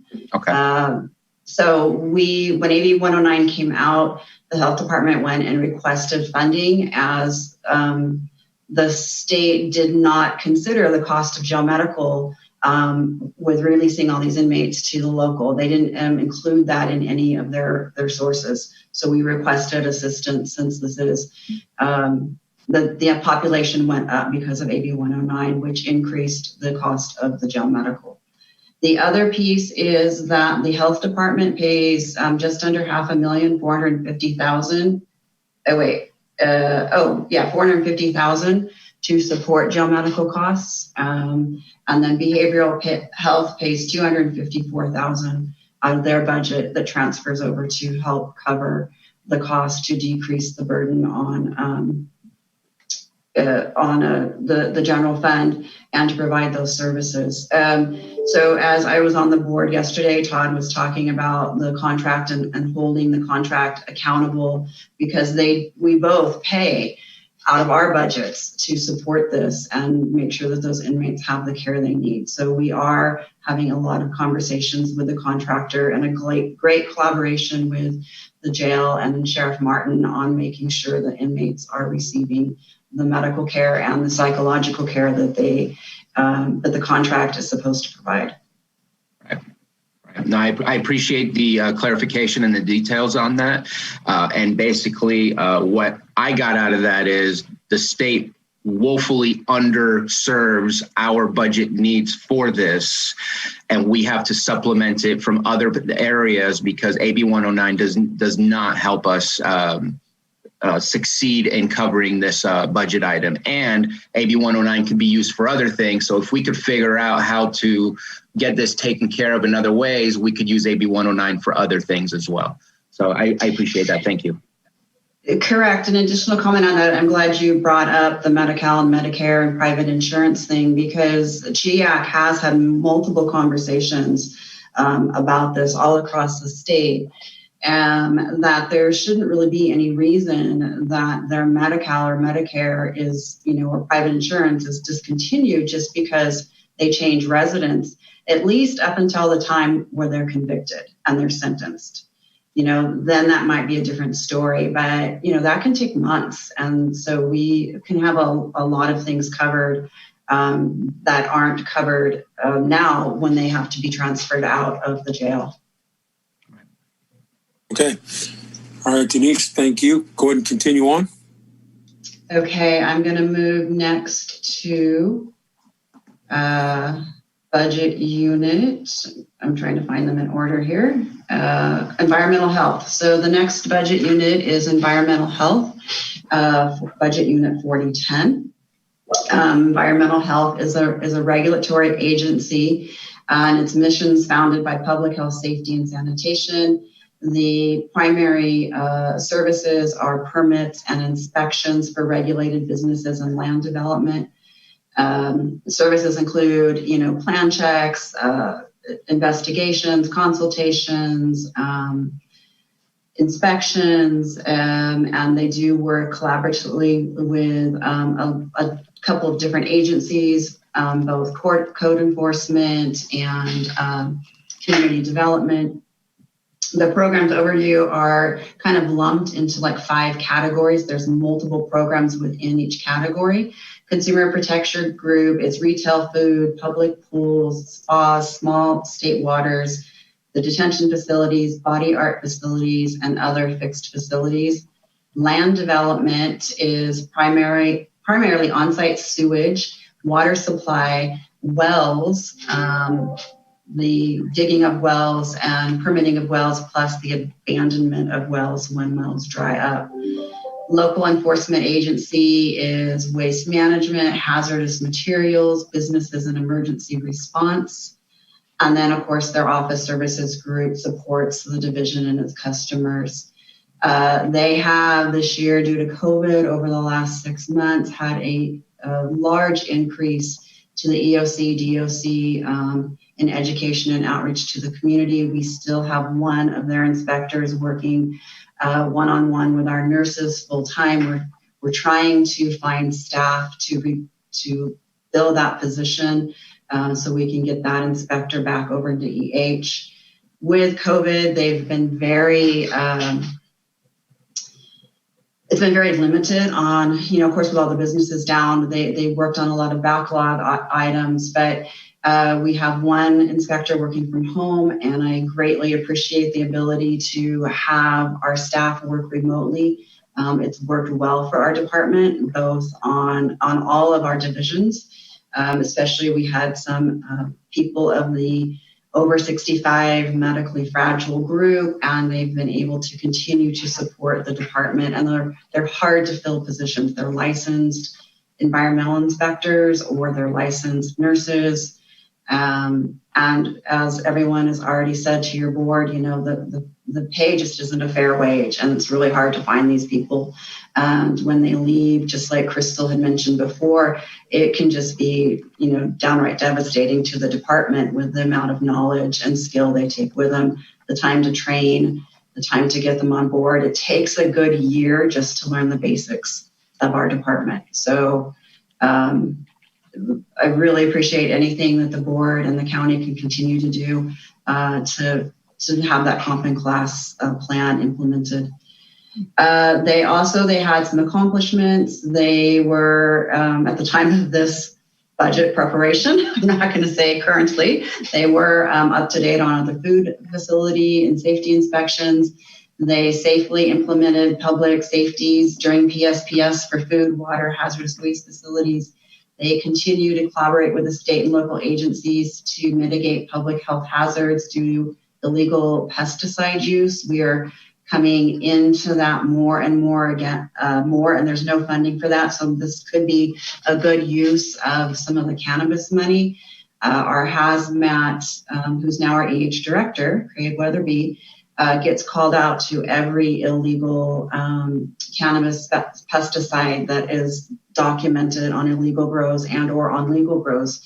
It's hours of investigation and work with the state, and there's no funding for that. So I'd like to put in a plug for some of the cannabis money to go to pay for that. And it's more and more. I think last year we put in over 1,000 hours on just that type of work throughout different people in the department. They have implemented their LEA local agency programs. They work with special districts to coordinate homeowners in Anderson Springs to hook up new sewer systems. And they've coordinated with community development and land development projects. They've been a huge support to the EOC DOC. We still have a significant amount of people out because of COVID. They are 21% vacant. And that's been pretty standard around the department. But we have 3 people who are off because of COVID and no school, and we have 1 working from home, and we have 2 vacancies. So a big, big hit to the department of being able to stay up on task. I go through their budget here really quick. Some of their goals this year is they are going to complete the LAMP project for state water board and local county boards of supervisors. We'd actually done a contract with Ray Rominsky, the retired EH director, but because of COVID, that had to get put on hold. So I just met with Ray yesterday. He was in the office, and we're gonna bring that back around and get that going again. Really looking to establish trend analysis for inspection frequency and quality for the EH programs. We are continuing to transition to a paperless system. They've been working on this for about 3 years. EH has many, many years of history of maps and plot lines and stuff that are huge files that have to be scanned for historical reasons. So we've been doing that little by little, but that also has been put on hold because we were using extra help and contract help to do that. Let's see, big changes. They're a fee-for-service department, so we are continuing to try to get them to be more fee-for-service and use less 1991 realignment. But at this point, they're still using about 40 to 50% of 1991 realignment to help fund their programs. And some of this is because there are things that they do that aren't funded, like all of the hazardous materials. Every time a vehicle goes into the water, EH has to go out and do that. And some of those are reimbursable based upon insurance and stuff. We're continuing to upgrade their building. We have the rest of the ergonomic furniture that we're going to be completing this year, and the only thing left to carpet is the hallway. We're waiting till all the furniture comes in. And that's about it for EH. Do you have any questions?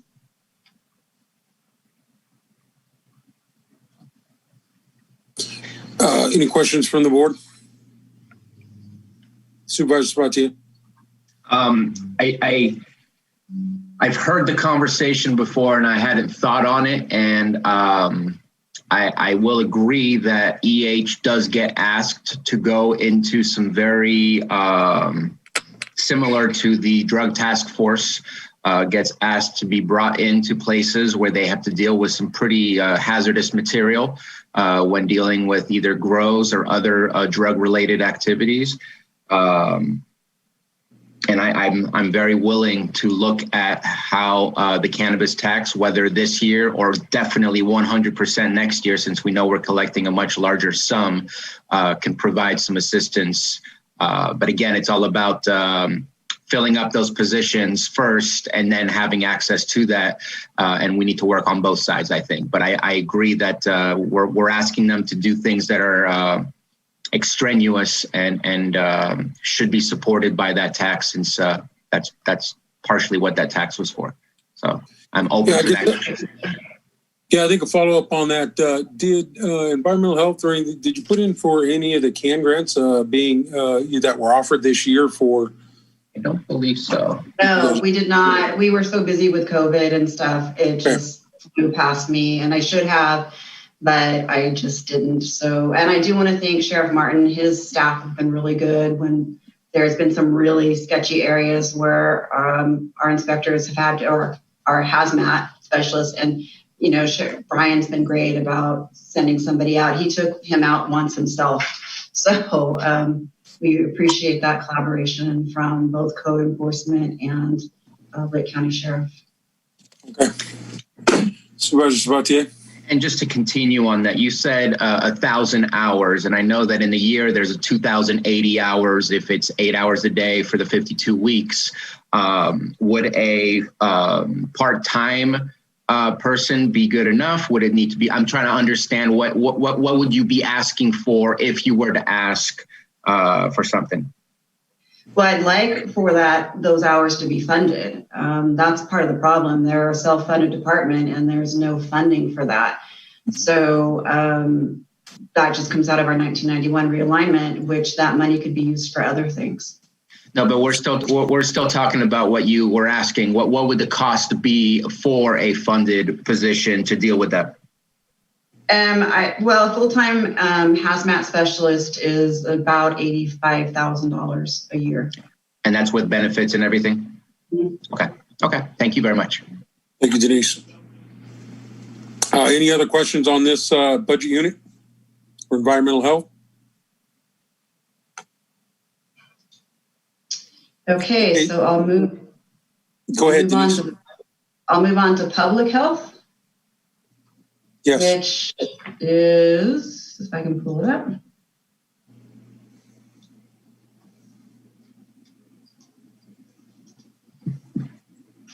Oh, it's not on it. There it is. Okay, so public health is our biggest budget unit out of our department. It oversees, public health's mission, of course, is to prevent, promote, and protect the citizens in the community of Lake County. We want to promote, optimal state of wellness. We have many programs. I mean, the program overview is extremely long if you look at it. So with COVID though this year, we've had to put a lot of these on hold. Luckily, the state's been very generous with us on that to pick up the work and let us do carryover funds. But this is a budget unit that I really need staffing in. This is we have medical needs here that are not being met to our community because we don't pay enough. I have a director of nursing position that's been vacant for a year. She's staying with us and telecommuting because she moved, and she comes into county 1 week a month. But it's been flown for a year and there's hundreds of views on it and no applications. And it's because it pays 20 to 30% below our neighboring or like counties. And the same is for our nurses. So we've had our physical therapist, our occupational therapist, all of our nursing positions, our director of nursing, they're all we have vacancies just all the time. They're 33% vacant now, which is better than they were about 2 years ago. 2 years ago, we were almost 50% vacant, but we're still way higher than what we need to be, especially dealing with this COVID response. We're getting in new funding that is not part of this budget yet. I'll be bringing it to your board in 2 weeks. We're getting ELC funding and some CARES public health funding to bring in staff to take over the COVID response so that our staff can get back to work in their normal programs to support the community. But I'm really concerned that I'm going to be able to hire people unless I hire them contract like we did with our epidemiologist. And of course, we all know that when we hire contract, it costs us a lot more than what we can get if we could have fair wages. So the big piece in here is emergency preparedness, of course, has been extremely busy the last 6 months. And they did receive money to cover their costs for the COVID. But AIDS, drug assistance, California Children's Services, and medical therapy unit, I have 0 staff in that program. That's where the physical therapist, the occupational therapist, a nurse, and a support staff provide those services for children with disabilities down at one of the school sites. California lead poisoning prevention is vacant. Child health and disability prevention has only 1 person in it. They should have 4. Foster care is a big one. I don't know if Crystal might still be on the line, but foster care, I have to have a very skilled, licensed PHN to run that program. And we work in collaboration with foster care to do so. And we are just not providing these services to this community. And we haven't been successfully for the last 1.5 or 2 years because we just haven't been able to maintain the staff. And now with COVID, it's even worse. Communicable disease still goes on. We're actually doing a TB clinic today. The hepatitis C program, the HIV surveillance, immunization program is full. I do have a nurse that works that program. MCAH is about half full. Oral health has staff. Our non-medical programs are running. They have staff and they're working. So our CalFresh SNAP Ed, which is a program that goes into all the schools and is very successful in the schools. Even though the schools aren't open right now, they're doing Zoom on it. And so it's been working really well. And they're building up their gardens for the year so when they can come back. Our oral health program, we just hired a new coordinator for that. They just started a month or so ago. And then our tobacco control program, which I'll talk a little bit about later, is staffed. And you guys have all met Gina and Liberty. And then our vital statistics is also staffed. They are, that is a mandated, another tobacco and vital stats, communicable disease, anything relating with HIV. All of those are mandated programs, foster care that we have to fulfill. And honestly, I'm just saying it publicly, we're not doing it because we don't have the staff. And especially now with COVID. So some successes. CalFresh reached out last year to over 3,000 students in education. And this isn't just education, this is teaching them how to cook, teaching them new recipes to try at home that are kid-friendly, taste testing things they've never tasted. You'd be surprised at how many children in our schools have never tasted a pear or, have never had the walnuts. And these are things we grow in our community regularly, and it's really frustrating, but they're doing a really good job. The tobacco youth program is going very strong, even with Zoom. We provided over 1,000 influenza vaccines, including more than 400 vaccines at the Heroes for Health. We organized the divisions again, trying to cover them, having people wear multiple hats. In accreditation, we finished our onboarding manual for the department. Accreditation has been 100%, public health accreditation has been 100% put on hold. The person who works that program is now doing all of our data for COVID. We increased capacity with communicable disease by hiring a nurse who is amazing.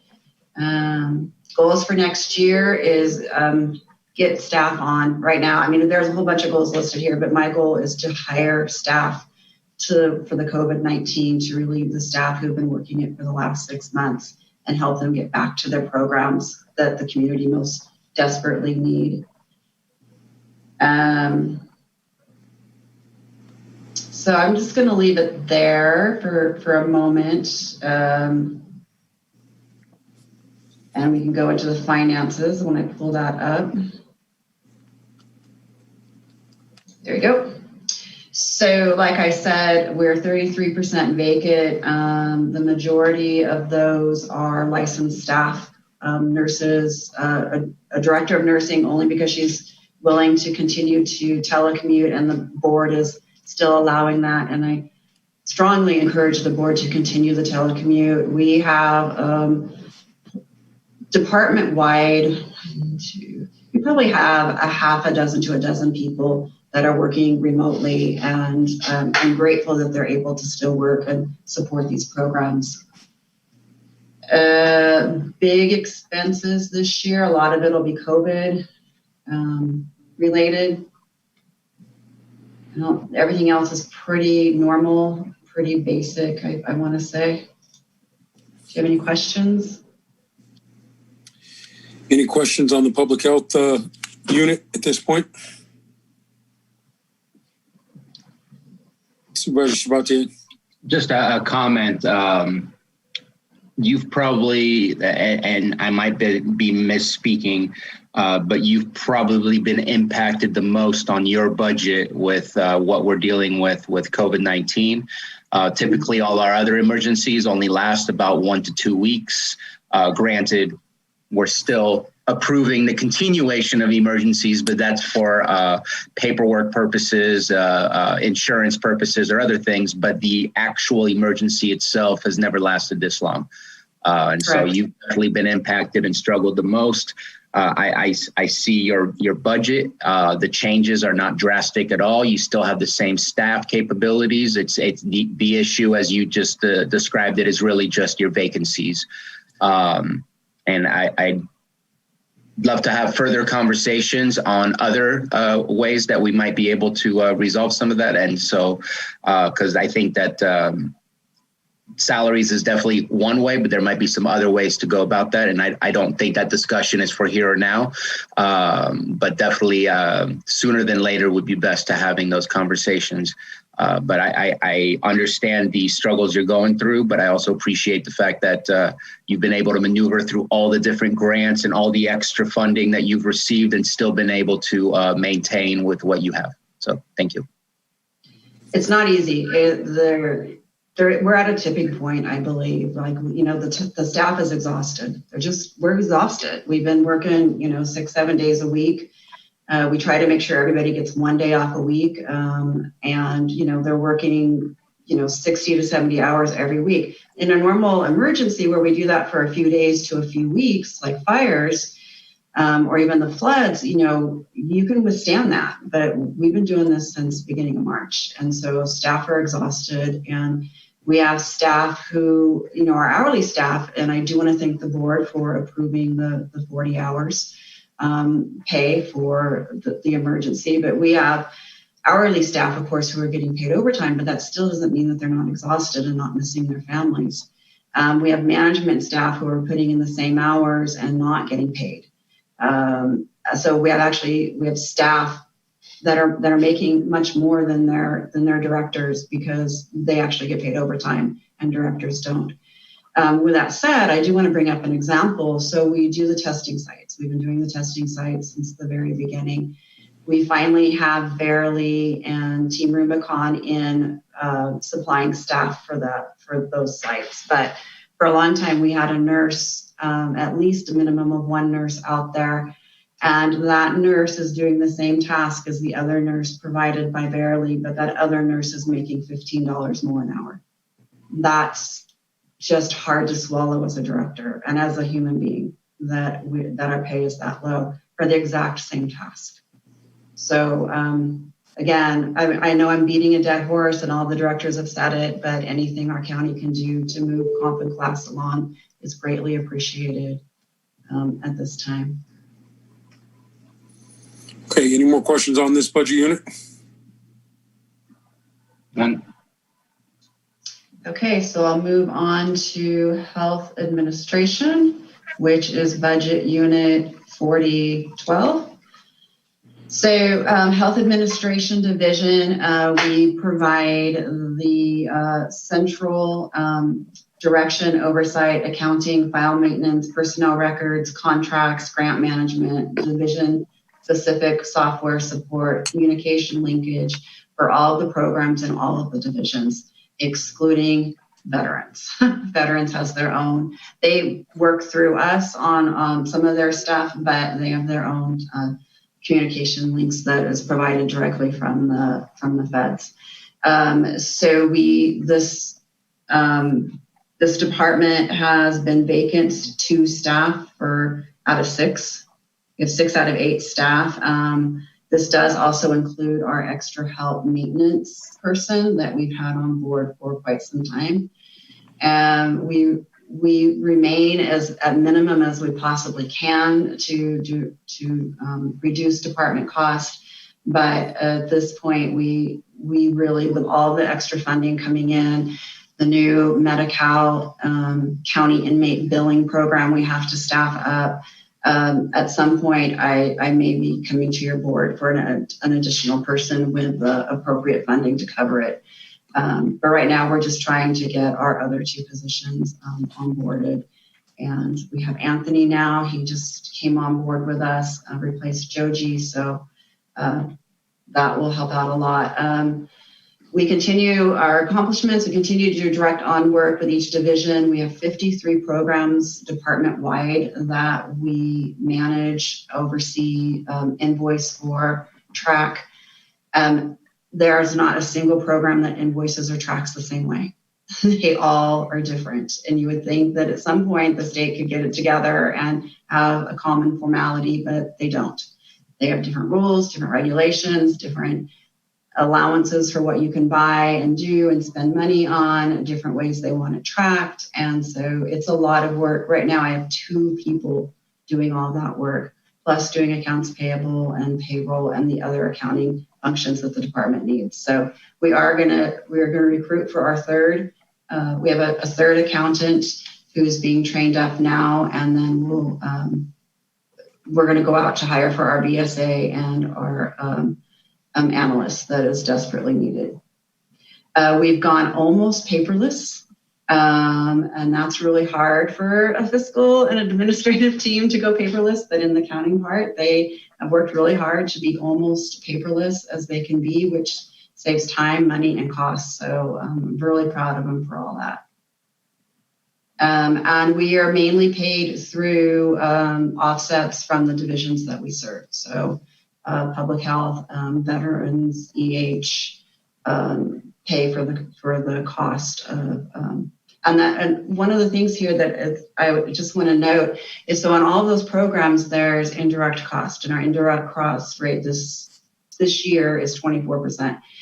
We do a cost analysis every year, but we're not billing any of those programs. So all the work that we're doing is not getting paid because we're doing all of the same work for COVID and all the same processes for the programs because the reports still have to be done and the invoices still have to be made. And there's no reimbursement for it. So we're having some struggle with that part of it. The new funding coming in is going to assist with some of that. So that will help. And that's it for that usually. No big changes here. Some staff position allocation changes, but no big cost changes. Okay. All right, any questions on this budget unit from the board? Pretty clean. Okay. All right, Denise, go ahead and keep moving on. Okay, so the next one is 4016. This is the tobacco education program. This also is a pass-through. The work for this program is actually done in public health. The staff are housed in public health. And this is a mandated program by the state of California. We are not allowed not to do it. And over the years, it has changed significantly. At this point, it really is more about outreach and policy and procedures than it is the old education and that piece. So their accomplishments last year provided 10 presentations to community groups, agencies, educators, stakeholders. They're working in line with Clear Lake and the City Council regarding their health effects to pass tobacco retail licenses and discourage underage sales. They've recruited 1 new high school for a total of 6 tobacco prevention education youth coalitions. Those coalitions completed a bunch of trainings. I won't even go into how many and what they all are. They have a young adult tobacco purchase survey. The high schools that are involved are Upper Lake, Lower Lake, KEC, Kelseyville, and Middletown. They did come to your board just a while back with a presentation for a draft tobacco retail license. Again, that's been kind of put on hold because of COVID.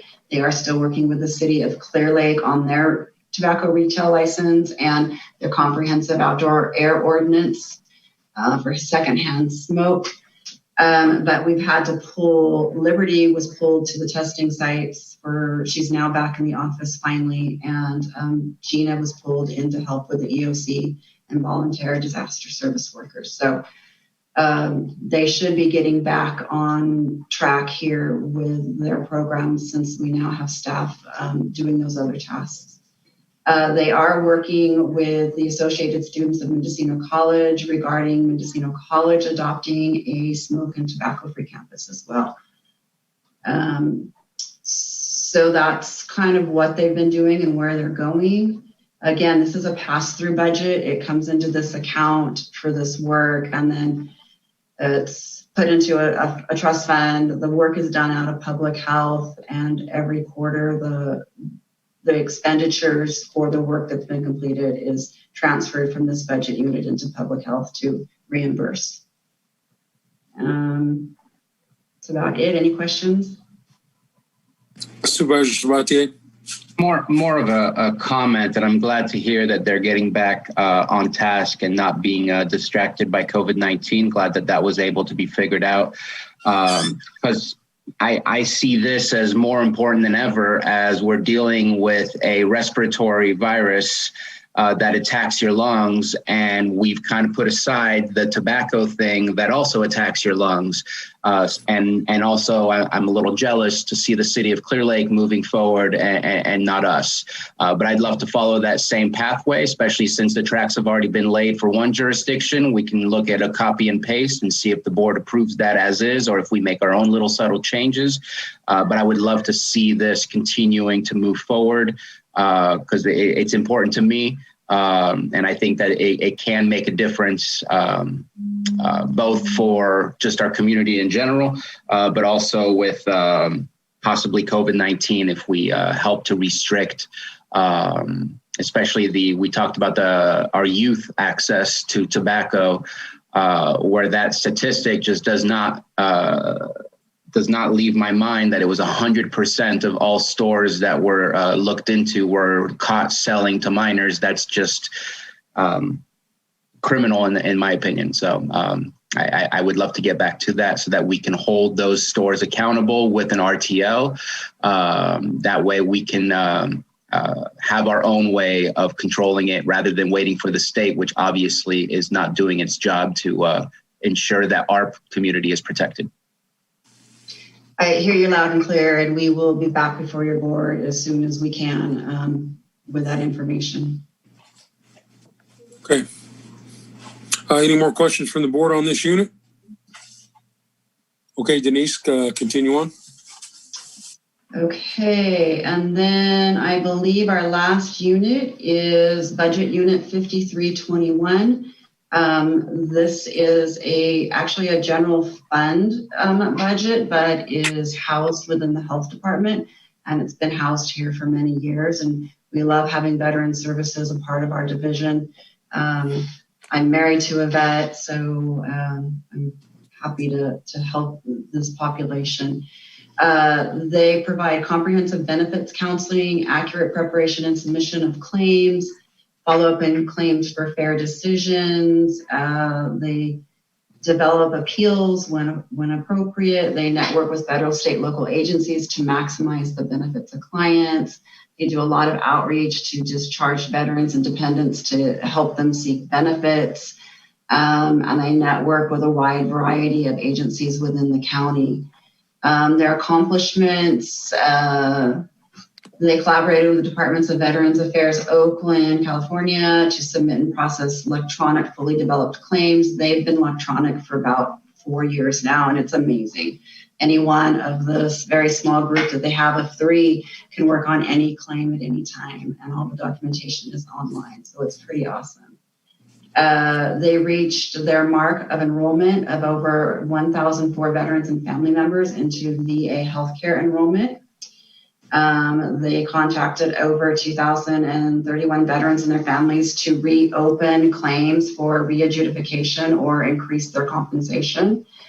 They processed approximately 600 new veterans claims, and they actively still work with the Veterans Court in collaboration with the Superior Court, local and agencies, and the DA's office, public defenders, to work on in collaboration with them on veterans who are in the court system and can offer assistance. They do all this work with a staff of 3. So I just want to put that out there. All this work is done with 3 employees. And again, it was great when because they're 100% electronic and online, they were able to, during COVID and when they closed, they were able to keep working. So they didn't stop serving our veterans during that time because they were able to work remotely. And there really isn't anything significant in their budget. Like I said, it's a pretty small budget. So I don't know if you have any questions. Any questions on this budget unit? No questions. I'll go Supervisor Crandall and then Supervisor Shabate. Go ahead, Supervisor Crandall. Not too much comments on the budget because I understand that they're kind of set, but just want to compliment that department. I know that in discussing veterans services in different counties, states, et cetera, they go through a lot of problems. I've always kind of boasted about ours because I personally deal with this veteran service, but I also, talk to other veterans who are usually waiting on things, but it's only because of the Veterans Department, the Veterans Affairs, or, whatever the case may be, or it's on the veteran themselves. This office, processes a lot fast, efficiently. They're polite and they work with you. And so I just wanted to kind of give them kudos for what they do.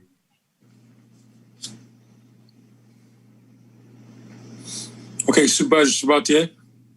The budget itself looks real clean, not very many changes compared to last year. And if there are any, it's pretty subtle. I just think it's kind of sad to see how much the state provides us for Veterans Affair when we have one of the highest per capita, granted not the highest numbers, but the highest per capita veterans in all the state of California. And we're only getting like, what was it, 116,000 or something like that. But at the same time, I while it would be nice to get a little bit more from the state, and now's not a good time because things are still tight and we're trying to make some fairly significant changes. I'd like to see that number grow over the next couple of years. I think that when we talk about those who are experiencing homelessness, there's a good portion that are veterans, not a majority, but still a fairly large number that maybe we can help provide from this. Since it's coming from general funds, I would hope that in the near future we can increase that number to work hand in hand with the COC and others for taking care of these veterans. Great. Okay, any more questions, Supervisor Scott?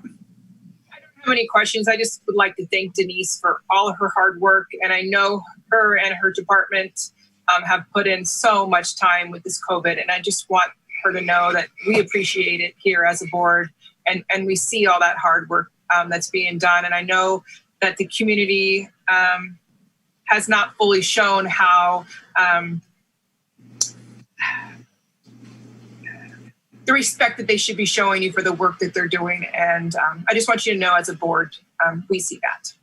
And then you spoke about the veterans, and I just want to put a plug in for the veterans. There'll be a stand down. It'll be outside on the 26th at Clear Lake at the Clear Lake Senior Center. So if any veterans need assistance or services, or I guess they give out items also, it's from 10 to 2 at the 26th at Clear Lake Senior Center, and they're going to be also looking for other places to do that in the coming year. Thank you, Supervisor. So I just want to take a moment to thank my staff, my team.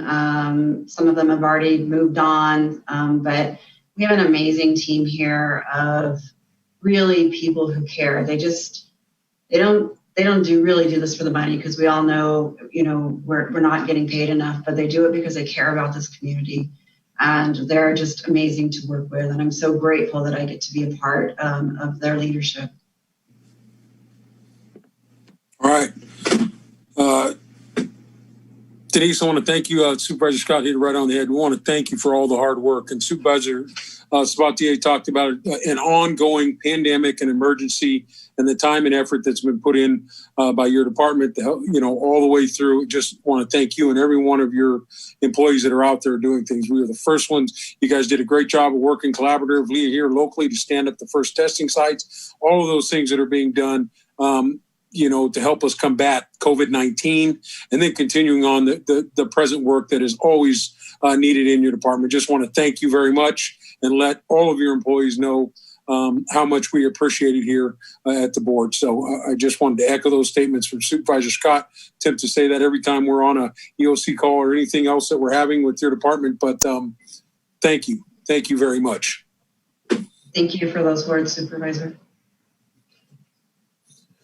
Okay, we're going to go ahead and open it up for public comment on these budget units that were presented by Denise Pomeroy.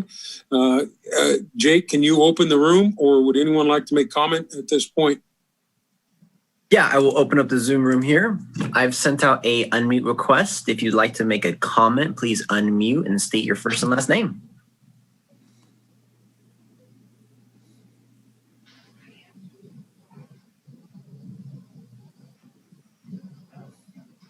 Okay, Jake, we'll go ahead and close the room at this point and bring it back. I can't see the boardroom, but I just want to check and make sure, because I know we had at least one individual in the boardroom. If there's any comment in the boardroom. I haven't received any mark from Sam stating that.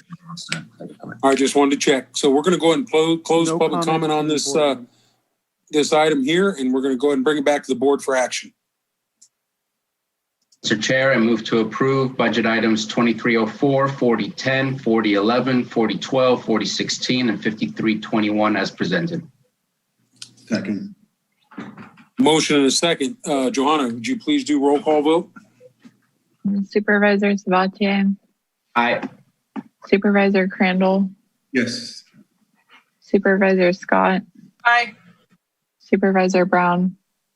I think Supervisor Brown had to leave at this time. Oh, okay. All right. Supervisor Simon. Yes. Okay. Thank you. Excellent. Thank you. Now, what I'd like to do in the rest of the day, I know we've got 2 more units. Thank you, Denise. Thank you very much. I know we have 2 more units. They are probably going to take, somewhere around an hour apiece, if not longer. So what I would like to do is take a break. Let's take a lunch break from 12:45 to 1:45, and then we will reconvene at that time, and we will finish out this afternoon with our hearings. Sounds good. Okay. So everybody at 1:45. For this afternoon, Stephen, if you could do the introduction, greatly appreciate it. Okay, so now the Special Districts Administrator, Jan Coppinger, will go over the budget units for special districts. First of all, there's the lightning. I knew I should say that. I'm sorry. I'm sorry, Stephen. Can we start We had that? enough lightning in Lake County. I was muted, and so I think part of our broadcast was muted. So could we start from the beginning? Okay. Sorry. Okay. Thank you, Jake, for unmuting me. We're going to reconvene our meeting. We did open it at 1:47, but we'll go ahead and reconvene our budget hearing for 2020 at 1:48 p.m.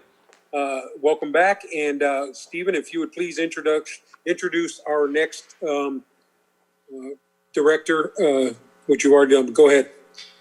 So now the Special Districts Administrator, Jan Coppinger, will present the special districts budgets, starting with the lighting districts, Land's End, Corinthian Bay, Middletown Sanitation District, Southeast Regional System, Northwest Regional System, Anderson Springs Sewer, CSA number 2 Spring Valley Campground, CSA number 2 Spring Valley, CSA number 6 Finley, CSA number 7 Bonanza Springs, CSA number 13 Kono-Tehi, CSA number 16 Paradise Valley, CSA number 18 Starview Water, CSA number 20 Soda Bay Water, CSA number 21 North Lakeport, CSA number 22 Mount Hannah, Kelseyville Waterworks, and then finally Special Districts Administration.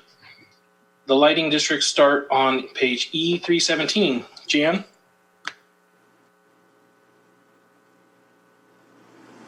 Okay, can you hear me? Yes, Jan, welcome. Welcome, Janet Coppinger. Great. Thank you, Stephen. Yes, I'm Jan Coppinger, Special Districts Administrator, and also with us is Jesse Samarin, our Deputy Administrator Fiscal, who put the budget together for us. I think the easiest way to do this is if I break it up in lighting districts, then go on to sanitation districts, then water districts. And our lighting districts, they're pretty much routine. We pay the PG&E bills and report any outages. There's 2 districts that we do manage and maintain and upkeep the lights because they're not PG&E supported lights. That's Kelseyville and Upper Lake. The only thing outside of routine for our lighting districts is we do need to consolidate Clear Lake Oaks and Clear Lake Keys lighting and expand the district to incorporate the new Safe Sidewalks project that DPW put in and pick up those solar lights that they put in so that we'll have revenues to replace those lights when it's needed. Also, we've talked to people down there and they really want more lighting because the areas that are not lighted do seem to have a much higher incidence of burglary and personal property type crimes. Another thing is Kelseyville streetlights needs a rate increase. We're really kind of unable to move ahead with that because of COVID. It's going to require some public meetings, a lot of walking the streets, talking to people, seeing where we need lights. And we just can't do that with the situation as it is right now. So we're just kind of limping along with the Kelseyville street lights. In Anderson Springs Lighting District, I had quite a dispute between the dark sky people and the people wanting street lights. It was a real dilemma trying to please everyone. So to experiment, I asked the Anderson Springs Community Alliance to form a street lighting committee. I asked them to please make sure those that are very enthused about the dark sky initiative and those that are very certain that street lights are a public safety issue to set in on this committee, so that when a new light is requested, the committee can canvass the neighbors.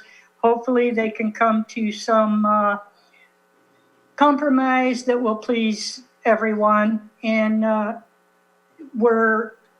really pleased with the Anderson Springs Community Alliance and their willingness to do this. They've taken it on, they're already moving ahead with it, and I'm really, really appreciative and hoping that will help us maneuver through trying to please everybody, well, or at least reach a compromise everyone can live with, is what we're hoping to do. That is pretty much it out of the street lights. Are there any questions before I move on to sanitation districts? Supervisor Sabatier? Yeah, a quick question about the street lights. Do you always get the same street light, or are there choices of types of street lights? Because I know I've seen some that go dim. They don't turn off, but they go dim until there's a motion sensor that lights them up. Right, and we've had, in the past, we always took the PG&E sponsored streetlights, with the exception of Upper Lake and Kelseyville, who wanted specialty decorative lights. When we do take on the decorative lights, we have to pay the electricians when something goes wrong. We maintain them, we replace the bulbs.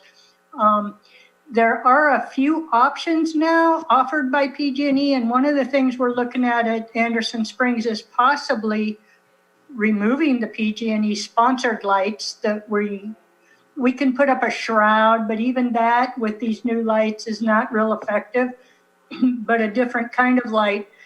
We actually have funds in Anderson Springs Lighting because at one time they paid for almost 30 street lights and they were doing okay.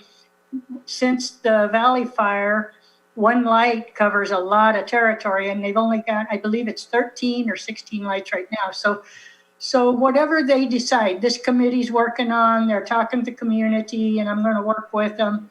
And we very well may go to another option of street lights, but we will have to pay for it. Right. Well, it's good to know that you have at least some options. Are there any other questions? Oh, thank you, Jan, for explaining the light project in Clear Lake Oaks. I know that there's been a lot of questions either out of the town hall or even out of the just the community in general, and you've explained it for us. Thank you. Yeah, we actually were working full speed on this in 2019. We had public meetings established, and then the floods hit, and most of the areas we were going to have our public meetings were literally underwater. So we pulled it back. Then I had a turnover in staff. Joji had left, and we replaced her and started getting it back on the front burner when COVID shut things down. But a lot of what we do does require public outreach, public meetings, and this situation with COVID has our hands tied in several different areas. But it is something that we have the groundwork done. We just have to start doing the outreach. And we may be calling on you to participate when we start having meetings out there. Of course. Thank you, Jan. Any other questions with street lighting? Okay, I'm going to move on with clear. What? Oh, sorry. I was cracking the joke that it seems pretty clear. So I'm going to move on to the sanitation districts. And as most of you know, the majority of our budgets are for routine maintenance and operations, and it's paid for by our users' rates and fees.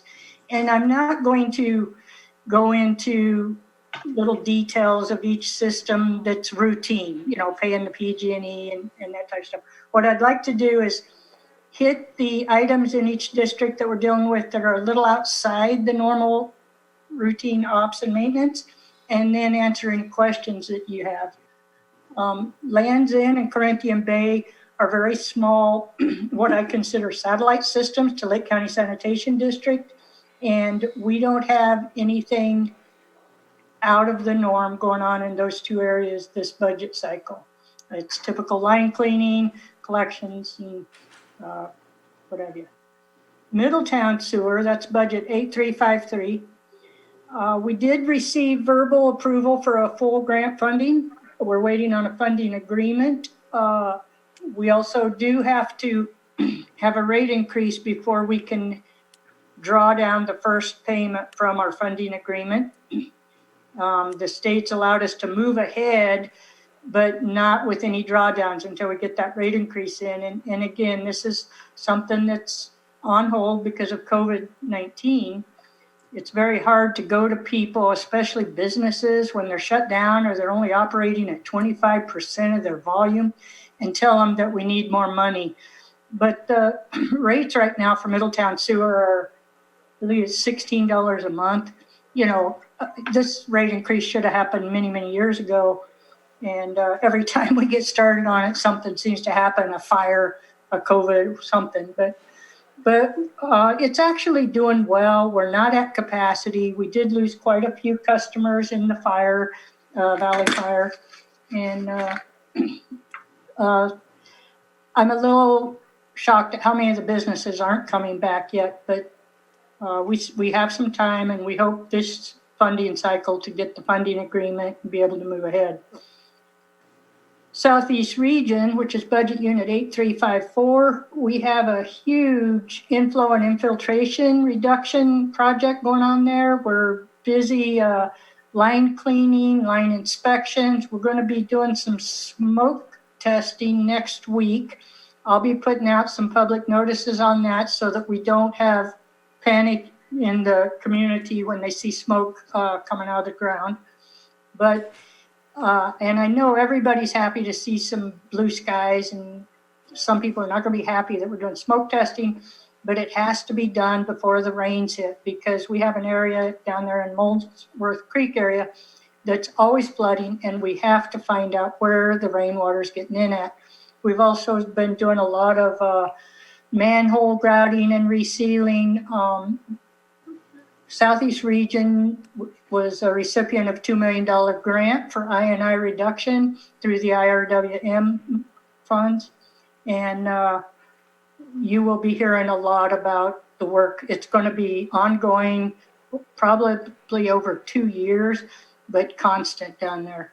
We also, one of the things out of the norm is our septic color dump station has been ordered. We're hoping to get that in soon. And what that is a station that as septic colors come in, they'll have a card reader, they put it in, it will monitor what they're dumping so that it'll be accurate with the amount of gallons and some testing of what they're dumping. As I reported when I came to your board and asked for permission for this, we've had some problems with septic colors failing to report accurately, oftentimes not reporting at all. We see the truck come in, dump, and leave, and they don't leave the ticket in the box. And we spend a lot of time trying to track it down, and we just need to get a system that doesn't have to have someone standing there at all times. Also, we've had some material dumped in the Southeast treatment plant 3 different times that totally destroyed our the anaerobic bacteria. It was high in octane, high in acetone. We believe probably components from meth labs or something to that effect got dumped in there by septic colors, and it takes weeks to get that balance back into the right state. So this septic color dump station is going to resolve a lot of that for us.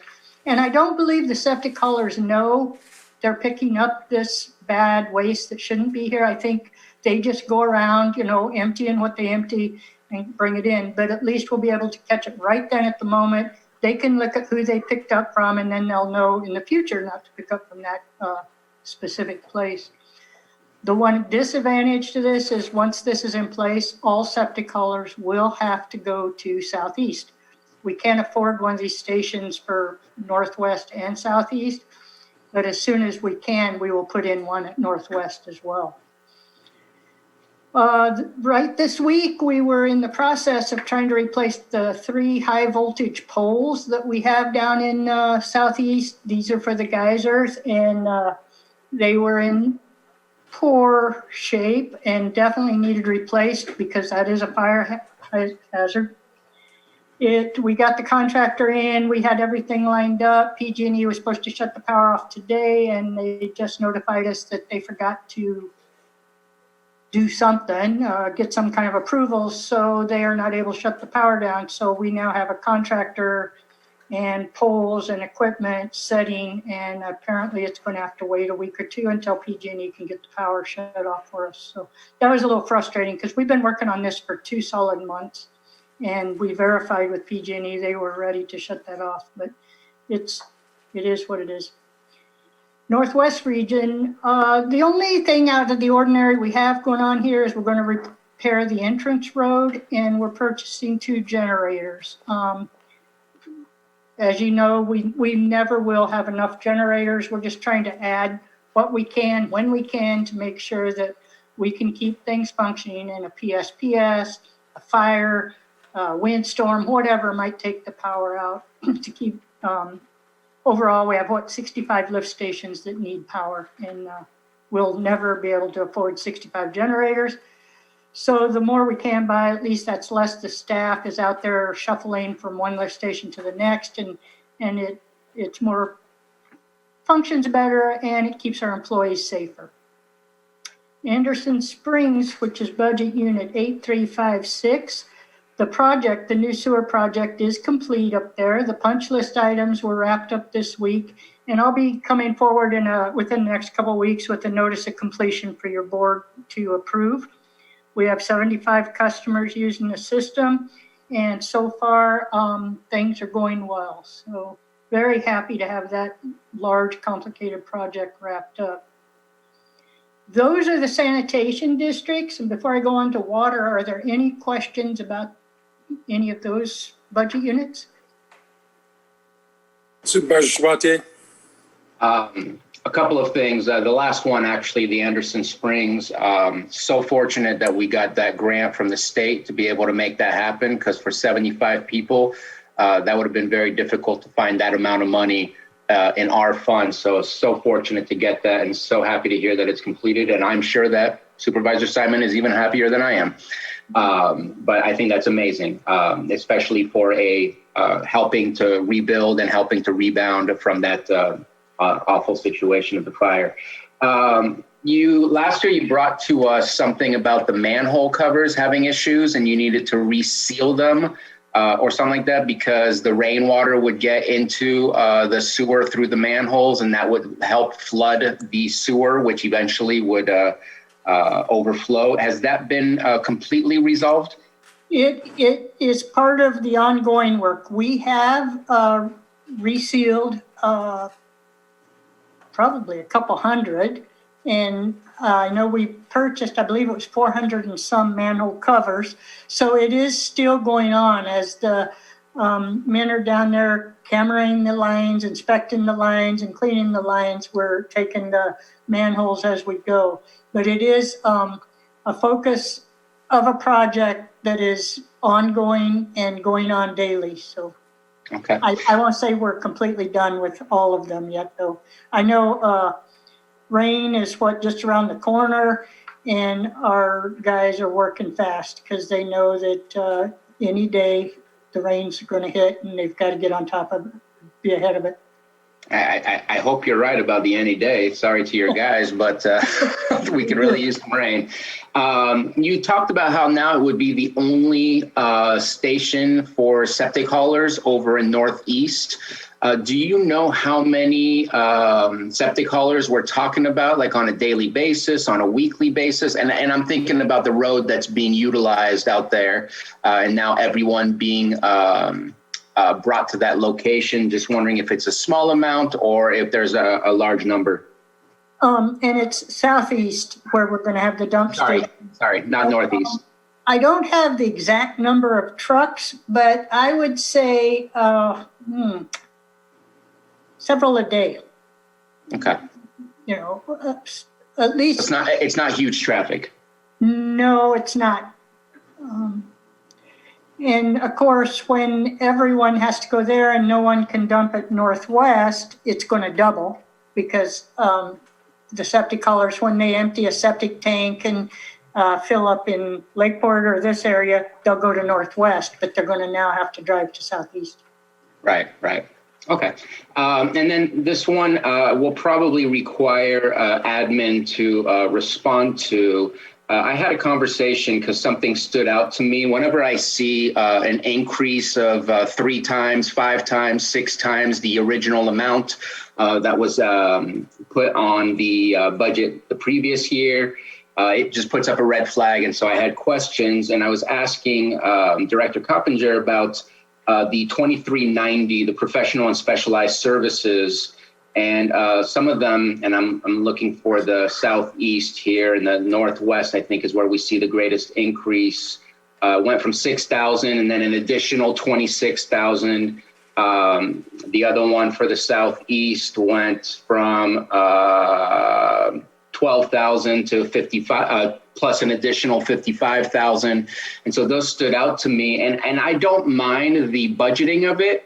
But from what I learned is that this automatically gets, from what I understand, and correct me if I'm wrong, this automatically is provided to courthouse surfaces for the year rather than special districts being billed for those services. And the reason I bring it up is because special services finds itself in a unique situation where they're running off of rates or they're running off of grants, and that money should only be put back into what the ratepayers are paying rather than paying $50,000 for really $25,000 worth of services. So I'm just curious how that all works, and if it's based on a billing per need or if it's entirely passed over from special districts to whatever department in the courthouse or whatever department of the county is requested of services.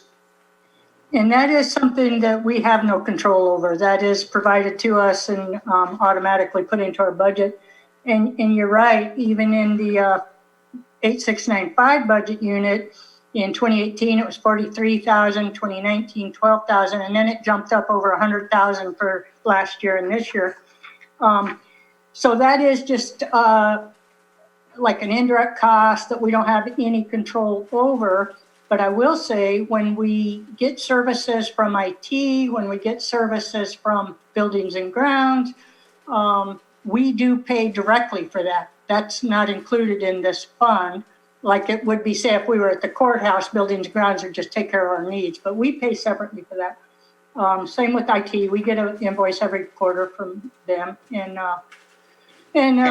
when I have legal fees and it's grant funded, I always give Anita Grant a heads up to bill me separately because that is charged to our grant. And when I can move costs over to grant funded, I prefer to do that rather than coming out of any other money. And so for me, again, I'm okay with the way it's budgeted, and I'm all for billing whatever services is being required of any other department. I just want to make sure, because of the statute of how the money is supposed to be spent, since it's based on ratepayers, that it's not just being collected as a whole and possibly not all utilized versus it being paid off by being billed for it. So I just wanted to check in with admin and see if I'm understanding that right or how it's functioning, just to make sure that it is appropriately allocated. I appreciate that. And if you would check, just one of the things I was wondering myself is possibly independent special districts. If an auditor is putting these cost allocations together, do they understand that because my department's title is special districts doesn't mean I pay for Cobb Area Water or, Calliope County Water District or any of those. And I was wondering if maybe somehow that slipped in and that's why the large increase, but I don't know that for sure because I don't see those figures. I guess that would be a question. I don't know if Stephen, if you'd like to answer that question, or Carol? This is a question for our auditor controller, who I believe is here with us, Kathy.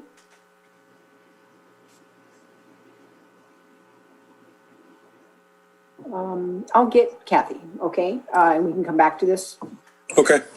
I believe she just unmuted. Okay, great. Thank you, Bruno. I did, if you can hear me.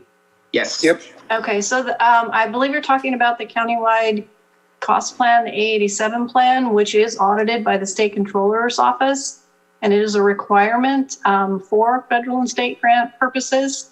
And I'm happy to, I'm not sure exactly what the question is about it. It does fluctuate year to year. And those costs, like I said, they're put together by an external consultant based on statistics provided by the county. And it is audited on an annual basis. And what do those costs provide in exchange? Those are the service-to-service departments like human resources, administration, county council, auditor, controller, tax collector, treasurer, buildings and grounds, IT.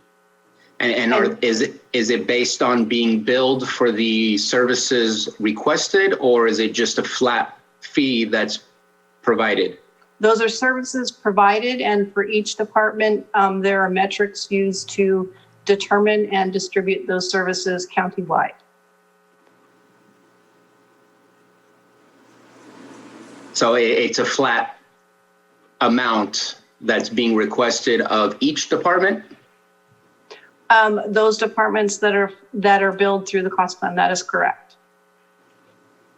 And I guess that's where my question is, because I just want to make sure, based on the rules that I understand, the rate payers who pay into the special districts are the money being used that they pay must only be used for services required, not a flat fee where, let's just say I give you $100, but I only ask for $50 worth of services.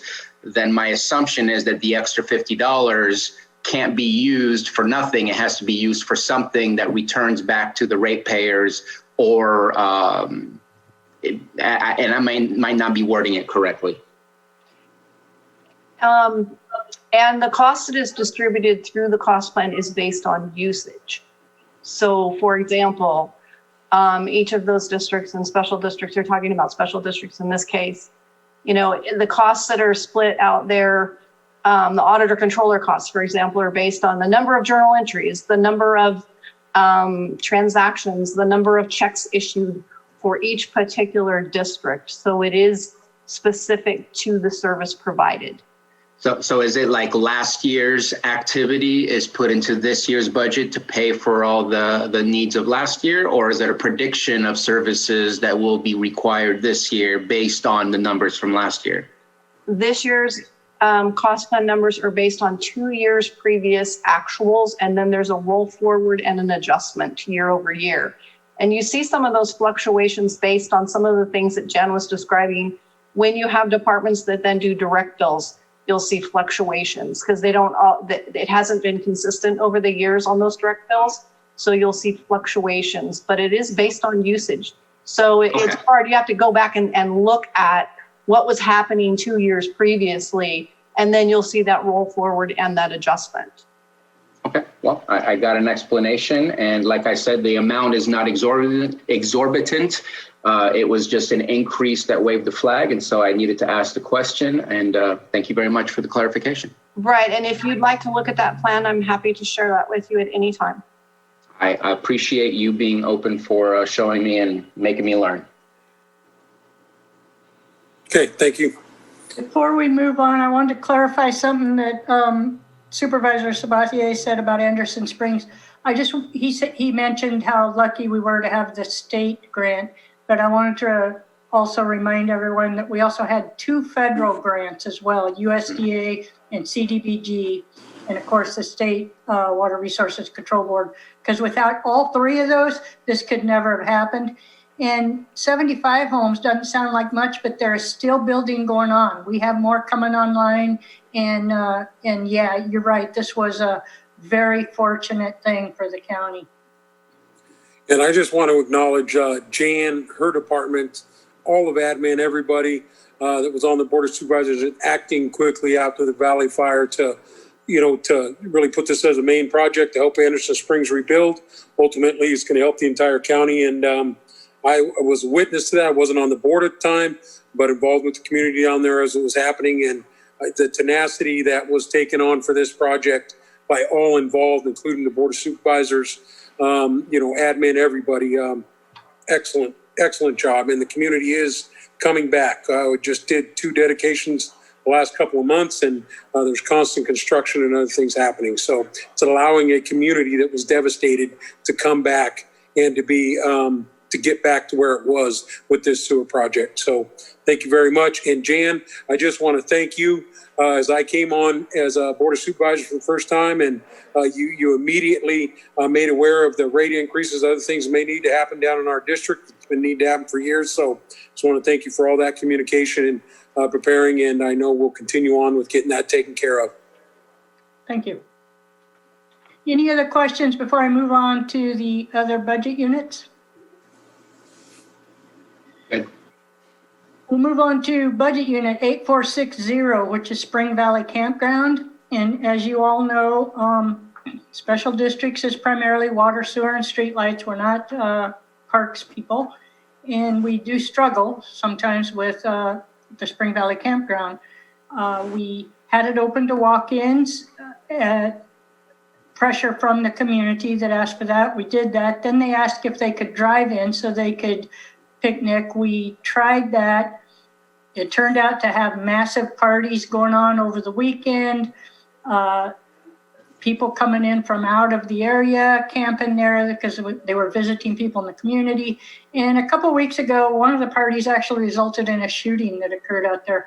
So I have since closed it back down. The gates are locked. It's only open to walk-ins.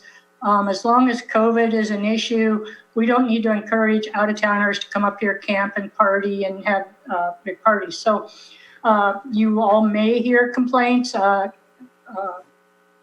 Supervisor Crandall, you most likely have received some calls. People are not happy about that, but really I don't know anything else to do. I did work with, consulted with Dr. Pace, and he supported the idea of locking the gate and keeping it closed down. I did talk with Lars several months ago. We talked about possibly moving the campground into the parks department, but then COVID hit, and between trying to get buildings established for generators, for PSPS, and for COVID, I have not wanted to bother Lars about that since, but it's something that I'm hoping we can resume talks because we're just not campground people, and I think this could be managed better than we're doing. Moving on to water systems, 8462, Spring Valley. We have some major projects coming up this year in there. That's the lake bed recovery project and some distribution line replacements. These are both items that will be funded with the IRWM grant that we should receive the funding agreement any day now. The lake bed recovery is something that's needed. We've been working on this for years. It's going to be a backup water supply for our drinking water, backup supply for fire suppression. However, it's also going to be another party spot. I kind of anticipate it's going to be much like the campground.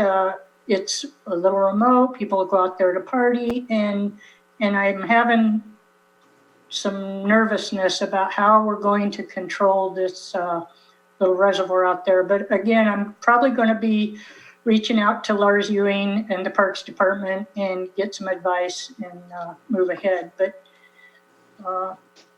moving on, 8466 is Finley. Finley's very routine, as you all know. Finley is now merged with Kelseyville County Waterworks, and they receive their water from Kelseyville County Waterworks. The state considers it one district. We are still billing it and tracking it as 2 separate districts, but basically, as far as the state's concerned, Finley and Kelseyville are all one district. Bonanza Springs is budget unit 8467. That along with Starview Water System and Mount Hannah Water System, have been consolidated with Cobb Area Water. And we are waiting on the final FEMA payout of the mitigation funds that we received, because those monies need to be transferred over to Cobb Area Water. Once that happens, and I'm hoping it happens this year, one, Cobb Area Water needs that money. Two, we need to close the books on these three funds, Mount Hannah, Bonanza, and Starview. Konotei, which is budget unit number 8473. The only thing we have outside the normal routine operations is some engineering and inspection of ground conditions at Tank 1. We have some ground movement and some cracks in the blacktop and some things that are giving us concern, and we need to get some work done out there to make sure that we don't have a disaster with that tank. We're also going to install security cameras up at the tanks on Pearl Drive, because that has turned into a new party spot. It's receiving some vandalism, some graffiti, things going on up there, and we need to secure it and keep those water tanks safe. Paradise, which is budget unit 8476, was consolidated with Clear Lake Oaks County Water District. The only thing left in this budget unit is a loan, which was taken out to finish the consolidation project and financed by property tax assessment to the customers, all property owners of CSA 16, Paradise Valley. So for 2 years, they've had an assessment on their property taxes. This is the last year of it. And when those taxes are received, that loan to the general fund will be paid in full, and we'll be able to close that budget unit out. Soda Bay Water System, budget unit 8480. We just heard over a week ago that State Water Resources Control Board has decided this system is low priority for funding. It was approved for funding well over a year ago, but the funds were depleted. So they said we had to wait for the following funding cycle to get our money. Now that the new cycle's here, they're saying it's low priority because it's operating fine. So I did get on a phone call and then a follow-up conference call with the State Water Resources Control Board, reminding them that they have a connection moratorium. And if they think we're low priority, then they should certainly lift that moratorium, because they're right. We are operating fine. We're only at 30 to 40% of our capacity. And I have sent documentation to that effect twice. And both times was told, well, you're going to get your funding agreement soon. You'll have your capital project, and then we'll redo your permit, because that moratorium is a part of our water permit. So they did give us 10 extra connections a couple of years ago. The last time I sent it through, they said, you're real close to getting your funding agreement, so we won't do anything. Now that they're saying we're not going to get funded this year, and they don't consider us as having issues, that moratorium needs to be lifted. And I was on a conference call with Zachary Rounds from State Water Resource Control Board. He replaced Sherry Miller. He's the new district engineer, and Amy Little. They both are in agreement with me, and they're working to get us a new water permit that will allow us, if not lift the moratorium for good, at least allow 50 to 100 new connections. So I will keep you posted as we work through this, and I do believe it's going to be successful this time. But I do believe we're not going to get the funding agreement and be able to do the capital project for over a year. So we are working on the tank replacement project. That's funded by the Hazard Mitigation Grant Program, and that work is going on right now. They just drained the tanks. They're letting them dry out a little bit, and then they'll be dismantled, and work will resume again next week. North Lakeport is budget unit 8481. Pretty much everything routine there. We are purchasing a new generator, and other than that, it's pretty routine. I will say this summer was actually quite good for Soda Bay and North Lakeport. They both draw out of Clear Lake, and as you know, in the summer sometimes we have some extreme challenges, but we did have to increase our chlorine dose a little bit there for a while to get through odor and taste issues, but it was actually one of our better summers for as far as lake water quality.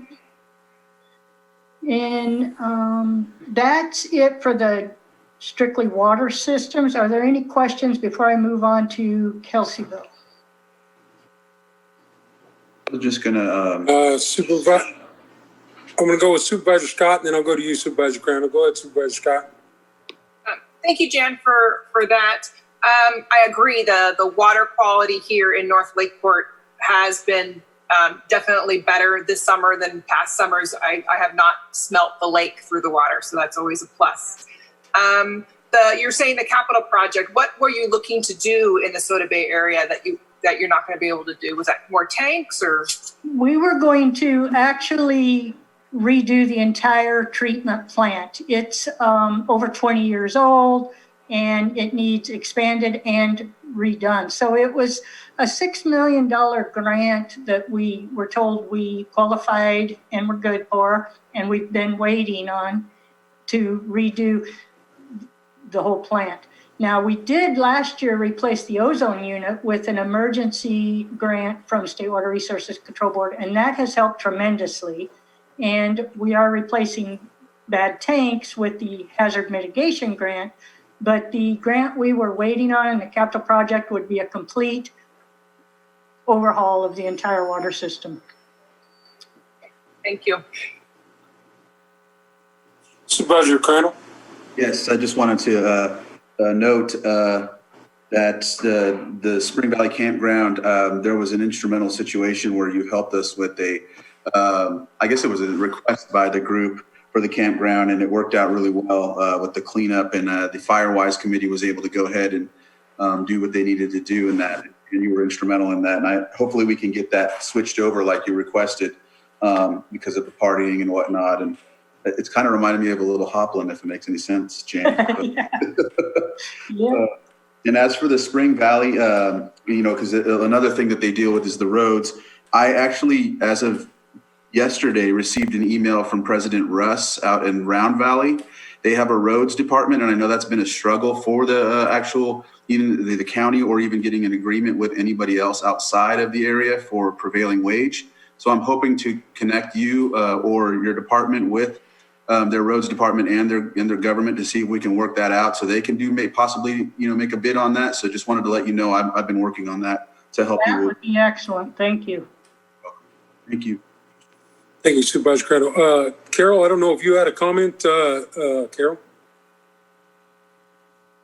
Okay, maybe not. Okay, any more Sorry, I was questions? struggling to find my mute button, but no, I don't have a comment. Okay, all right, moving along. So we'll go ahead. Any more questions at this point? Looks Comments? clean to me. Okay.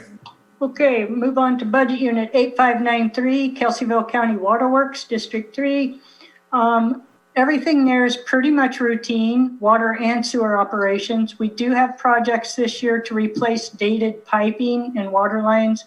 I believe you're all aware how old the infrastructure is in Kelseyville.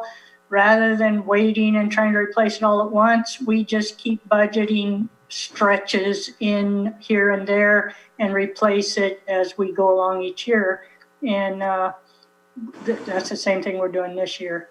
We are also replacing the shelter that covers well number 6 for protection and keep the sun, the weather, and what have you. Everything else there is pretty much routine. The new floating solar island's working well. Doesn't work well when there's a lot of smoke cover, but it works well when the sun is shining. And we're real pleased with that. And we're probably going to be looking at putting in some others in other areas. Any questions about Kelseyville County Waterworks? Nope. Go ahead, Supervisor Sabatier. And this is most likely not Kelseyville, but I know you're working on an SGIP program. Is that for Kelseyville? It's actually not so much for Kelseyville. We have 9 applications in with PG&E for SGIP. So it's more at our larger lift stations and other plants that don't have solar. I understand we had to go through a 45-day review period, and we're about 30 days through that 45-day review period. So I'm really hoping that within a couple weeks, that can start moving ahead, because I know PG&E's rates are going to be changing soon, and we need to get those in place if we're going to balance our budget and not pay the peak day demand or whatever those rates are, that between 5 and 9, when our systems are most heavily used, right, is when PG&E is going to charge the most, and we have to get off the grid if we can at those periods. So that is what we did. We took the 9 highest, well, actually we took more, but only 9 qualified highest usage, and we applied for those, and all have been completed and are in progress. And just a general comment about you as a person who cares a lot about your finances. You probably show off some of the most cunning individuals to obtaining grants. You seem to find money where sometimes it may not even be, but just the fact that you put in 9 applications for SGIP in order to try to obtain a little bit more of self-reliance on during PG&E, PSPS, and also at the rate hikes that we were looking at. I just wanted to make sure and share that appreciation. You seem to be a leading shining star for that. Thank you. And I have to give credit to my staff. As you all know, I have hired a full-time grant manager, Yolanda Garabre, and I'm going to talk about that a little bit later, but she has been a godsend, because before she came on, I was getting way overwhelmed with the grant management aspect of this. Well, your staff makes you look good. They do, and I appreciate them. So I'm going to move on to Budget Unit 8695. That's the Special Districts Administration budget. The only thing out of the ordinary we have here, we're requesting for some new network switches and a server for security cameras. Special districts, even though we're right on Main Street, we are subject to a lot of vandalism. And a couple weeks ago, our great big plate glass window in the front of the office was broke out in the middle of the night. We want to get cameras in here and see if we can start trying to get a handle on this. Right now, we're told that because of lack of server space, our security cameras they only keep a few days of data. Sometimes we need to go back a week or a month. And so that's why we're going to ask for a new server that's just so we can back up what's on our security cameras. Our staffing is pretty close to 100%. We have a couple recruitments out there, but what the issue is we're going through is we lose our longer term employees, employees with higher levels of certifications, with historic knowledge. It's really been difficult losing all of those. Highly certified water and sewer staff are in demand across the country, not just here in California. And we just can't compete. So once we get them at that high level of certifications that we need, they get better offers and they leave us. Right now, we have 6 employees that we can't get certified because the state shut down the exams. We need these guys certified desperately. I did send out a request several days ago for an emergency exam to get these 6 people certified so we can be in compliance and with our permits and our regulations, and free up the one person that does have the certification so that these guys can go work on some of these things. And I'm hoping to hear back on that within the next week or so. I talked to them on the phone and they said it is a possibility. They've just got to get it scheduled. So our little policy of no out of county travel during COVID-19, we'll have to make an exception to get these guys over to Sacramento and get them certified so we can be functioning. And I hope we can hang on to them. We did add 1.75 full-time equivalent employees to our budget, and both of these are directly paid with grants. One is the grant manager, as I spoke about earlier. she'll be managing the IRWM grants for all the county recipients. Most of those are us, but there's also Hidden Valley. And as such, the IRWM grant will pay her for that grant management. So her salary will be completely funded. And she has really helped get some other grants, and we just put a little portion of her salary into each of those. Very, very good addition to our staff. Also, we have a 0.75 full-time employee. That's for a construction inspector, because all of our projects are grant funded. They all require inspections on site daily and photographs and documentation. And I want to thank Carol and HR for helping me come up with a method to fill that position, because one project ends and then another one starts. And by adding a 0.75 full-time equivalent, it has really going to simplify things for us when we need to fill that position and have that done. But I foresee projects that are grant funded ongoing for the next probably 3 years. So it's a good move to have that. This is our second year with a Civic Spark fellow.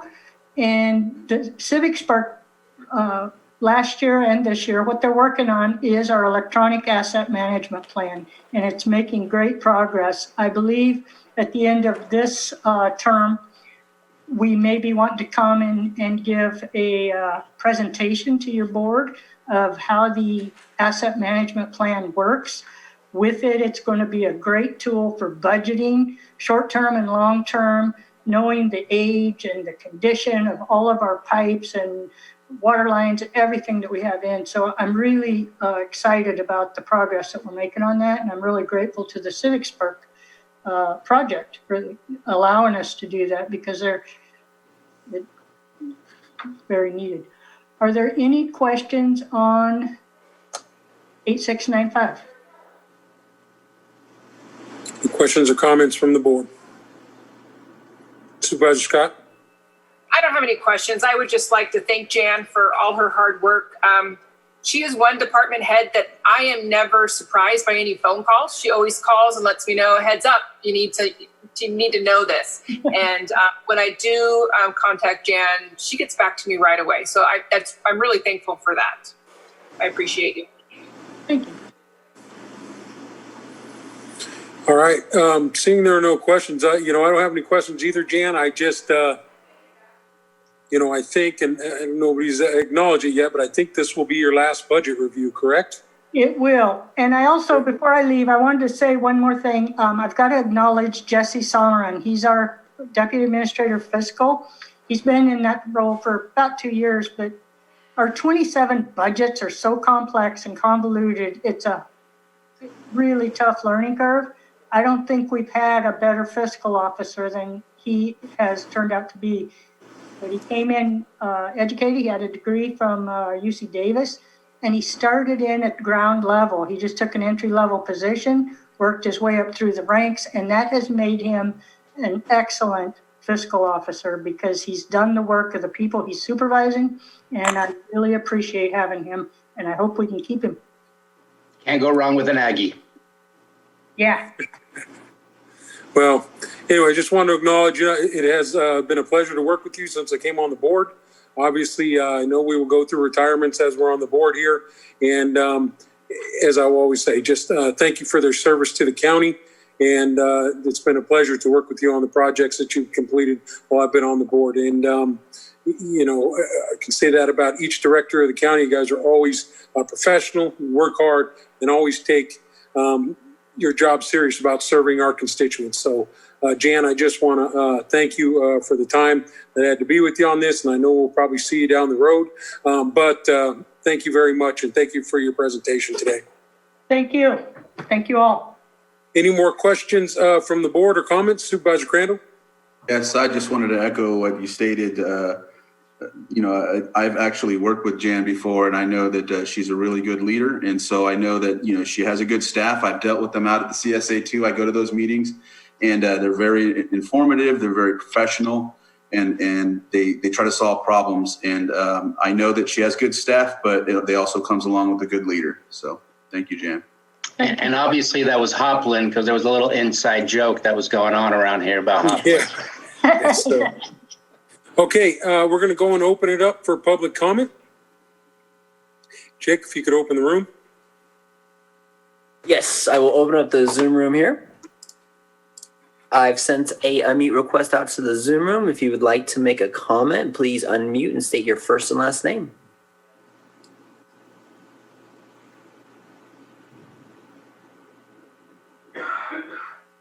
Okay, hearing none. Jake, go ahead and close the room. All right. We'll ask if we have anybody in the chambers that would like to make comment. The only one I can ask, I guess, would be Sam or Jake. Yes, Chairman Simon, we have no one in the room.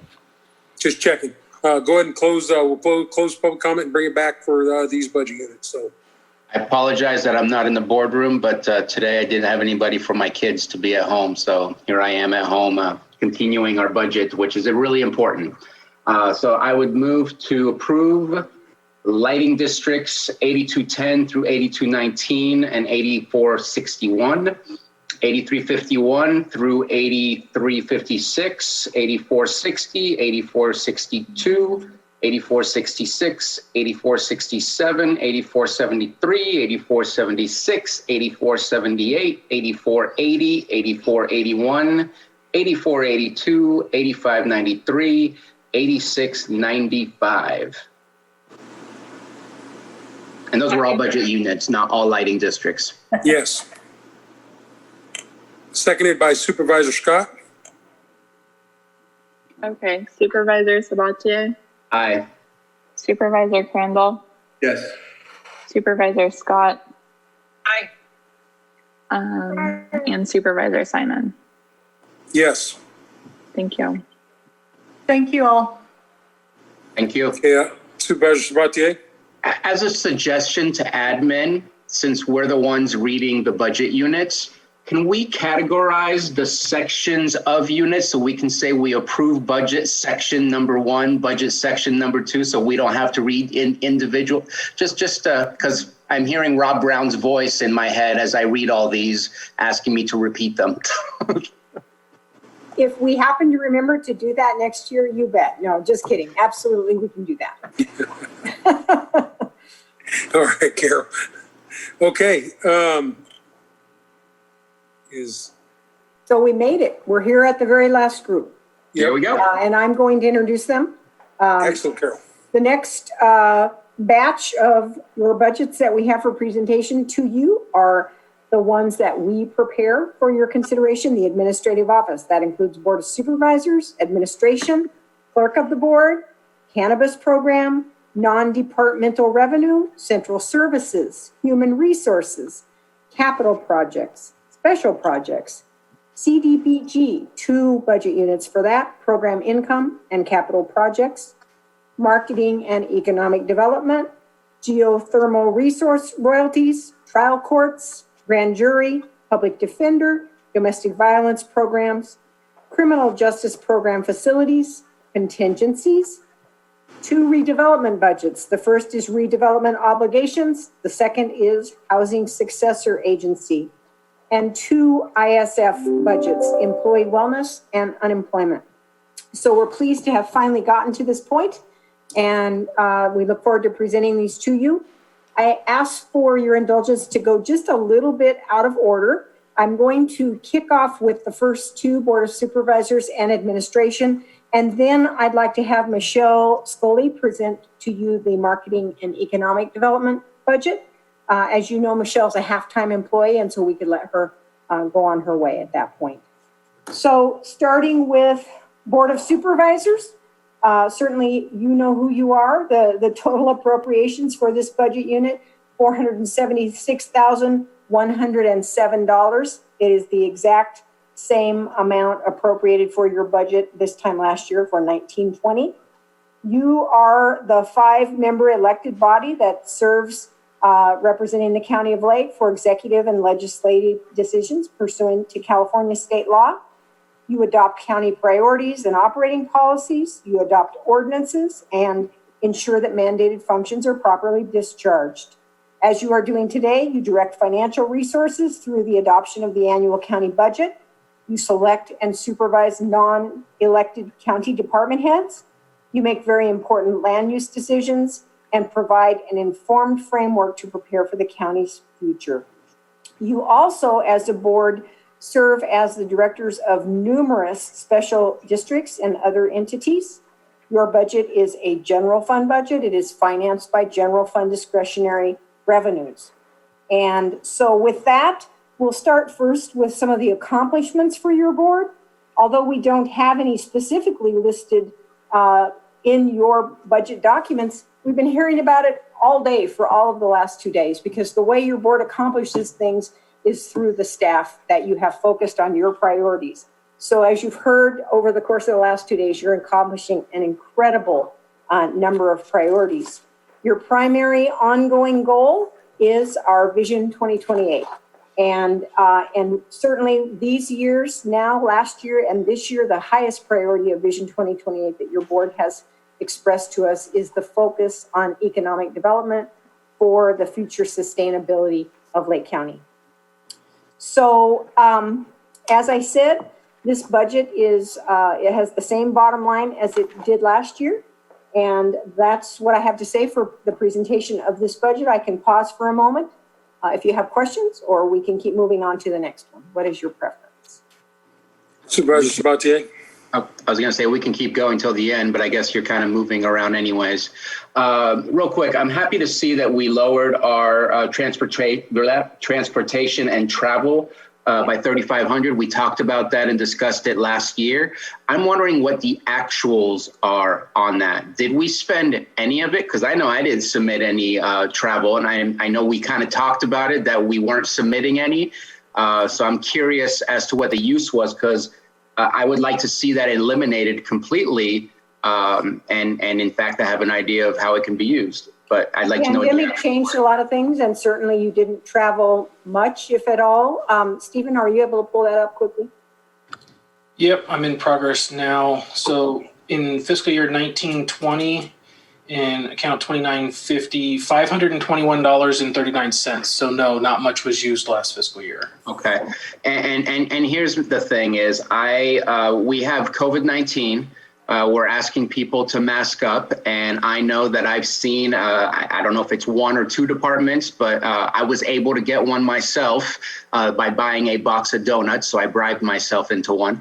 But I've seen Scott DeLeon put together a mask that says County of Lake on the mask itself, and I would love to see that $4,000 go to providing masks to our staff, rather than expecting them to go out and buy masks so that they can be at work in a safe way. We can gladly do that, except that I think that most departments have provided masks. Do you mean that the department you got one from was charging employees for those? No, they took it out of their own funds that they had, I believe. I don't think that Director DeLeon paid for it out of his own pocket. I don't think any staff paid for it. But I do know that some departments were a lot tighter in their budgets and were not able to do that, at least at that point in time. Maybe that's been changed.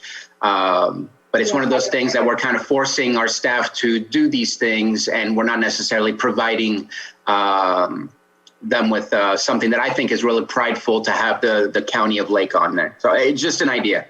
So we do have a couple of department heads here. I'm going to pick on them just a little, just because they're here.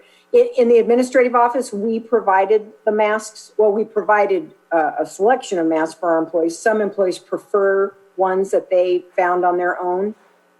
Kathy, may I ask, did you provide masks for your employees? Brian, Anita, I'm going to ask you all. Sure. Was it at employee expense? It was not at employee expense. So we actually ordered some cloth masks with the letters LCSO screen printed across the front. I paid for that out of the Lake County Sheriff's Foundation, which is our charity. And we've also purchased some of the regular surgical masks, N95 masks, and that was part of the, that I can't remember the name of the grant, but the grant we put in for reimbursement under that grant. But no employees are being asked to pay for masks out of their own pocket. If they want something special, sometimes they do. They're allowed to wear those, but we don't require anybody to purchase one. The other thing at the very beginning of this, we had a large supply and storage of N95s that were expired. And so we started with those. I know Lars Ewing made them available to departments that needed them. So Kathy, Jan, Anita, if you can hear me, did you have your employees pay for masks out of pocket, or did you provide them?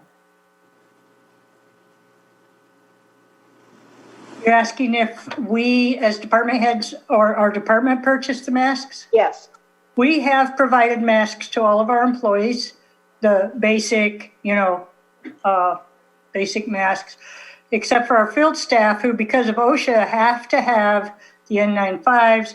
We also bought them the type of mask that they can wear around their neck. So if they're working outside alone, they could lower the mask.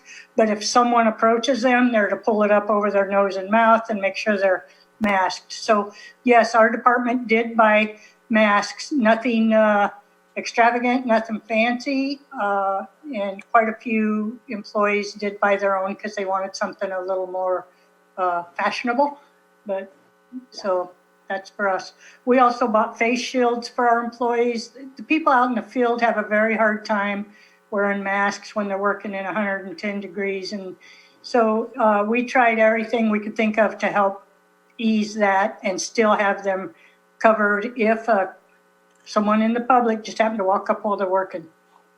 So thank you, Jan, I appreciate it. And it looks like Anita and Kathy are on mute, but I think departments have provided masks, so we appreciate the offer to zero out the travel budget if you wish, but I don't see a need to appropriate it to masks because I think we've got it covered.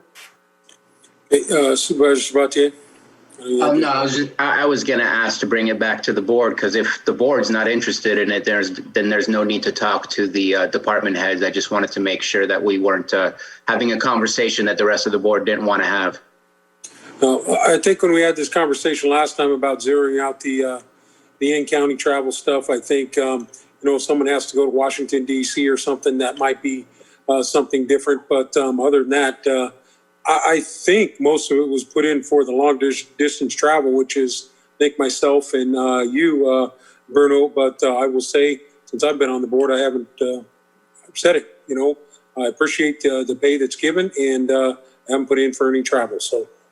Right. So my recommendation would be to leave it as is. It's right now it's just a little over half of what has been typical. If you don't use it, you don't use it. But what if something came up and we had nothing in there? That's it doesn't hurt anything by letting it remain. I was going to say two things. One, most of the committees that I'm on usually are reimbursed, and so the travel ends up being reimbursed. But however, I was thinking too, not to defend transportation and travel.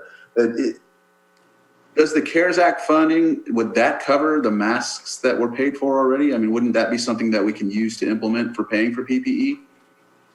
Potentially that, or the FEMA reimbursement for public assistance. So these are general fund dollars here, probably. Not really what you would want to use for something like masks. Okay. Go ahead, Carol. So I'll keep going. I'll go on to the administrative budget if you're ready. Okay. So next is the county administrative office budget. This budget also has the same appropriations as last year in the amount of $1,087,424. As you know, this office performs general administration and management of county government functions under your direction. I also serve as your clerk of the board and the county purchasing agent. We are responsible for administration of more than 20 budget units, which we're talking about now. And we also oversee a wide range of county government functions, including CDBG grants, economic development, public defender program, geothermal resource royalties, the grand jury budget, domestic violence prevention program, trial court funding, and much more. One of our primary duties is what we've been doing the last 2 days, and that is preparation of the budget for your consideration and adoption. And so over the course of this past year, 1920, we have gotten a lot done, despite what you might think with a pandemic. We have supported the Treasurer Tax Collector's Office with the priority for tax sales, dedicating one of our full-time staff to assist them. We worked with your board to finalize the classification and comp study, albeit it has been temporarily paused given the crisis. We look forward to returning to that. We've supported your public information needs. Some months back, your board expressed an interest in having us do more in that regard and getting our public information, our story about what's going on in county service out there to the public. We're proud of the good job that has come about from that. We've supported a tremendous amount of work related to the COVID pandemic with policies, changes in business practices, trying to address department's questions and needs, and much more. So I could go on and on, but I won't because you can read it in the budget book. We have a lot of goals, however, for the coming year, and formation of this Economic Development Task Force, I would have to say, is right at the top of the list. Had we not had concurrent disasters with the LNU wildfire coming while we're also in COVID, we would have stood up that task force by now, but we're just about ready to do so. We envision that at least initially the task force would meet every other week while it kind of figures out its marching orders. And our initial plan is to have a facilitated session with our own Michelle Scully, supporting those initial discussions and helping us get going forward. So we're very excited about that. So as you know, we also have a lot going on with our own projects related to economic development. And I'm sure it looks familiar to you. We have our projects listed here. These are many of the same ones that we included for your board when we had the economic development workshops. So we're continuing our efforts there. And when we get to budget unit 1892, which I would appreciate taking up next, we'll have Michelle elaborate on some of those activities there. Yesterday, when we were talking about other budgets, a question came up about the Lucerne Harbor artist cottages that our office oversees as rentals. And it is staff in budget unit 1012 that are responsible for handling that. So we would be happy to field that question now. Would you like to go ahead, Supervisor Sabatier? Yeah, so last time I went to Lucerne Harbor, I was speaking with some of the tenants inside the shops, the whatever you want to call them, and talking with BLM. We were talking about the National Monument and how to enhance the attraction to the public. But what we noticed, we were talking about a visitor center, and I know we took away a visitor center from, I believe, that same location a while back. But what we noticed was that I believe 2 of the shops are empty, and I don't know if that is still the case.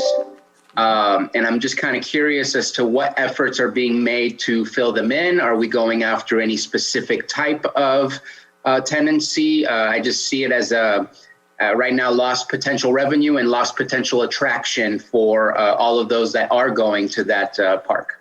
Thank you.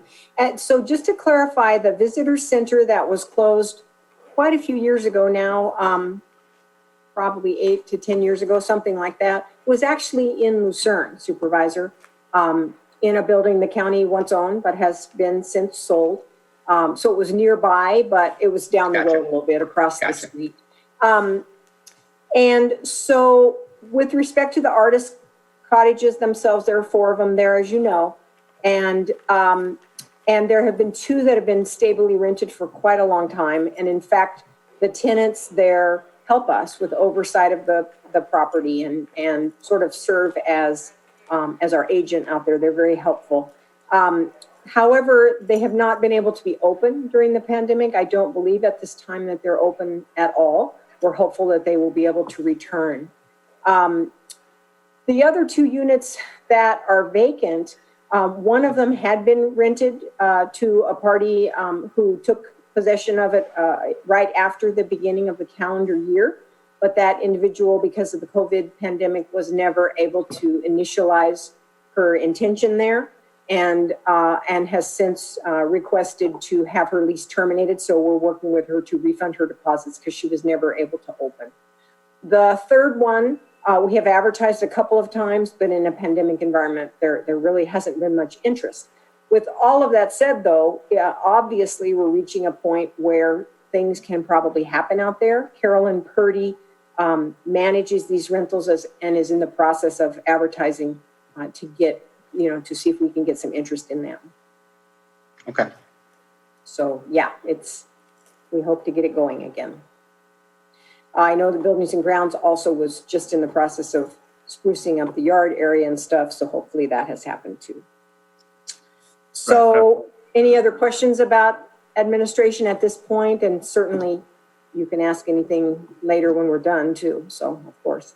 No, I was on that meeting with Supervisor Sabatier, and there was also, and we discussed it with Lars yesterday about the actual pier issues as well. And so I think we'll get into that later, I guess, with the certain project. But yeah, thank you for answering that.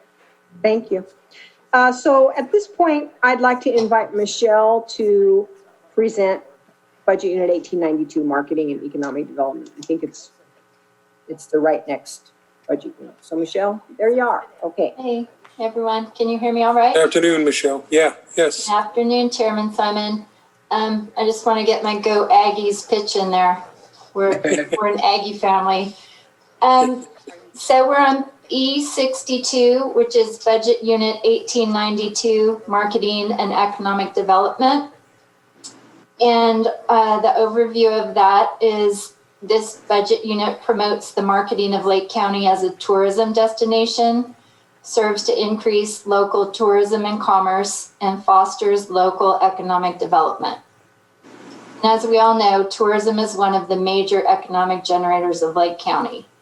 Thanks to the support of your Board of Supervisors, the new destination marketing entity, the Lake County Tourism Improvement District, and we all like acronyms, that's LCTID, also known as Visit Lake County, California, another abbreviation VLCC, was established in 2018 and we took off running. The VLCC's board is comprised of a majority of lodging owners or their representatives. This whole effort was a result of us going out to the tourism stakeholders and asking them how they would like to see tourism marketed in the county, and this is the format that they wanted. We hold a seat, the County of Lake holds a seat on that, which I am currently sitting in, the City of Lakeport and the City of Clear Lake.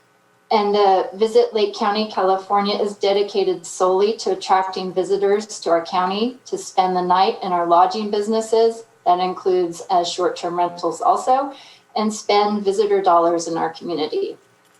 The VLCC is supported through the 1.5% assessment charged to visitors on overnight stays, which piggybacks with TOT, which is 9% in the unincorporated areas and 10% in Lakeport.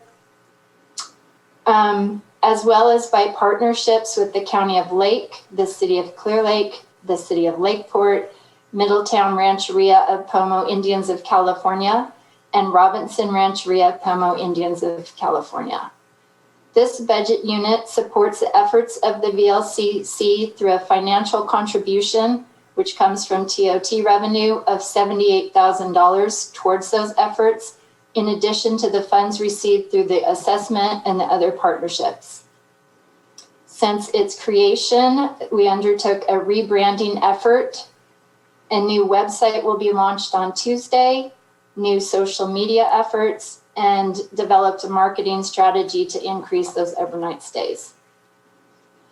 Through your board support, this budget unit provided financial support for economic development in collaboration with the Lake County Economic Development Corporation. In January of 2019, your board adopted a resolution of the Lake County Economic Development Strategy. As per your Vision 2028, your board, and the County of Lake are committed to economic resilience for its citizens by growing our economy, spurring the creation of quality local jobs through focused economic development.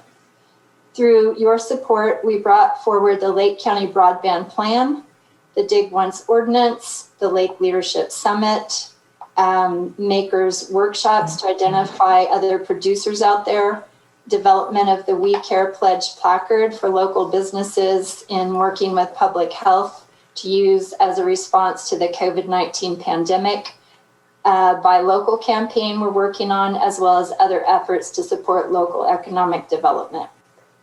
Through your board's support, we participate in these two exciting collaborative entities for marketing and economic development. As accomplishments in this past year, a lot of it was all the work that Visit Lake County, California has done. That was kind of huge, a lot of heavy lifting. I think everybody attended the rebranding presentation. We also oversaw the creation of the new soon-to-be launched website, a media campaign, which unfortunately has been holding kind of for a relaunch because of COVID, stakeholder outreach, tribal partnership development, the cross-jurisdictional discussion with Upstate California Connect Consortia, identification of broadband assets, and our board's adoption and the other jurisdictions of the Lake County Broadband Plan. So that is my presentation to you, and I'm happy to answer any questions. Oh, I also wanted to mention something I'm really proud of that our office has been involved with for the last few years, and that was all the work that we were able to do to identify short-term rentals and that whole market and how it impacts our conventional lodging businesses, but also that especially now in the midst of the pandemic, it's become pretty apparent to all of us that short-term rentals are a very integrated part of how people view travel these days.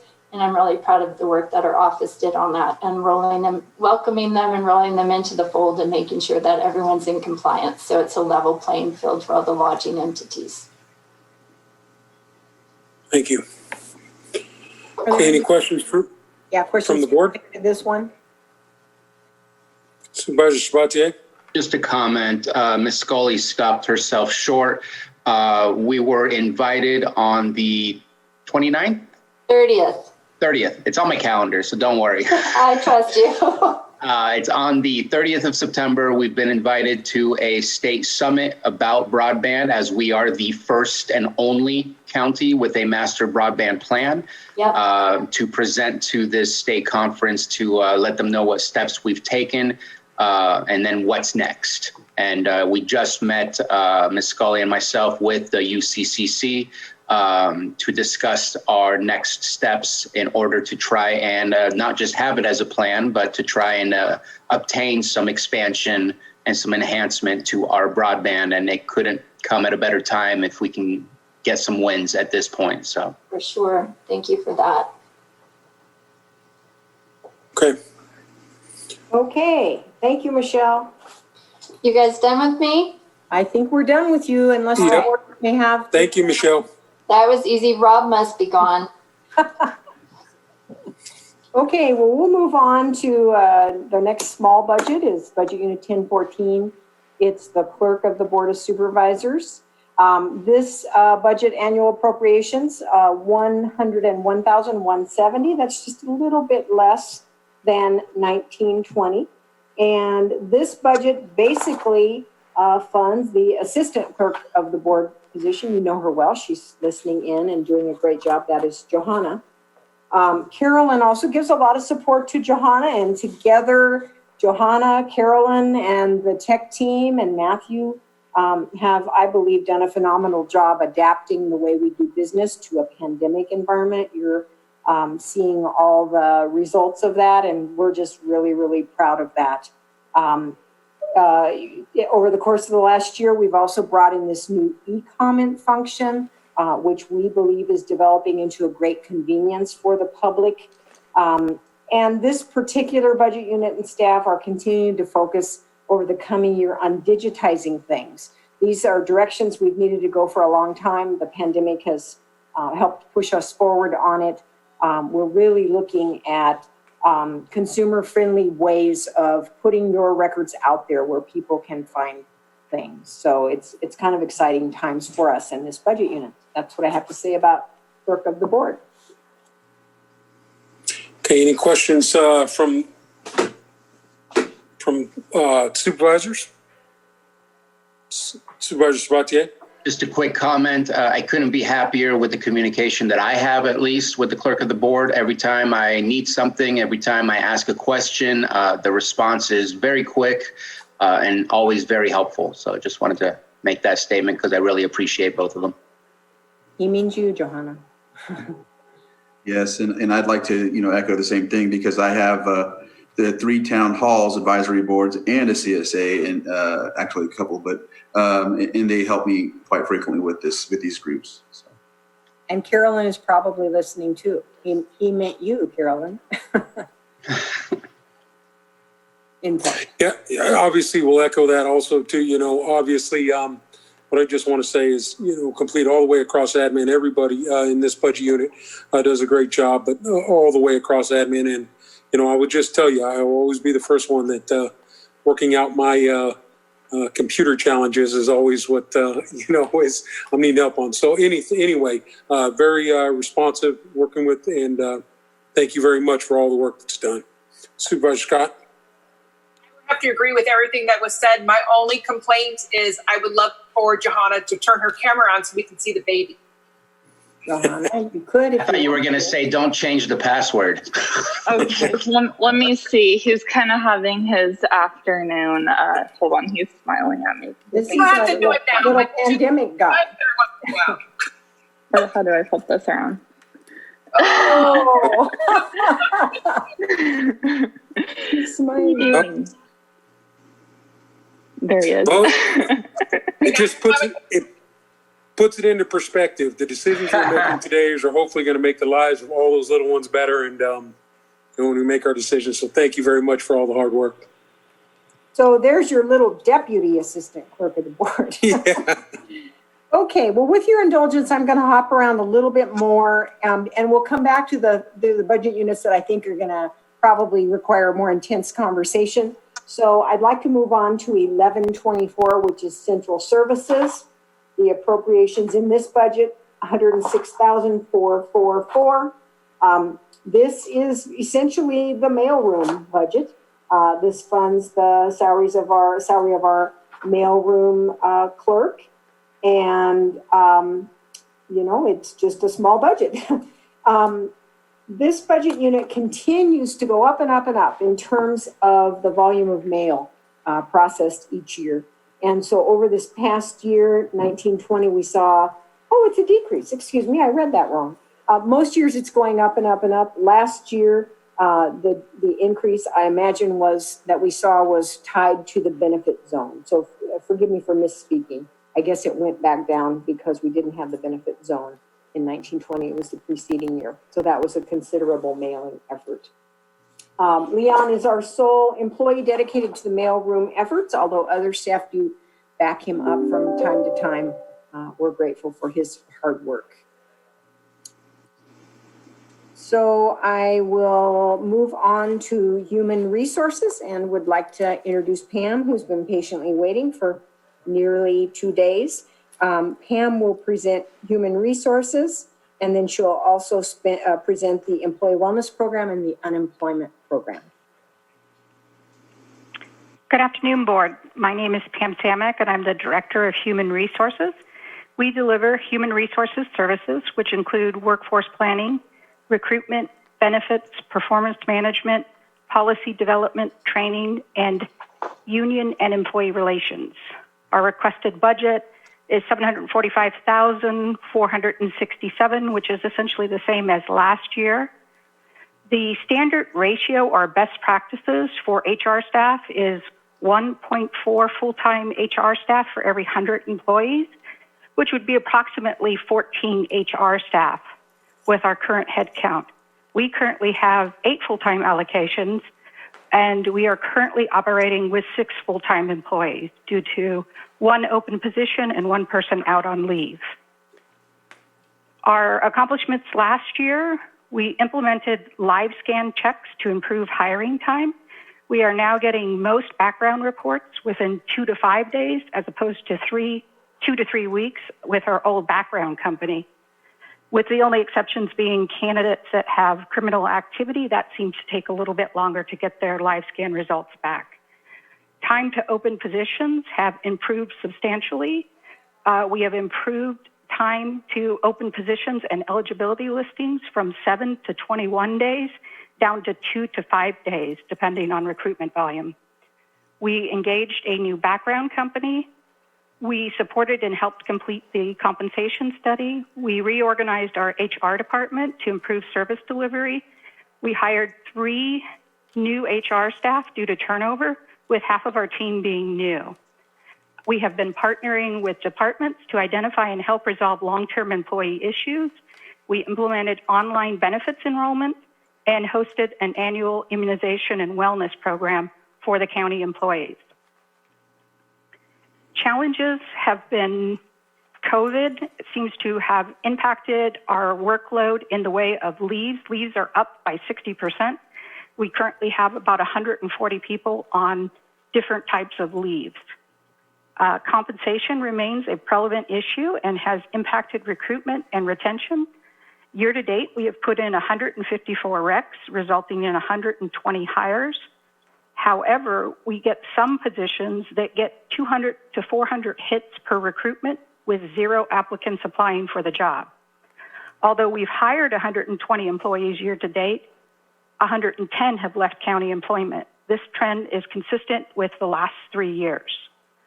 The last challenge we look at is the HRIS system is very limited with no integration with our benefits platform, CalPERS, Target Solutions, NeoGov, resulting in a very manual system which requires us to enter employee information 4 to 5 times for each employee.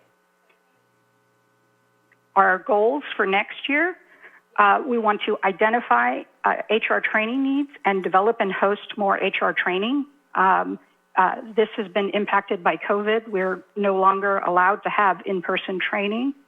We want to review and update county policies. We are implementing a virtual open enrollment. We would like to implement HR retention policy, records retention policy, move extra help hiring into NeoGov to make it easier for applicants to apply for extra help positions. And we want to maintain an integrated service delivery program with HR. That is it for HR. Both wellness and unemployment. Wellness, we Pam, probably won't.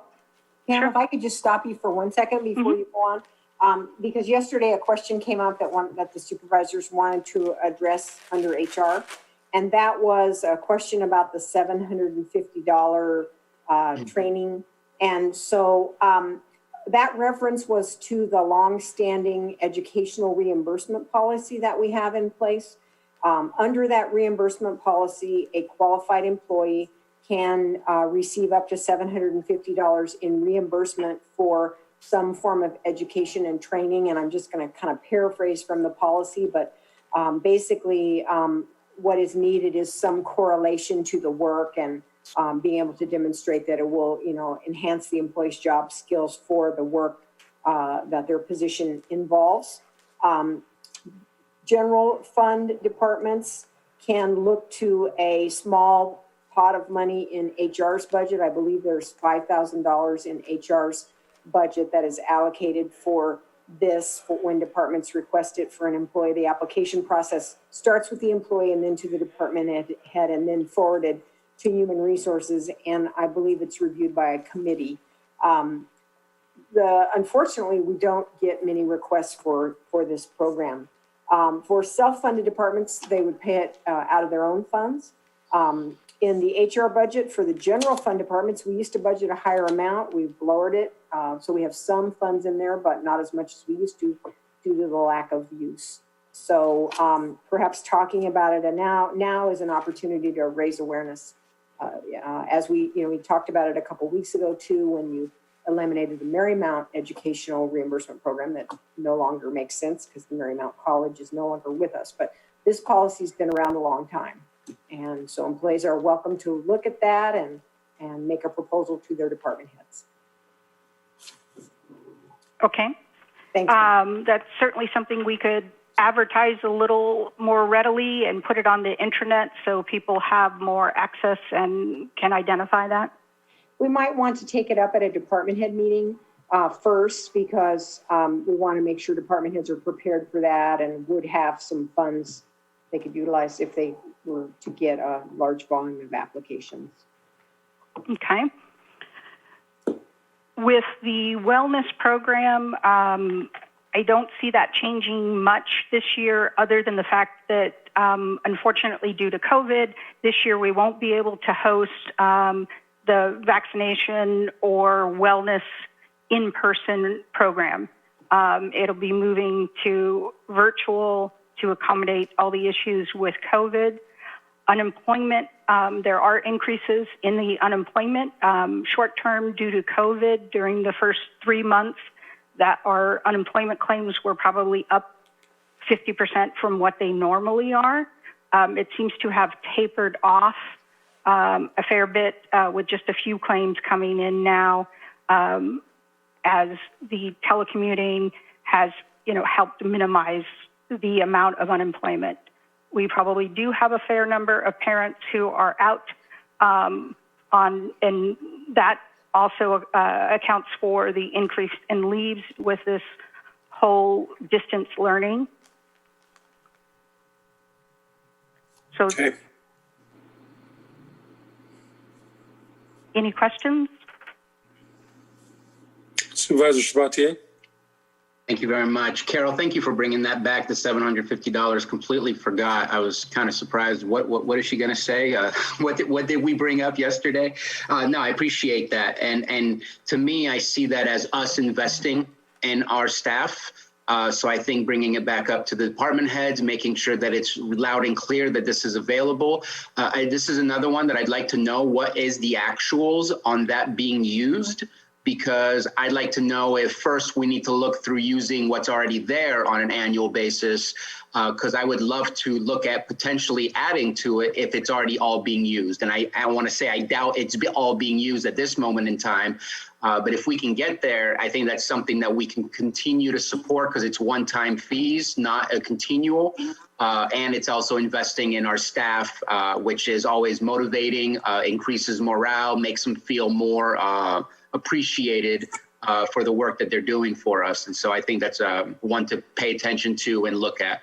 The other part for two other things for HR. One is I just want to tell you, Ms. Samick, that I want to talk about the silver lining. Even though we had 110 leave and 120, we still gained 10. We got to look at the positives on that. I know it makes it rough when the numbers are large because all of that is a lot of work, but it's still a positive net gain for us as an agency, and that's what I'm looking at. The last thing is there's been a huge shift in what we've been doing with the whole remote working. Wondering if there might be some legalities where no, we're not supposed to step there. But if HR can help provide some guidelines towards the end of the year to help our staff with taxes, because they can deduct their square footage of their office space at home, their electrical bill, their internet bill, because they're now working from home and utilizing their own stuff rather than coming to work where we're providing all that for them. And so maybe providing some guidelines of making sure that they're aware to not just do their normal typical taxes, but to deduct whatever is allowed for them to deduct for the work that they've done at home. I could probably find some information on that, but I am definitely not a tax person and would not want to provide faulty information. Yeah, I think just vague information saying. I don't know that we want to put HR into the business of providing tax advice. And I'll give you an example of something a little bit similar in a way. There once was a time with prior HR, a long time ago, say 5 years ago or so, that HR provided a lot of advice to employees that were contemplating retirement and helped quote rates and dates that it would start and all that kind of stuff. And although the intention was all good, it wasn't always right. And there were some outcomes for employees that weren't helpful, like expectations created that didn't come through. And so when I stepped in as CAO and became aware of that practice, I asked HR staff to step out of an advisory capacity on how CalPERS works, when checks would start, what rates would be, and defer all that directly to CalPERS. I kind of feel the same way about putting HR into a position of tax advice about remote work. And maybe I said it incorrectly. I don't think we should be giving tax advice either, but just letting them know, talk to your tax preparation person or your CPA to see if there might be a deduction from working from home. Not here's what you can do and here's the math for it, but just to remind them that there might be something different this year compared to years past. So as we have promised you, we're working on a draft remote working policy. And in fact, you and Supervisor Scott are our ad hoc committee that's going to help us finalize that. And so when we bring that forward for consideration of your board, that can absolutely just be kind of a reminder, or maybe we even can put a blurb in there about check with your tax advisor. Sounds Thank good. you. And one more comment about the training program. We also have other resources available, such as Target Solutions, which they have a comprehensive catalog of Word, Excel, Adobe programs that are often used by staff that's free and can be taken at any time. That's certainly something we should advertise more, and we could appoint somebody in each department to help assign those courses that are the non-required courses. But those are resources that are free, and there's a very comprehensive catalog. Nice. The other thing that Pam hasn't mentioned, probably because she's modest, is that HR stepped into a major role with supporting all this disaster service worker training and making sure all employees are up to speed with all of that. So I'm grateful to you, Pam, for your role in that. It's amazing how this small but mighty HR unit can just keep adding to their plate and keep it going. Thank you. We have an amazing team. Pam, did you touch on the amount of time it takes to open a recruitment these days? I think that's really noteworthy as well. It's super fast. Yes, that has gone on average sometimes 2 to 3 weeks in the past, down to 2 to 5 days based on volume. Frida, who's one of my newer employees, has just done an amazing job picking this up and making sure that she gets everything kind of out the door and posted by every Friday. And she has just done an amazing job, as does my entire staff, of really kind of picking up with less staff than we've had in the past, and really increasing, I think, results and performance. Great, Pam. Thank you. So unemployment?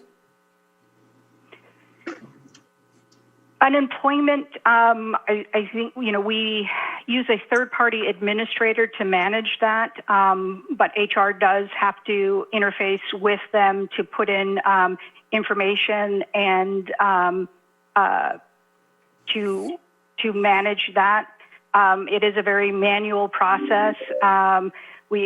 As I said, we have, due to COVID, had increased claims, but they are tapering off quite a bit now. In the first 3 months, we had a significant amount of claims compared to what we would normally have, probably up by 50% in that first quarter that COVID hit. So I think that completes your 3, does it, Pam? Anything else? Yes. Okay. Nope. Any other questions from the board before we move on?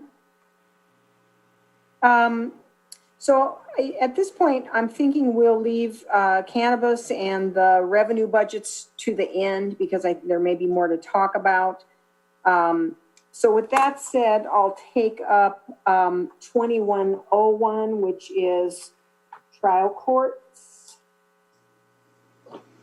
So the trial courts budget is a repository where we place revenues that we have received from the collection of court-imposed fines and fees. A portion of those funds are then required to be turned around and paid to the state. That is pursuant to state law. A portion of these funds go to support the mailroom for its work on behalf of the courts, and a portion goes to the county general fund. Very small budget, appropriations of $279,658, and as you'll see, the revenues less appropriations is continuing to diminish over the years. And does that mean that eventually that the general fund will have to help keep that afloat? Stephen? No, the actual, if you see the net cost where it's negative 230,000, that's actually infusing funds into the general fund. No, but because that's getting smaller and smaller, eventually when it gets past the zero, If it gets past zero, yes, because I believe it's an MOE, so it's a maintenance of effort where we have to do it. Okay. So next up is the grand jury budget, which is 2106. That's on page E84. It's our duty to, propose their budget and allocate funding for them so that they can operate through the year. The appropriations for the grand jury budget are $65,365, also the same as was in 1920. This is a small budget that's fairly self-explanatory. The bulk of the expense here goes to the stipends the members receive, and also to their transportation and travel. We have yet to know what the impacts of the COVID crisis are on their ability to travel. I believe they are meeting virtually in some cases. But nonetheless, their budget is the same as last year. That you took on, or HR took on. You need to mute. Something. There you go. So with that, I think I'll also just keep going with some of these small ones. Next is 2115, which is domestic violence programs. This budget enables us to pass through marriage license fees and domestic violence fines to Lake Family Resource Center. Lake Family Resource Center is the sole provider of crisis intervention shelter care for local victims of domestic violence. This budget has been the same for many years. It is a pass-through of $12,500, and under contract with the county, Lake FRC provides services to those victims. They also provide an annual report to us to tell us how many they have served. And you will note that for the last quarter, they responded to 239 domestic violence calls. So this is just a quarterly report. They held more than 800 individual and group counseling sessions and provided more than 1,500 bed nights to 27 women, 24 children, and 1 man. So they're very busy with that program. Seems impossible for that amount. Well, they have other funding. Right. Supplemented by other grants, yeah. Yeah. Okay, so Susan, would you like to do public defender now? I see that you are back. Jake, can you make it possible for Susan Parker to unmute? Yes. There she goes. There we go. There we go. Hi. Hello, Susan. Good afternoon, board. The state and federal laws require that legal representation to be provided to those without financial resources to retain the services of a private attorney. The administrative office administers the public defender contract with Lake Indigent Defense LLC. In addition to providing legal services, this funding also funds ancillary court-ordered services such as expert witnesses, verbatim transcription services, and interpreters, just to name a few. The general fund provides the majority of the funding and pursuant to AB 109, the Public Safety Realignment Act, and AB 118 Realignment 2011, the state provides funding for the revocation hearings of post-release community supervision individuals. And we are currently in discussions with the Lake Indigent Defense Group. We actually had scheduled a meeting today at 10 o'clock, but we are rescheduling for next week. And that's all I have. So fortunately, this program has been stable for quite some time with the current operators, and we appreciate the services they provide. Supervisor Sabatier? Yeah, thank you. I had a question about this one, just for the fact that we kind of stopped court trials, which would mean that public defenders were probably not doing what they needed to do because there was no courts. Did we find ourselves with a whole lot of savings? And I'm seeing here that we have the same projected budget as last year. Are we going to see an increase in all of a sudden court trials that are happening where there might need more money? I'm just trying to, or again, without the actuals, I can't necessarily see specifically where we left off. It is actually right now it is a flat fee, and they have been doing a lot of Zoom interviews and such, and visiting this, the jails. So they still are very active. I don't think their level of activity has reduced any during all this. But again, we haven't even started those negotiations and plan to do so very shortly. And so basically it's a retainer, not a per court or per whatever situation. Correct. It's a flat fee. Okay. Mm-hmm. Thank you. So the next one. Thank you, Susan. Thank you, Carol. Thank you. You're welcome, sir. Susan, don't go too far though. Oh, I didn't think so. The next one I'd like to do is 2305, which is Criminal Justice Facilities Programs. It's on page E153. And this is a budget unit that accounts for the funding allocated to the Criminal Justice Facilities Temporary Construction Fund. It's pursuant to state law and a board resolution. This funding, like some of the others we've just described, includes a portion of court-imposed fines, which are allocated for the purposes of maintaining and operating the courthouse and criminal justice facilities. This is non-discretionary revenue. And basically what this budget unit consists of is a transfer out to the Sheriff's Budget Unit 2301 jail facilities. And this year what is projected is a transfer out of $115,059. Okay, we'll keep moving. Stephen, for this sort of ho-hum budgets, would you mind doing the two redevelopment budgets now? Sure. Budget Unit 8826, which is the redevelopment obligations, is found on page E400.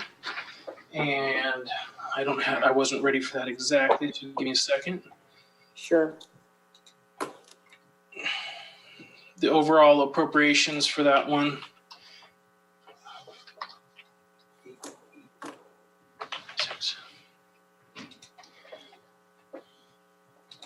The overall appropriations are $205,401. So what this budget unit does now is, after all of the redevelopment was discontinued and brought back into a redevelopment agency, successor agency, this budget unit is now in place just to pay back the general fund loans that the general fund paid to the RDA. So every year, some of the property tax that comes in is transferred over to this account to then pay 80% to the general fund, and the other 20% over to the budget unit redevelopment housing successor agency, which is 8894, that I'll talk about in just a second. So this fiscal year 2021, we plan on $202,000 going over to the general fund, and $50,742 going over to the housing successor agency. That's about all I have for that one. All right, any questions? No questions? Go ahead and keep going, Stephen. So budget unit 8894, which is the redevelopment housing and successor agencies, found on page E402. that one, pulling up the report right now. The overall appropriations we have available are $690,702. Right now, this is a fund that is in holding until we have enough to do some kind of RDA project related to housing. We currently have 690, and every year, like I said on the previous one, 20% comes over, so about 50,000 increase each year. We do possibly have, we can use it for certain housing projects, and I believe there's one that we're considering right now, correct, Susan? Yes, sir. Do you mind?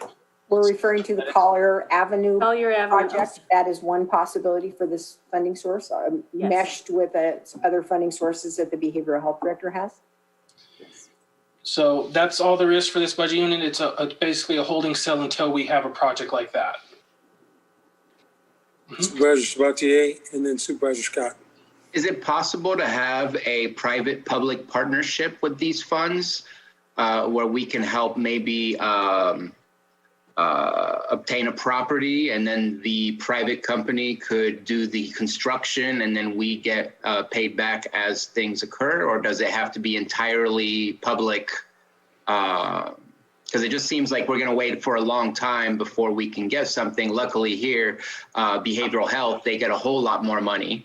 But just kind of curious for us alone if it's possible to create such a partnership, because I'm having a lot of conversation with the developers and the margins are so slim. If we can help them and then there's a long-term recoup that we can get involved with, then that might make it easier to get some housing projects. And no offense to behavioral health, but I'm looking for your standard everyday housing, not housing for a specific program.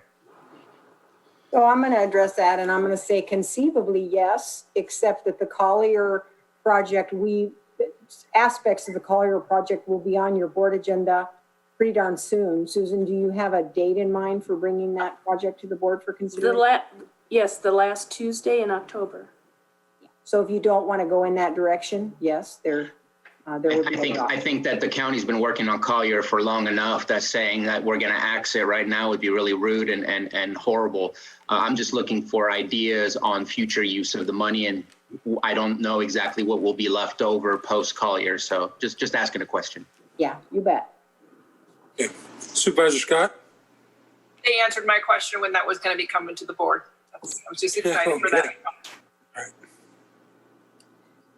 So I think with that, we are now at a point where the remaining budget units are ones that Stephen will present and Patrick will present actually the cannabis budget. Our recommendation would be to just take them up in whatever order Stephen prefers. So go ahead, Stephen. Tell us. I was actually thinking, has Susan gone over 1790, the CDBGs, the 1796? Sorry, did I skip that one? Sorry about that. Thank you. Go ahead, Susan. Is there more? 1796? Yes, thank you. I'll be brief.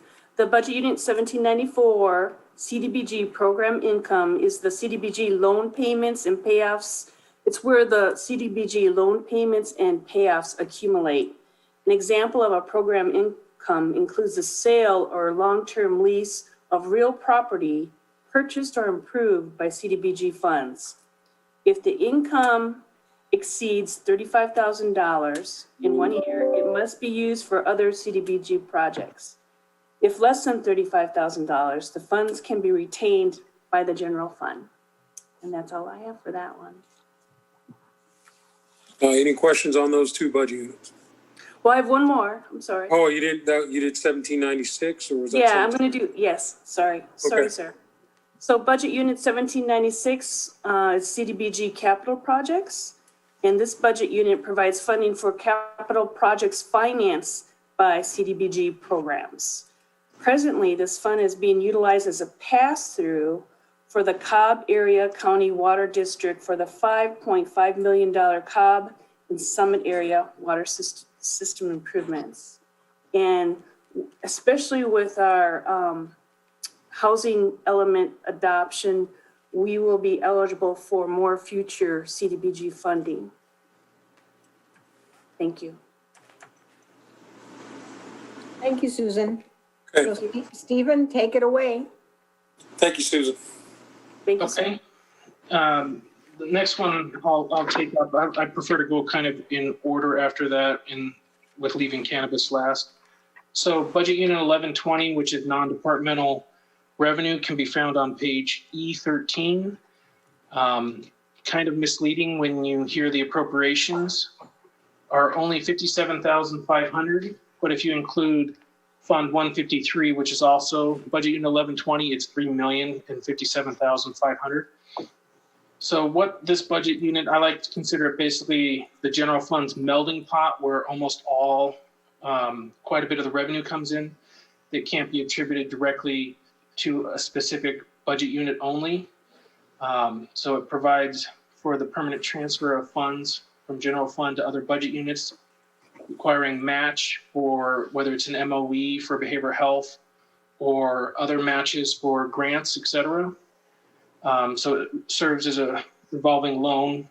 One of the funds within budget unit 1120 serves as a revolving loan, where for like the Lampson Airport project where they just resurfaced, well, one of the funds within budget unit 1120 fronts them the money, and then as it's claimed, it is returned back to our reserve.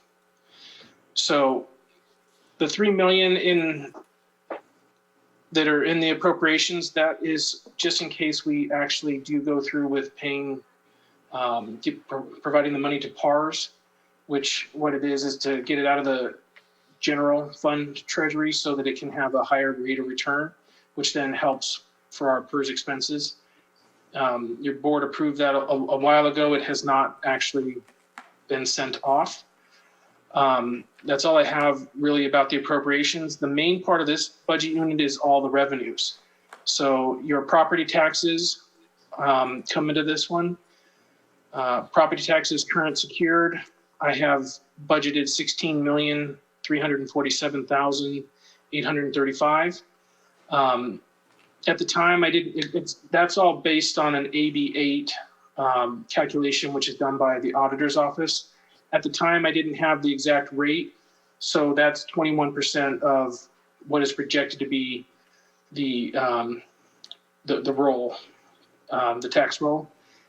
What I'm hearing is it's actually going to be more like between 22 and 23. So there's a few $100,000 that may come in higher within that revenue source. And that goes down through the property taxes unsecured. And this is where the sales tax also comes in. So this is your discretionary revenue for the general fund. We budgeted it at only 80% of prior year for the sales tax, even though I have explained to you earlier that sales tax right now is coming in actually higher than before. I kind of doubt that it's going to continue that way. I would assume to see a dip, but as of right now, it's still coming in pretty darn good. So the overall revenue that I'm expecting within budget unit 1120 is $38,171,379. So that pays the big melding pot that like the sheriff comes out of, auditor, all the general fund departments utilize that. Do you have any questions on those? Supervisor Sabatier? Yeah, no, I wanted to agree with the sales tax, but it also really makes a difference as to what's going to happen in two different time frames. One, which is if the Congress puts together a final package. They're still arguing over that package right now because we had a lot of disposable income come into our community that we never had before. And so that was huge, and which is why we're seeing that sales tax increase at the moment. But number two will be February, unless that gets kicked back a little further as well, because February is the deadline for paying up your rent and paying up your mortgage. And so unless that gets pushed back further, those are going to be the two key things that might make or break whatever number we're looking at right there. So good news for now, but it's only for now until further notice. And that's why I consider it on my watch list, because I totally agree. Okay. Any more questions? All right, no more on this unit then. We'll go ahead and move wherever you're headed to here, Stephen. All right, next would be capital projects, budget unit 1778, found on page E51. And let me pull it up real quick.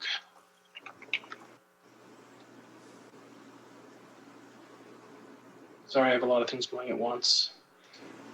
So 1778 is capital projects. The main use of this budget unit is capital projects that are countywide that aren't naturally like buildings or grounds to have a massive capital project. So this one would house the appropriations for where we set aside the board approved setting aside $2 million last year for the courthouse roof and the jail phase 2 roof. And then this is also the budget unit where the water system is currently budgeted. So we have a capital asset there for South Main. Yeah. South Main, what did I say? Yeah.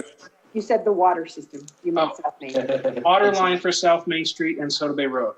It's the water system. Sorry about that. We have 2.8 million in there. In that this is generally funded through fund balance available from prior years and brought over.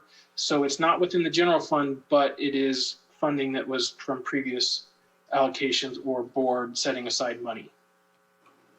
Hey, Supervisor Sabatier, I think you had your hand up. Go ahead. Yeah, I just had a question, and this was all over the capital improvements list where a lot of them said construction in progress. As far as I'm concerned, the construction is not in progress at this point, but we anticipate it to be this fiscal year is what that means? That's just the standard budget unit, account number for if you're going to do construction. Okay. Okay. And hopefully, yes, current year, but with like the water line. Okay. All right, next one. Budget unit 1781. That one is special projects found on page E53. I can't switch over quite as fast. The overall appropriations here equal $1,882,144. Again, this is a general fund budget unit where generally its fund balance available is drawn in for special projects. And the way we currently have it budgeted for our Form 5, we take care of the Lower Lake Community Building, utilities, and we also do, this is where we would pay for appraisals for county-owned properties. And we have $50,000 set aside for a countywide energy efficiency and sustainability study, which hasn't happened yet. And then this is also where we receive the PEG funds and then send out the payment over to the fee is then sent over to PEG. We have $84,000 set aside for the algae, aquatic weed, and quagga mussel programs. This is also where we pay for a code enforcement officer. We have $458,000 available. It is a diminishing amount, so it's not replenished each year. So it was like set at 500, and then however much you use next year, that's all that's left. And then this is also where we have the GSFA contract, which is the Golden State Financial Authority, where for the fire victims, where money can help them out up to a certain amount. We still have, I believe, $350,000, and NCO is the contractor for that. Do you have any questions? Supervisor Sabatier. Where is that 350? Is that in the community revitalization? It is where it says 525, right? It's the 5705 tenant-based rental assistance. Gotcha. 525, I think something happened right before I did these numbers. Okay, so it's down from 525. Okay. Yeah, I think it was 350 last I heard. Yeah. Exactly. Okay, any more questions on that budget unit?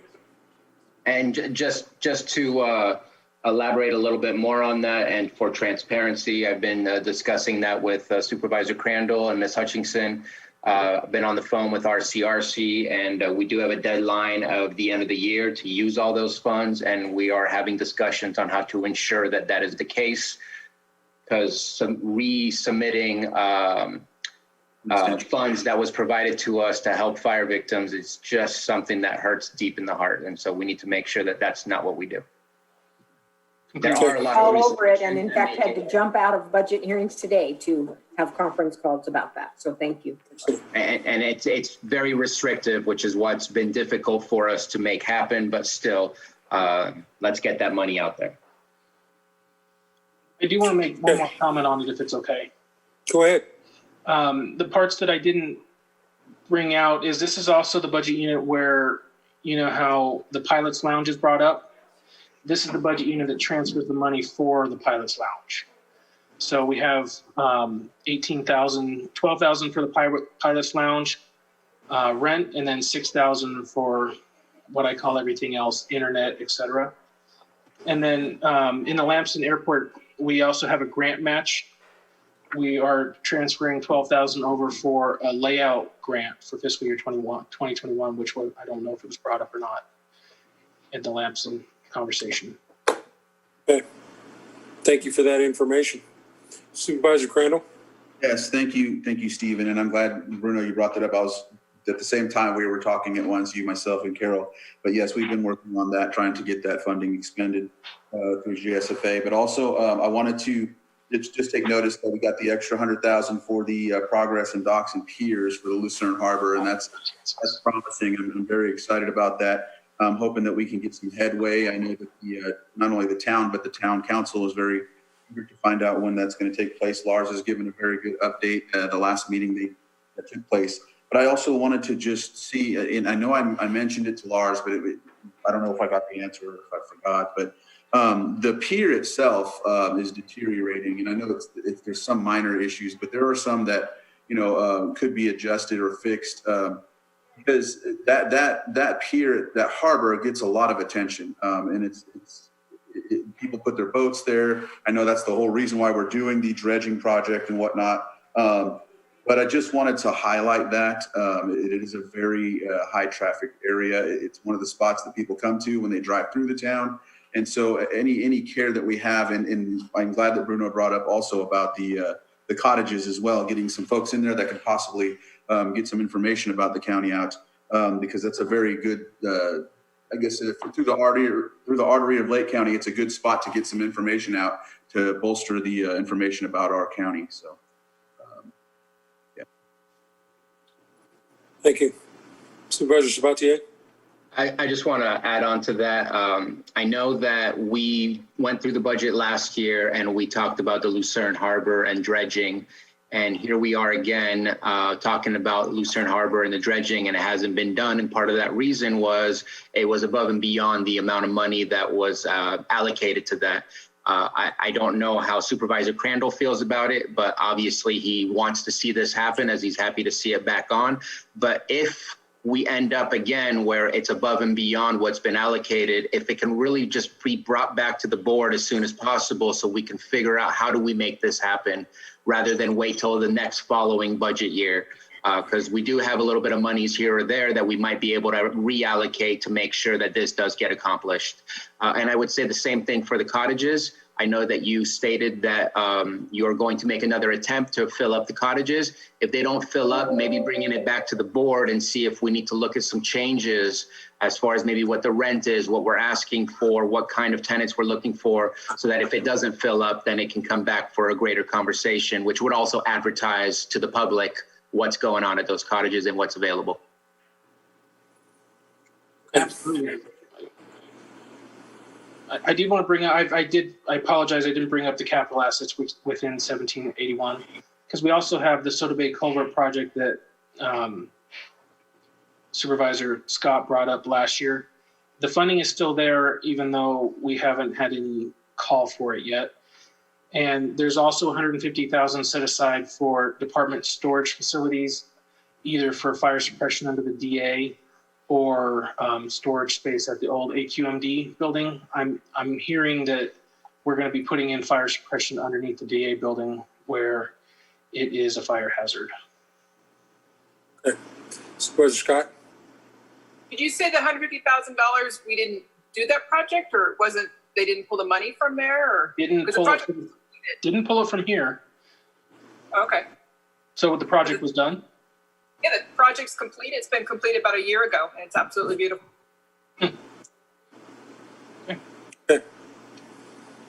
Well, that's good news. We'll put that somewhere else. We'll talk about that one later. Okay. So Stephen, what next? Geothermal, maybe? Yeah, let's go to geothermal budget unit 1918, which is found on page E76.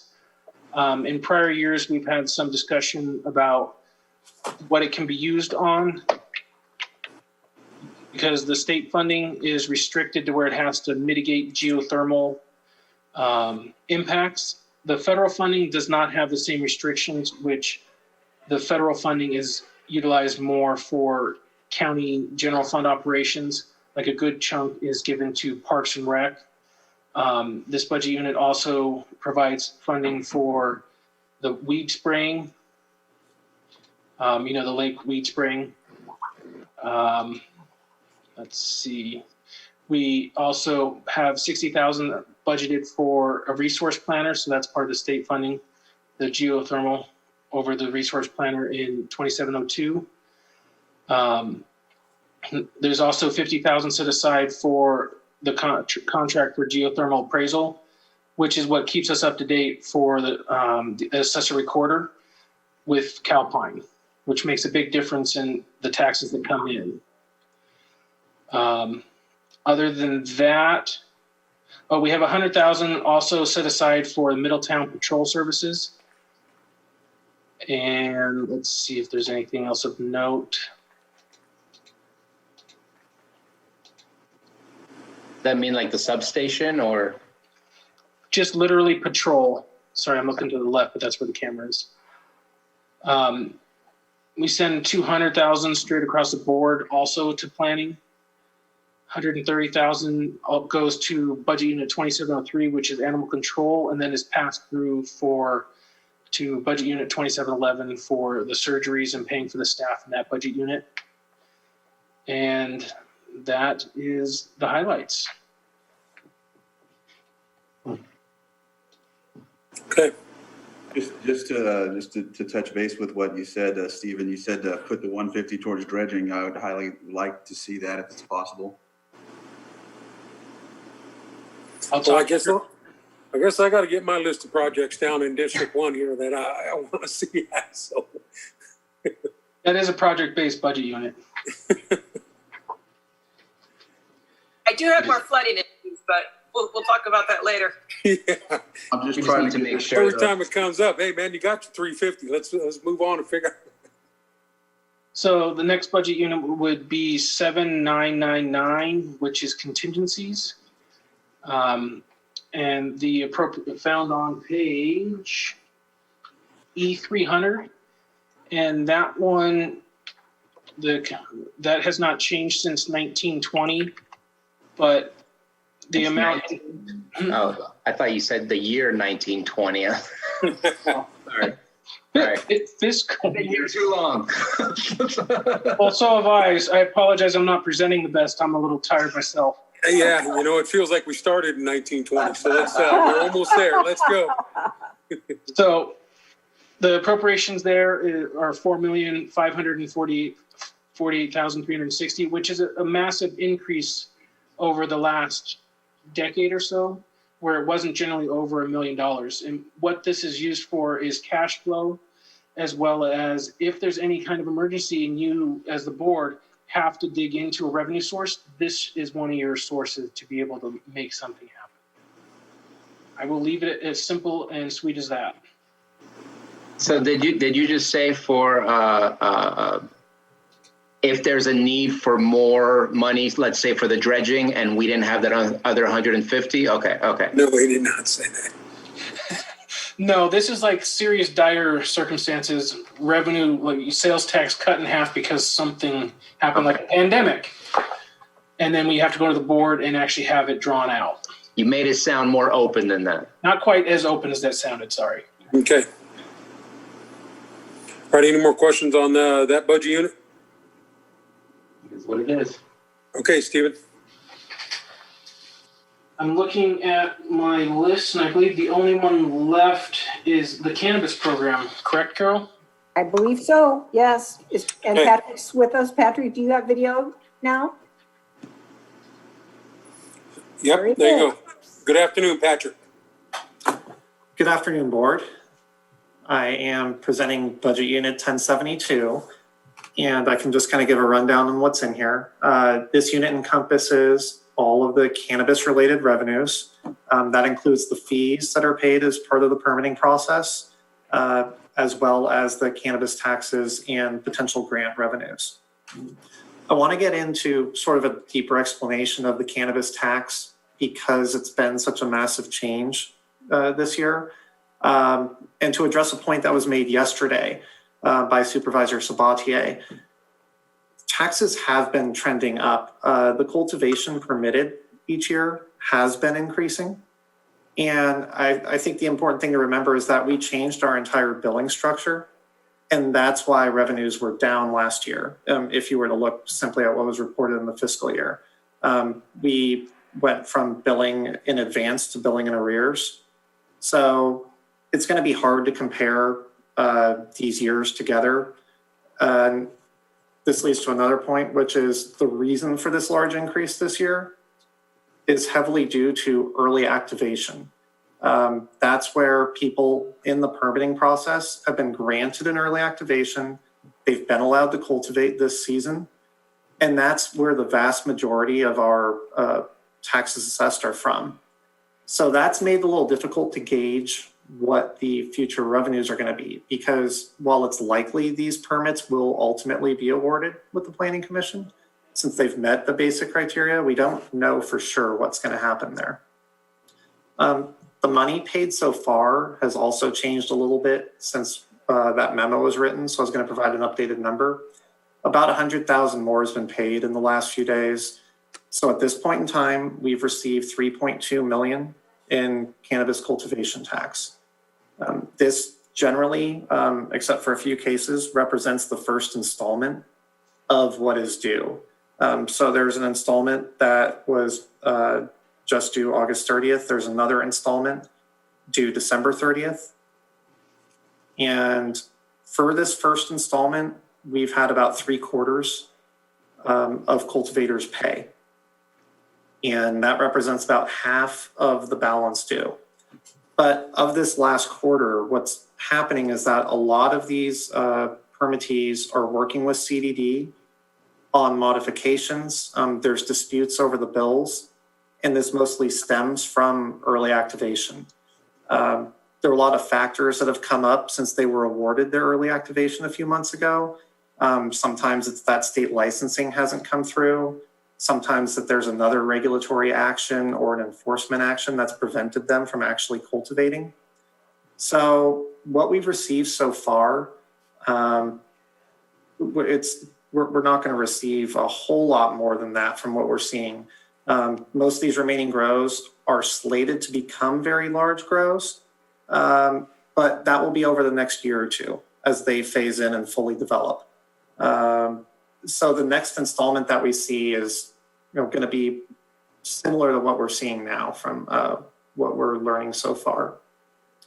So I'll just highlight with this what we know so far from this is less than 20% or so is actually Planning Commission approved, where we know there's going to be a recurring annual bill. So right now it is very difficult to project into the future where we're going to be. I would also like to touch on cannabis grants. I know we already went over, and it was discussed yesterday, that there were the internal grants that went out that distributed $330,500. But under this budget unit, there's also been the pursuit of some Prop 64 related funding opportunities. The state is offering grants out of their state collected tax dollars to local jurisdictions. We've pursued that in a few ways. There's the Cannabis Equity Grant. We were awarded a $150,000 planning grant, as your board knows, and we are in progress with Humboldt State University of creating an equity assessment and creating a program so that in spring we can apply for the major program funding. There's another grant, the Public Health and Safety Grant. We applied for a $1 million grant, and actually on Friday, so it's not reflected in here yet, the state did notify us that their board gave the final approval for that grant. So approximately 500,000 of that will go to the Lake County Office of Education. They worked with us on this proposal to create a youth RAP program, which I think was what probation was referencing yesterday. The other 500,000 will go to code enforcement related activities.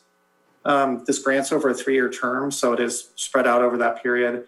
The state's still finalizing all the materials related to this grant, so it may be several weeks before we even see the grant agreement, but it should be awarded this year.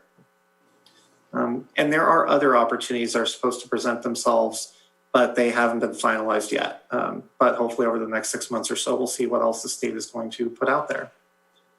So those were the key points I wanted to touch on, and I'm happy to answer any other questions your board may have. Supervisor Scott.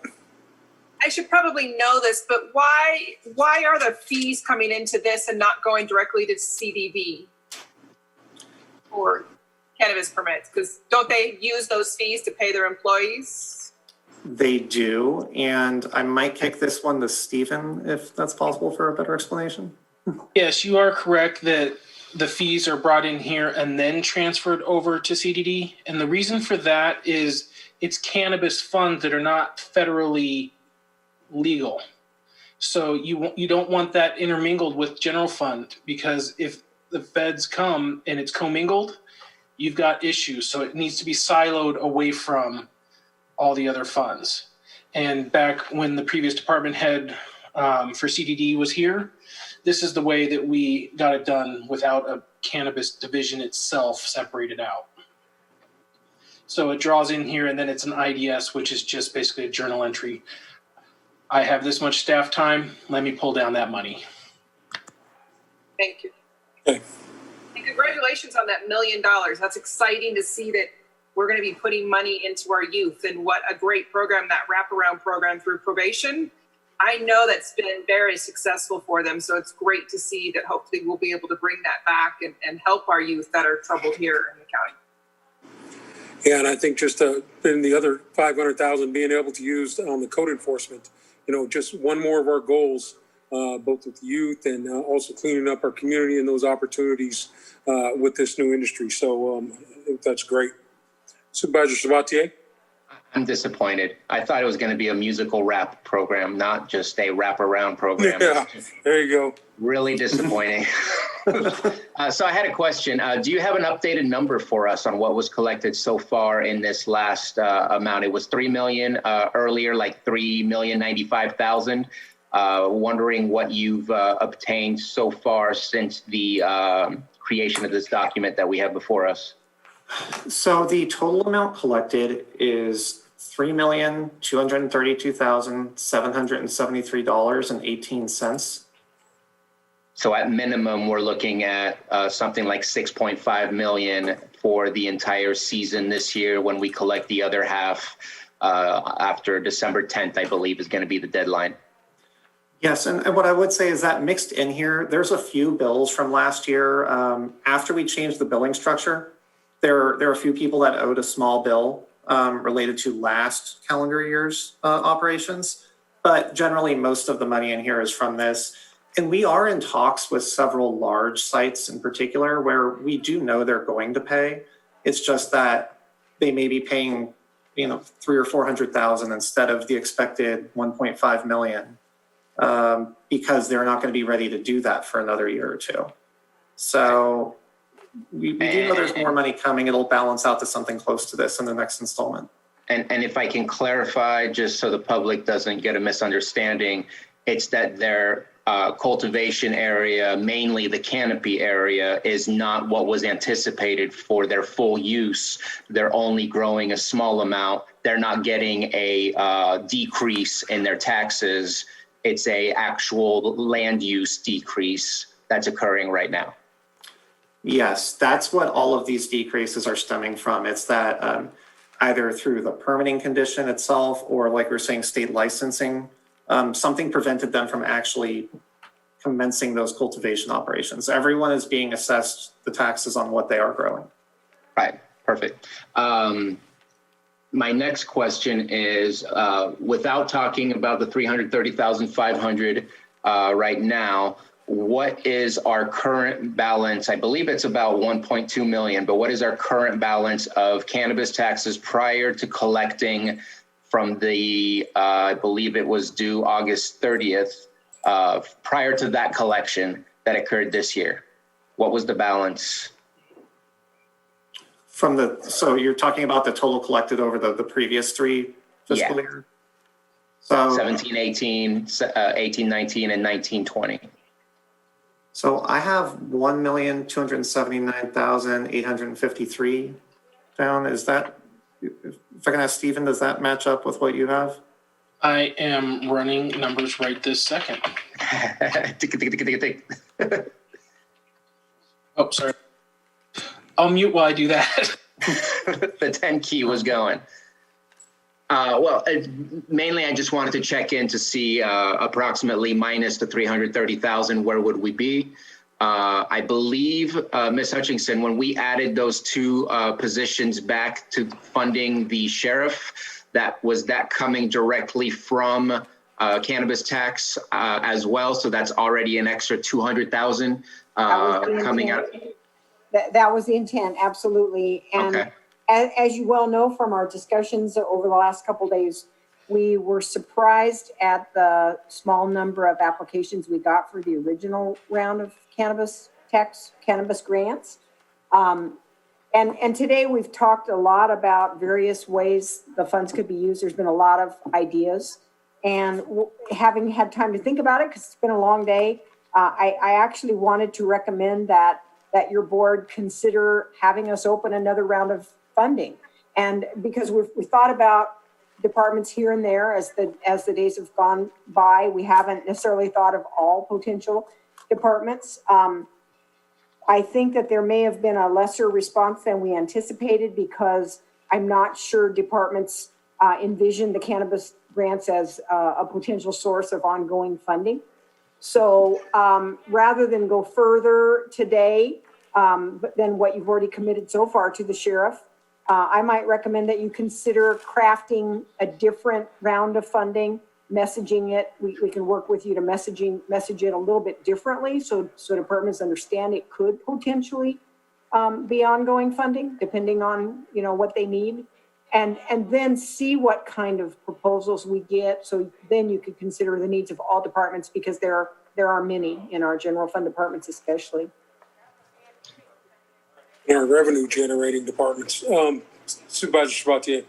And so, again, my reason for asking for the what the balance was prior to our collection starting for 2021 is because obviously, just like before, we kind of want to keep it, make sure there's no appeals, make sure there's no either credits or anything else that we might need to give back. But at the same time, I really think that the public expects us to spend as close to the 1.2 million, because what's the purpose of collecting it if it's not to spend it, unless we say we want to do a $2 million project with this, so we need another 800,000, then I would be okay with that, as long as it was allocated towards a specific thing. But just holding on to this money when we know it's safe, nobody's asking for it back, nobody's appealing, that time period is over.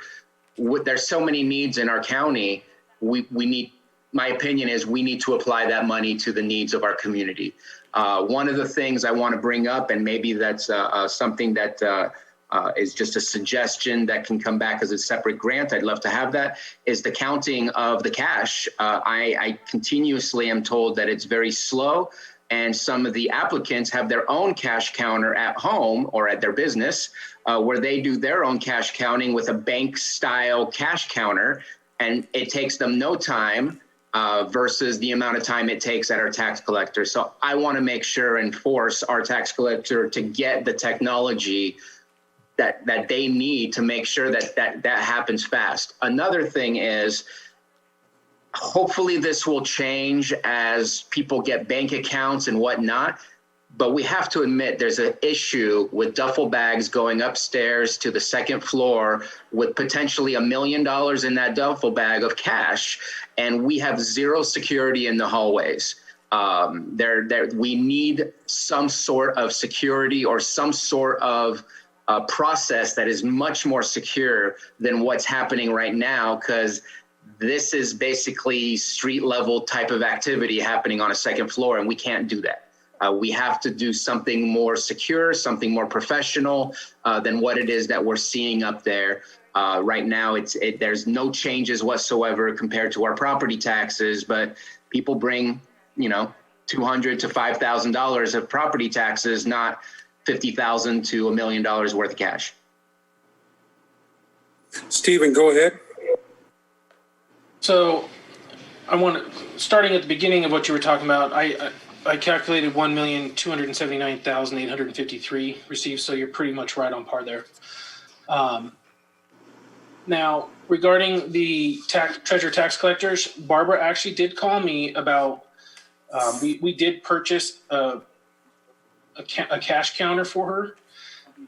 Is that what it's called, a cash? Yeah, cash machine, cash counter, there you go. They bought one, but they didn't realize they could have bought, a good one. So I have said that would be something that I'd be willing to put in the budget for, like $5,000 for an actual good cash counter, right, as well as have her look into how much it would cost to have cameras not only in her area, but the entire second floor and the entrances and exits. So we have specifically talked, Barbara and I, about that and want that to go forward, yes. Okay. Now, it has to be done, though.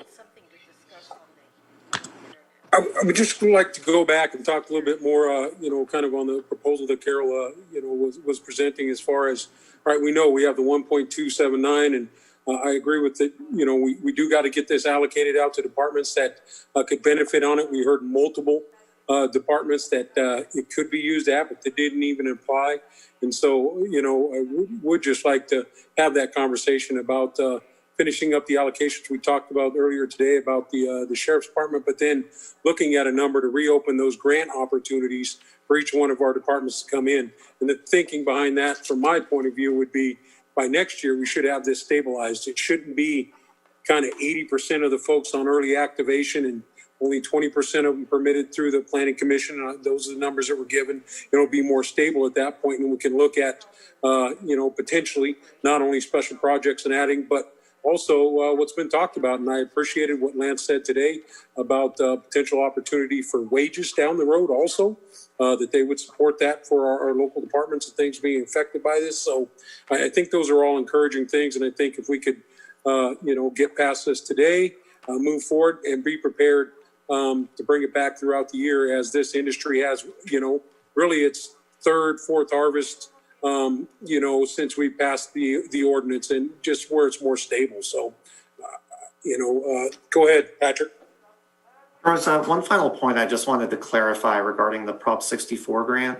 That $500,000 allocation for code enforcement, I didn't want to leave the impression that was to be applied sort of in whatever discretion we wanted. It's already essentially pre-allocated by the state. There's certain purposes it can go to fund an additional officer. Part of it can be used for high resolution satellite imagery to purchase a vehicle. It's to a certain extent already mapped out. So it will all go to support code enforcement efforts, but there's not that much wiggle room in what we actually use it for. Okay. Thank you for that clarification. That sounds like all things that we need there anyway, and I think that's money we would have spent it on. So it's not something that we wouldn't have wanted. Go ahead, Stephen. The one last thing I wanted to bring up was in our next round of CAN grants, let's make sure we pay. Yeah, that's what it was called, internal. Okay, all right, that's fine. That's what I called it. We make sure that we differentiate between one-time expenses and ongoing, because if they're ongoing, it's okay. Let's just make sure we already know that next year that how much is coming out is already allocated. Right. Okay. So in this first funding cycle, that was not clarified. And And we got so few applications that, that was under the amount of funding we had, so we didn't convene a panel to review them. They all seemed reasonable, so we put them all in your budget for your consideration. If we got considerably more, then we'd have to conduct a different level of review and probably rank them and certainly involve you in the selection of those. Okay. Supervisor Sabatier?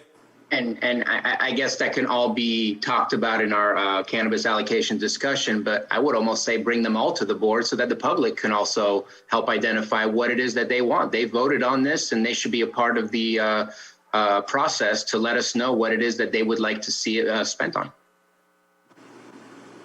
But I'm good with the cannabis allocation conversation occurring in the near future and moving forward with the $200,000 and the $300 for the sheriff and the $330,500 of what was already requested by the first CAN grants that we've done. Okay, Supervisor Scott? Just that I definitely agree with that. And I think we need to be spending this money and showing the community that we're doing great things with this money that's coming down from cannabis. Because I know there was some pushback about, not wanting cannabis in our community. So I think we need to show that, the improvements and the things that we're doing with this funding. And we need to stop, completely banking it and having a plan for it. And I think, go ahead, Stephen. You first, sir. He's worse than I am. No, go ahead, Stephen. Well, I wanted clarification on what Bruno said there. Is it the 200 for the sheriff, 330 for CAN grant, and then the rest is going back out to CAN grant? Or is it the 200 sheriff, 300 sheriff, 330 CAN grant, and then what's left goes back out? That was the first one, and then we'll have another discussion at a future board meeting on what that next grant process will look like. First one. I already forgot what my first one was. So the $200,000 for the two sheriff unfunded becoming funded. Yes. And then the $330,500 for the CAN grants we have currently on our budget. And then a new discussion on the process for the next CAN grant to allocate, if it's the full amount or a partial amount, that whole conversation will happen later. Okay. Oh, thanks for clarifying that, because that helped. Stephen, go ahead. Totally apologize. Going at it here, man. Before you totally approve them, I have a lot of adjustments that go into 2201 and 1072 to make that for final budget. So just before the end, I'll explain the changes.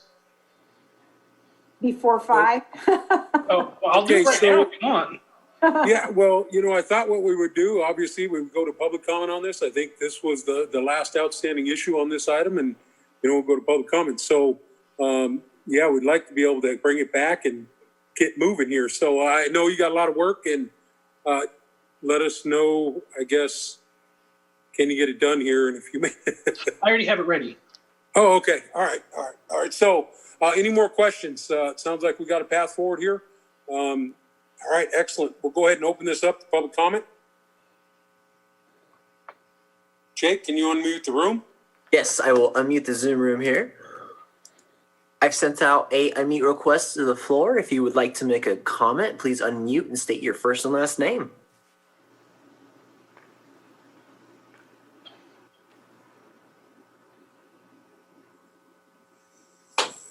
Okay, Jake, go ahead and close the virtual room. Sam, I will confirm with you, or Jake, got any requests? Anybody in the chambers? I don't think so, but I will just double check.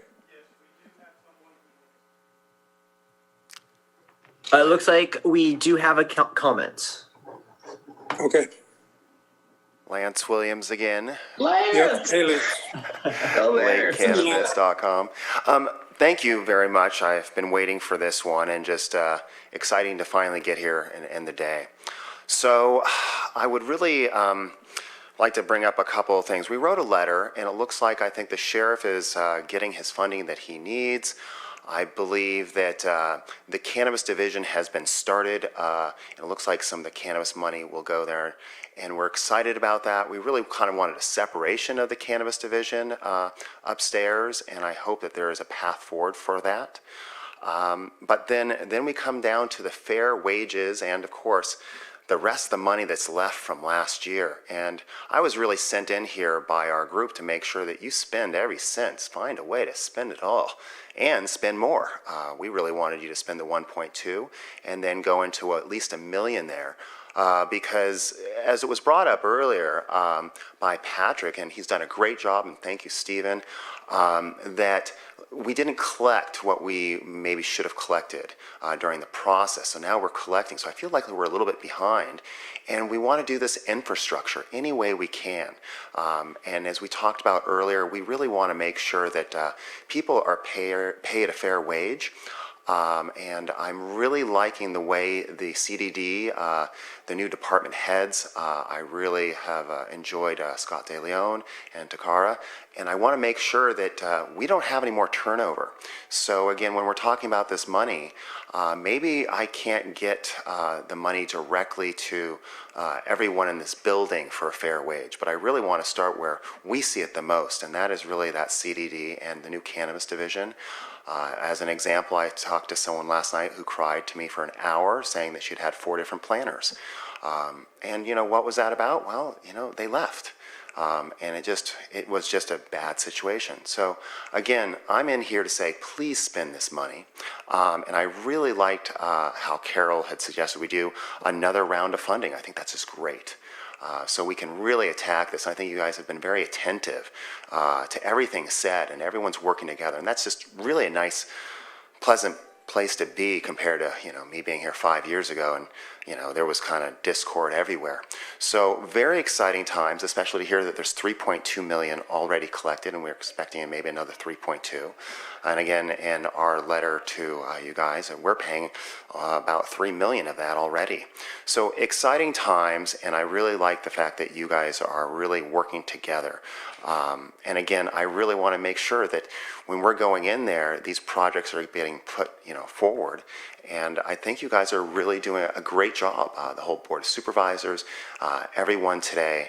And again, if there's anything that our group can do, I mean, we really want to work with the community and work with the board of supervisors, because, you know, this is all coming on very fast. You know, we didn't think it was going to happen this fast. And all of a sudden, you know, when you go from 1.5 and you're talking about $6 million, it's like, wow. And as Bruno said, you know, maybe security upstairs, you know, I mean, I had to, you know, walk with some people in with hundreds of thousands of dollars. And then that comes right back down to, I really want that sheriff to have money.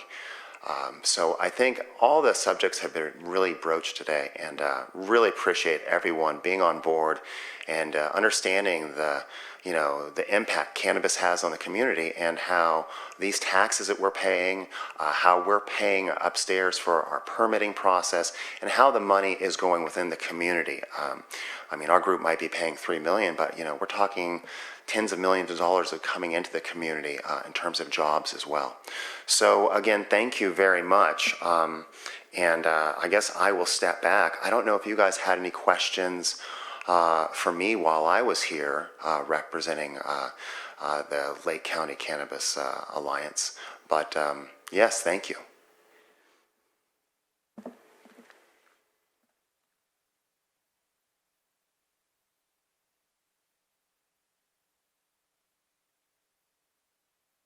You know, some of the comments that were made today, it's going to help our decision making as we move forward. So, you know, obviously the ordinance is in place. We are growing as it goes from there. And this is just one piece of the economic development opportunities that this board is going to move forward with over the next decade to bring to Lake County. So thank you, Lance. Supervisor Sabatier.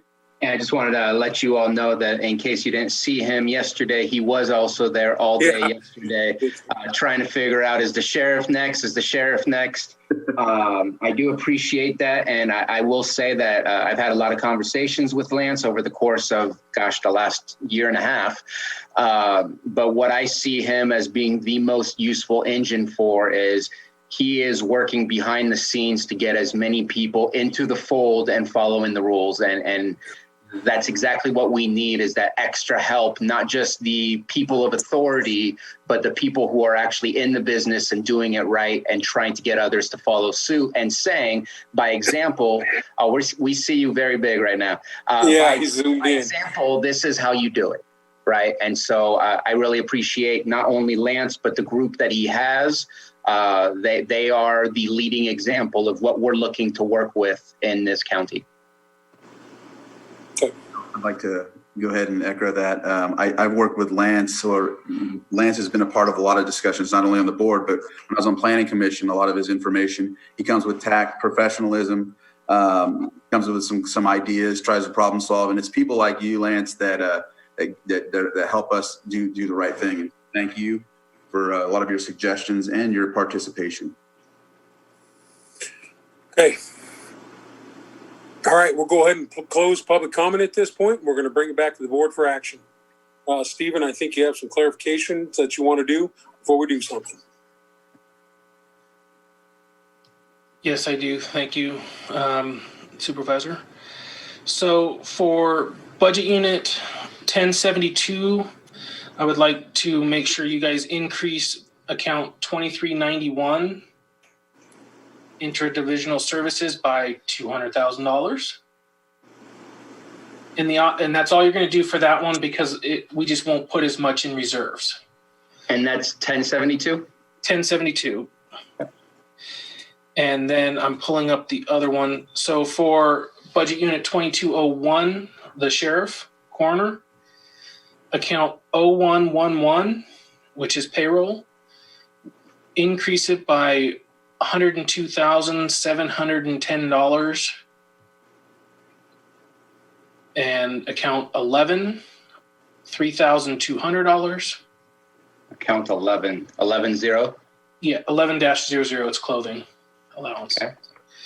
02-21, $8,102. Hold on, sorry, 8,000. 102. And the previous one was how much? 3,200. Okay. And account 02-22, 41,906. Account 03-30, 15,958. Account 03-31, $719. Sorry, for a budget, it's got to be in the right places. And then account 01-13, which is OT, 27,404. So that's two positions, and then OT up to 200,000. And then lastly, for 2201, 80-80, negative 200,000.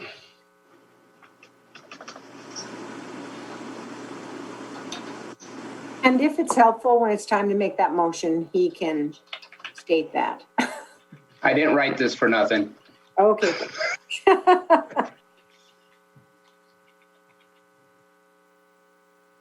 So anyway, Patrick and Stephen for 1072. Okay, so I was off by $1 because of rounding. Let's add one into 0113. So 27,405, please. So, Mr. Chair, that completes the administrative office presentations of our budgets for you today. You've had a sampling of our team today, and I hope you see, as I do, and I appreciate every single day what a great team they are. Such a talented group of folks that I have the honor to work with. So there you go. And there's more where these came from too. So just not everybody does budget. So obviously, we're greatly appreciated. This process too, as far as being as Board of Supervisors, I know it's long, it's tedious, but the hard work that goes in from admin, all the directors working all together as a team here for Lake County and all of our employees, greatly appreciate it.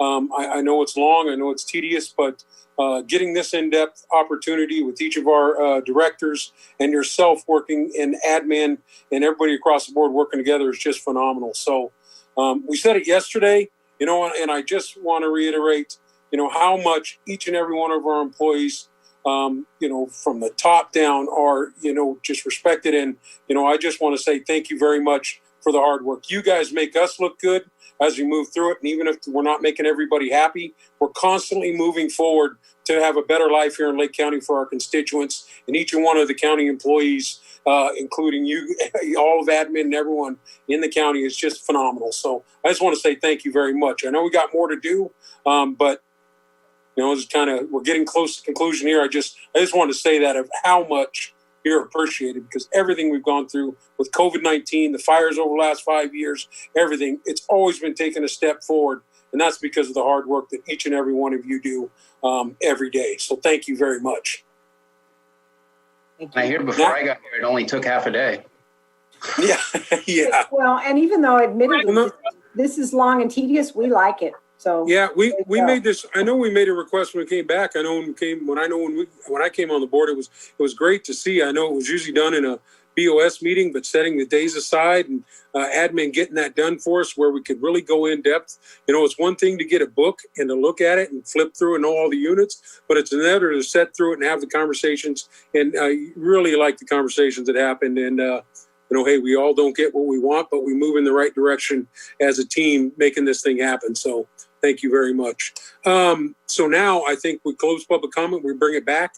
We will do the admin budget, and then we have some resolutions that we've also got to finalize today. So bring it back for action.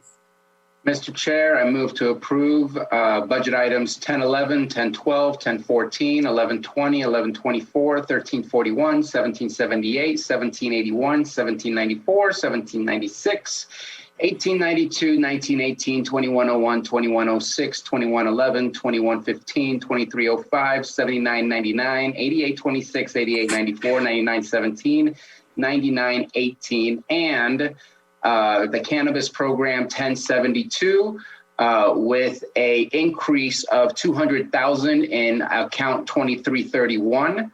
And no, he's saying no. Hold on. 2391. 2391. I apologize. I thought I took really good notes, but obviously I missed something. So make sure you keep listening in case. Yeah.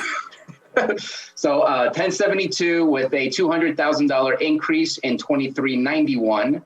And then I will also move to approve the sheriff's budget item 2201, where there will be an increase on account 01-11 of $102,710, account 11-00 of an increase of $3,200, account 02-21 with an increase of $8,102, increase in account number 02-22 with an increase of $41,906, and an increase in account of 0330 and the amount of $15,958, an increase in account 3-31 with an increase of $719, and an increase in 01-13 for an amount of $27,405, and lastly, an increase or a decrease in 80-80 of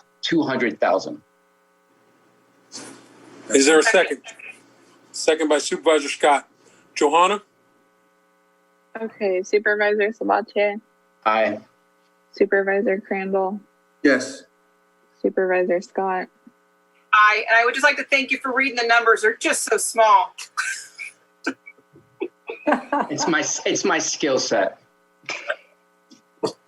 Okay, and then Supervisor Simon? Yes. Thank you. Okay, that motion passes. Now there are 3 resolutions that need to be offered. I offer the resolution adopting the final recommended budget for fiscal year 2020-21. Okay, Supervisor Sabatier? Aye. Supervisor Crandall? Aye. Supervisor Scott? Aye. And Supervisor Simon? Aye. I offer the resolution establishing new classifications, the effective date thereof, and amending the position allocation chart for fiscal year 2020-21 to conform to the adopted budget. Okay.